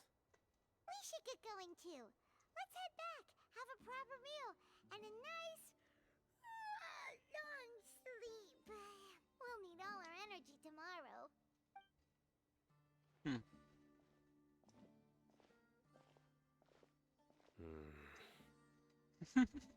Sino, we're leaving! Stop yelling.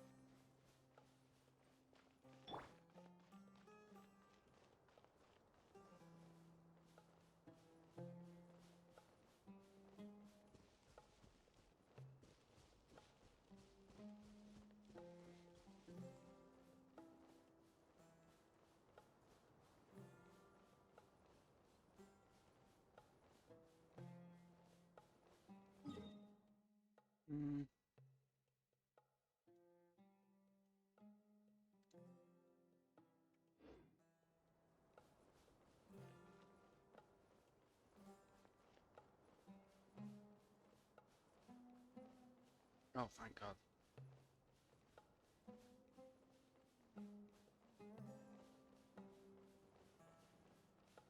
Come on. Activate.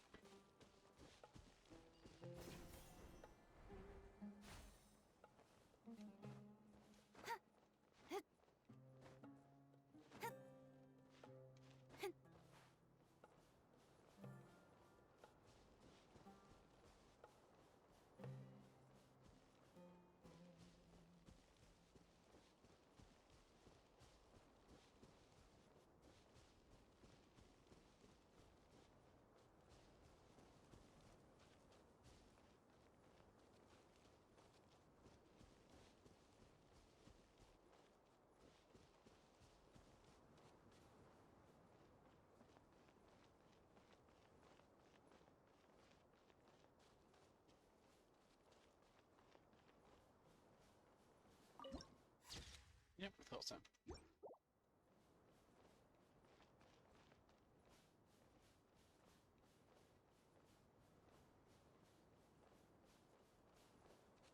That's not going to, is it?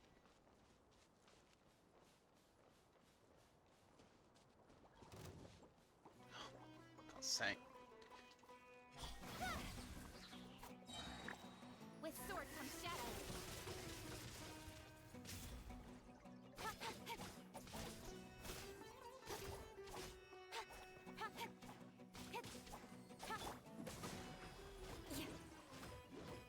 Don't blink.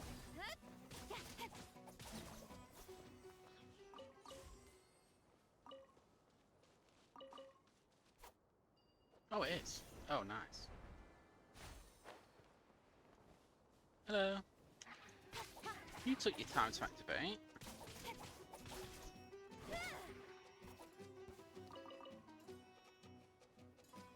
Speed of light.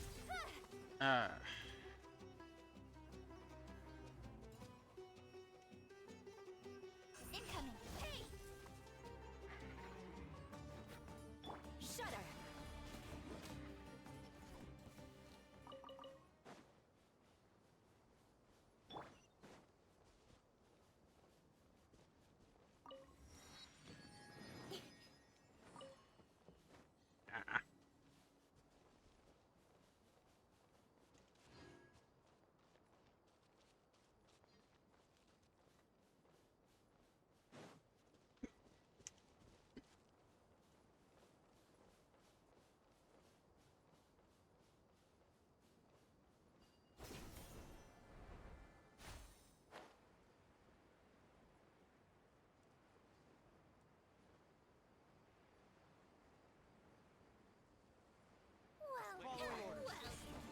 Speed of light. Nowhere to hide.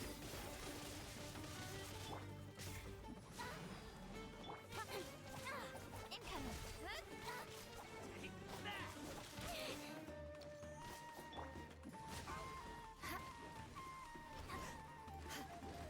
More speed. Crush. Don't blink.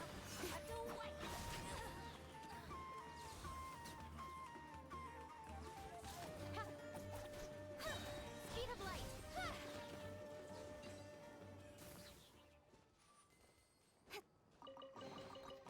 That's everything. On to the next.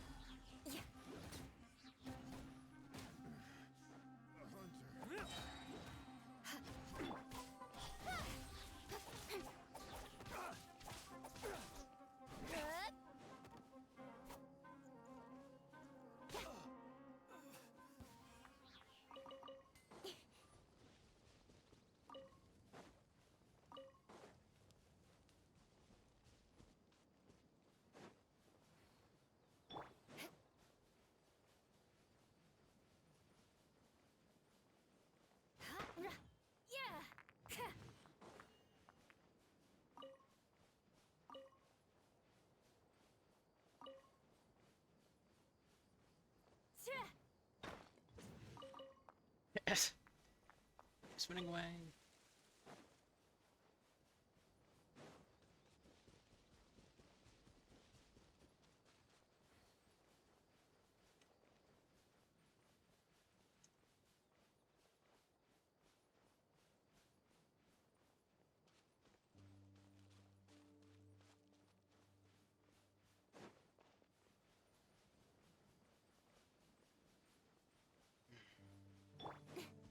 Incoming! Hey! Ha, hit. Yeah!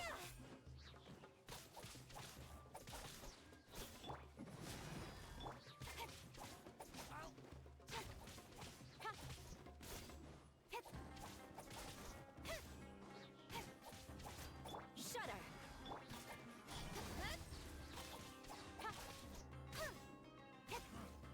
You won this one.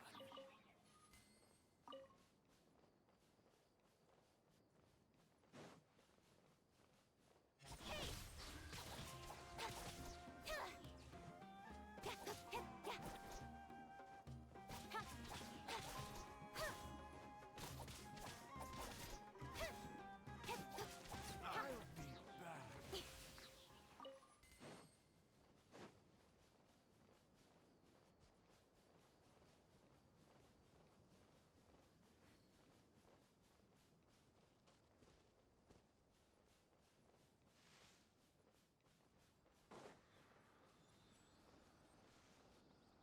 Yep.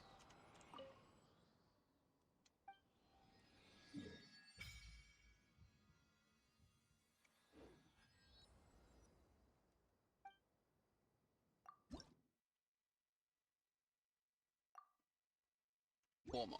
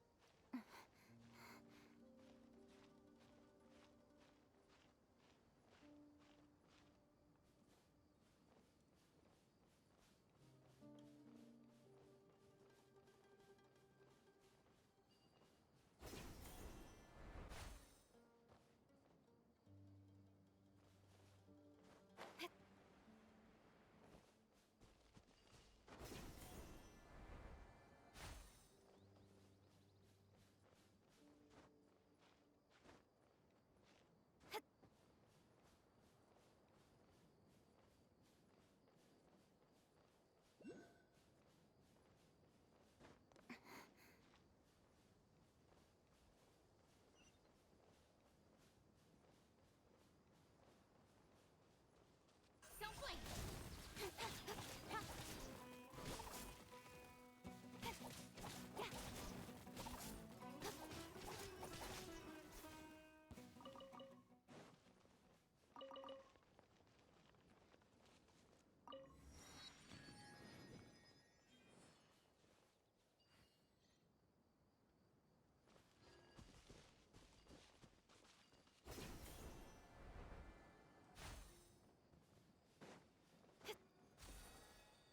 Incoming!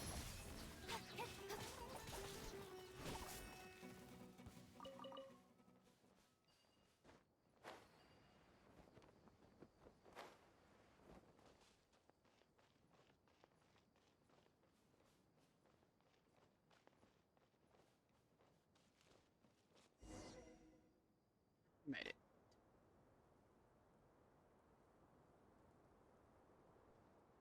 Raman, we're here. Everything's been arranged. Someone will bring the village keepers back to Aru village shortly. I guess all I can say now is thanks for agreeing to help. Ah, don't mention it. I think we can both agree you went to hell and back for it. But we share a common cause now. From here on out, we're allies. Where are the perpetrators? I'll bring you to them. Follow me.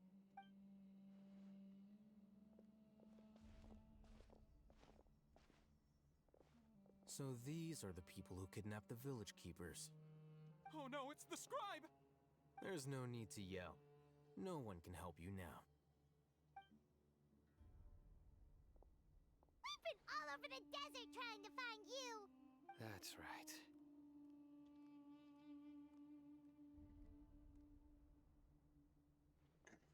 General Mahamatra? No, no! Make it quick, please! Swift and painless! Whoa. The moment they set eyes on Sino, they turned pale like they've seen a ghost! Oh.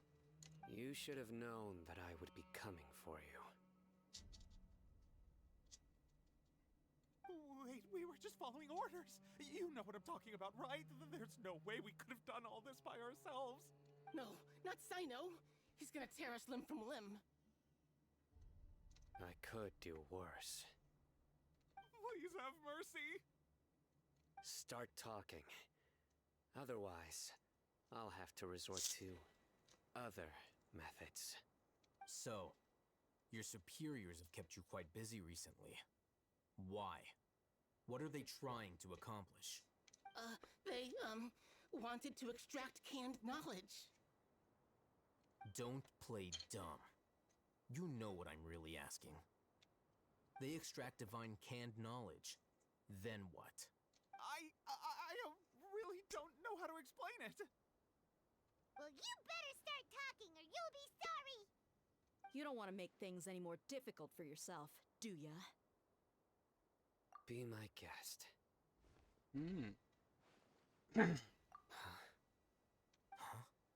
Uh-huh.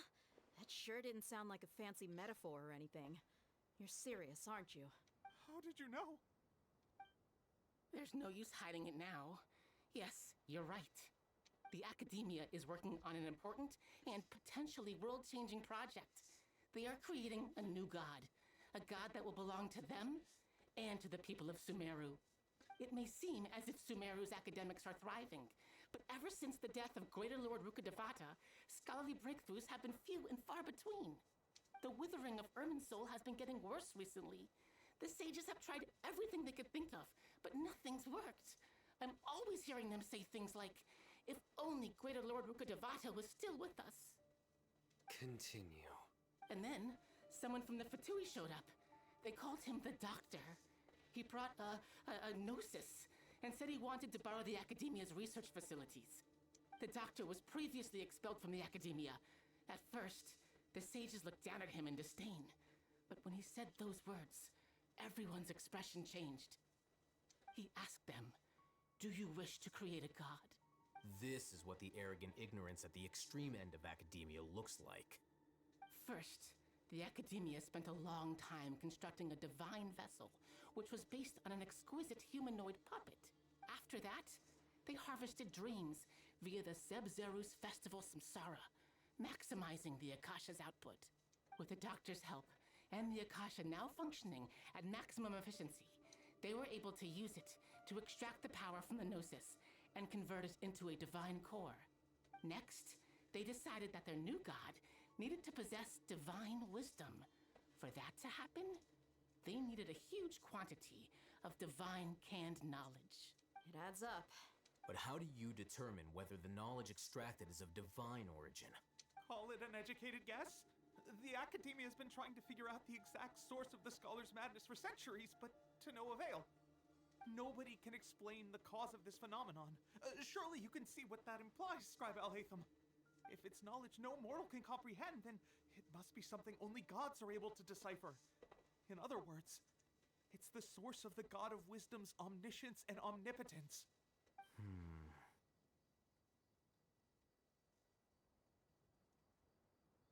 You must have noticed by now. The Academia doesn't care about who their god is. It's the ability to exercise control over knowledge and wisdom that matters. It is as if they are cursed with a desire for omniscience and omnipotence that burns in their blood. Some organisms demonstrate phototaxis, and thus orient their entire lives in respect to sources of light. For the sages, their only source of hope is the existence of a deity who embodies the acme of wisdom. This is but a form of phototaxis. For many scholars, the absence of a god of wisdom means stumbling in the darkness for the duration of their lives. Then what does Lesser Lord Kusanali mean to you? Is she not a true god present in this world? If you already have a new god, why try to create another one? From the beginning, the Academia has never treated her as a god. When the Academia first discovered Lesser Lord Kusanali, the newborn god of wisdom, the sages hoped that she would be as wise as Greater Lord Rukkhadevata. But upon evaluation, they found that at the time she possessed no more intelligence than any ordinary human child. The sages never had a ruder awakening. This forced them to accept that Greater Lord Rukkhadevata had indeed passed away. Not to mention that Lesser Lord Kusanali's gnosis had been used to power the Akasha this entire time. By herself, she has neither an Archon's raw power, nor the spectacular insight expected of a god of wisdom. Slowly but surely, people began to forget about her existence. So, this is the path the sages have chosen.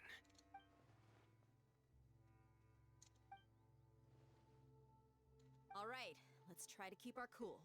If everyone's in a bad mood, then let's change up our scenery.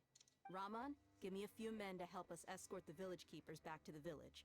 And these two scholars, they're coming too. Sure, as you wish.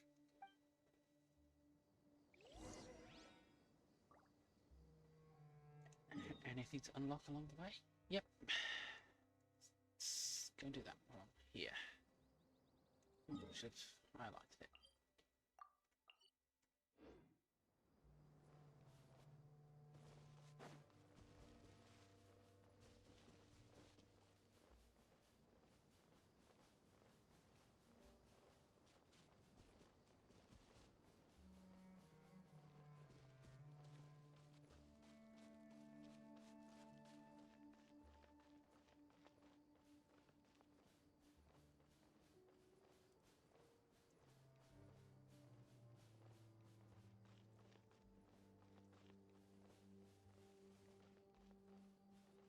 Speed of light. Wait till you get there. With sword comes shadow. Got lucky that time.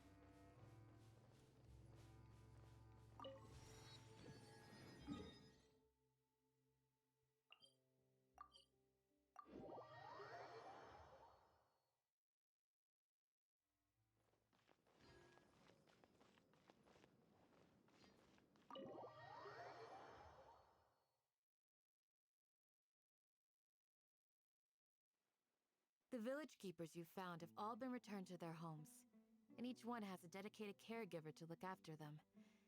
The 2 new scholars are being kept under close supervision, too.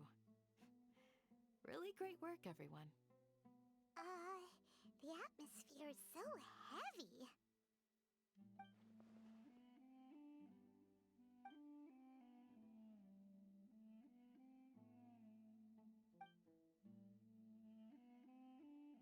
Hey! Say something! Stop spacing out! Come on, is there nothing left to talk about? In that case, let's all get some water and try to think about something else.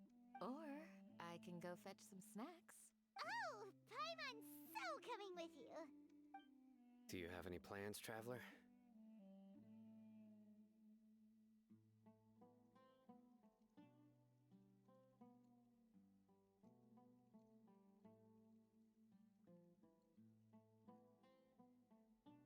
Gods above, you're not talking about work, are you? So you were still withholding some information?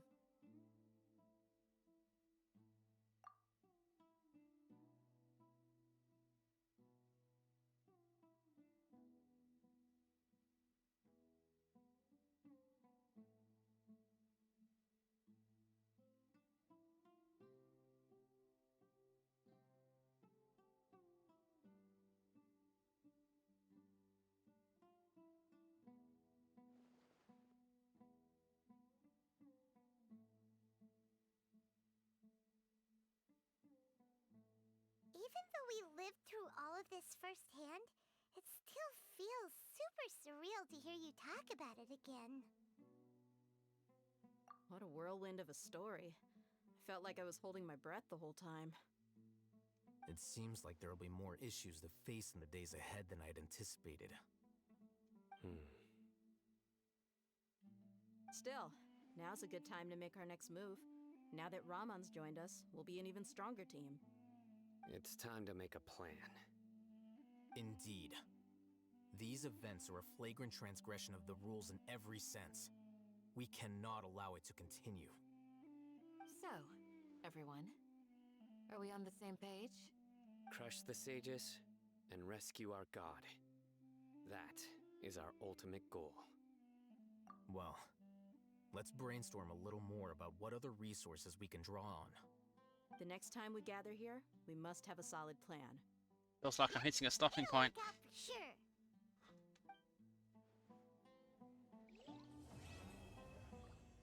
Yep. Definitely feels like a stopping point.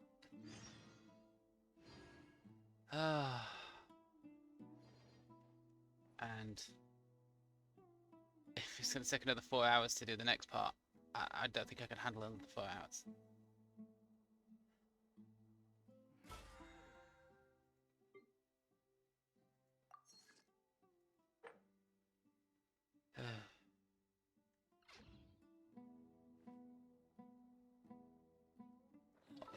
What's that draw my attention to? Oh. Okay.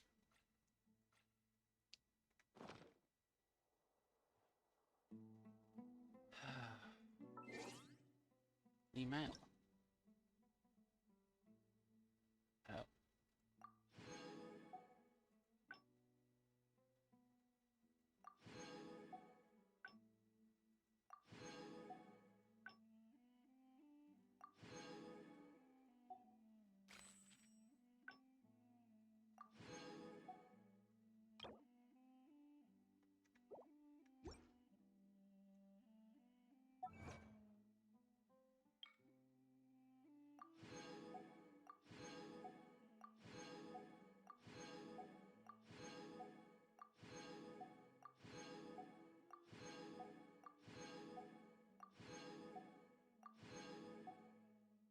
Claim all.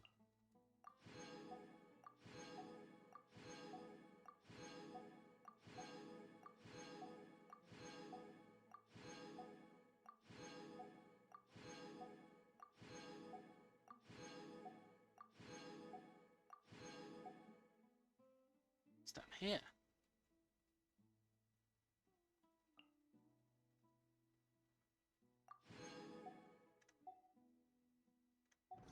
Oh, there's more achievements. Oh, right, yeah.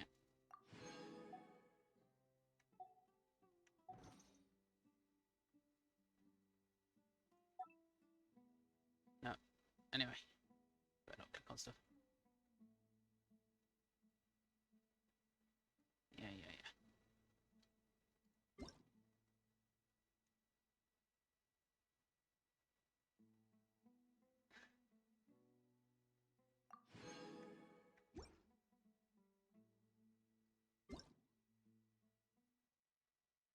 Shouldn't do that, really.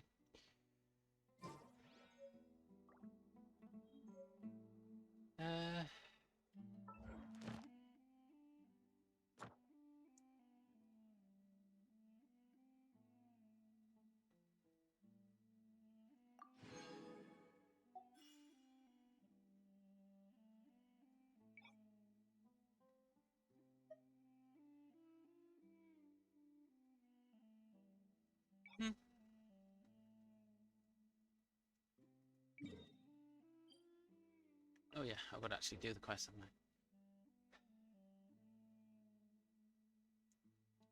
Of course. Go to... Yeah.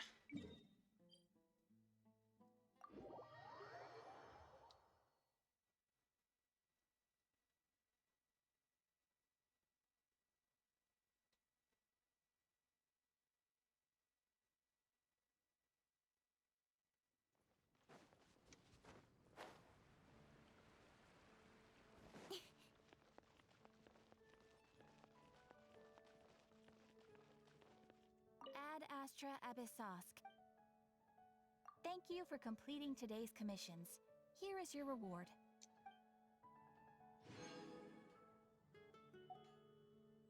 It's all of it?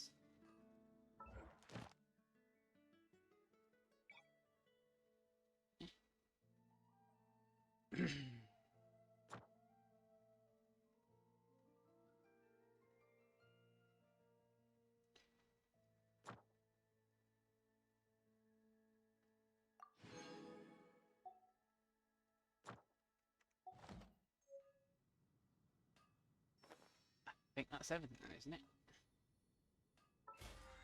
Oh no. Well, I'll stop streaming, I guess. I'm not going to do any more on this story. So, good night. And I shall continue probably tomorrow. Bye-bye. Meow.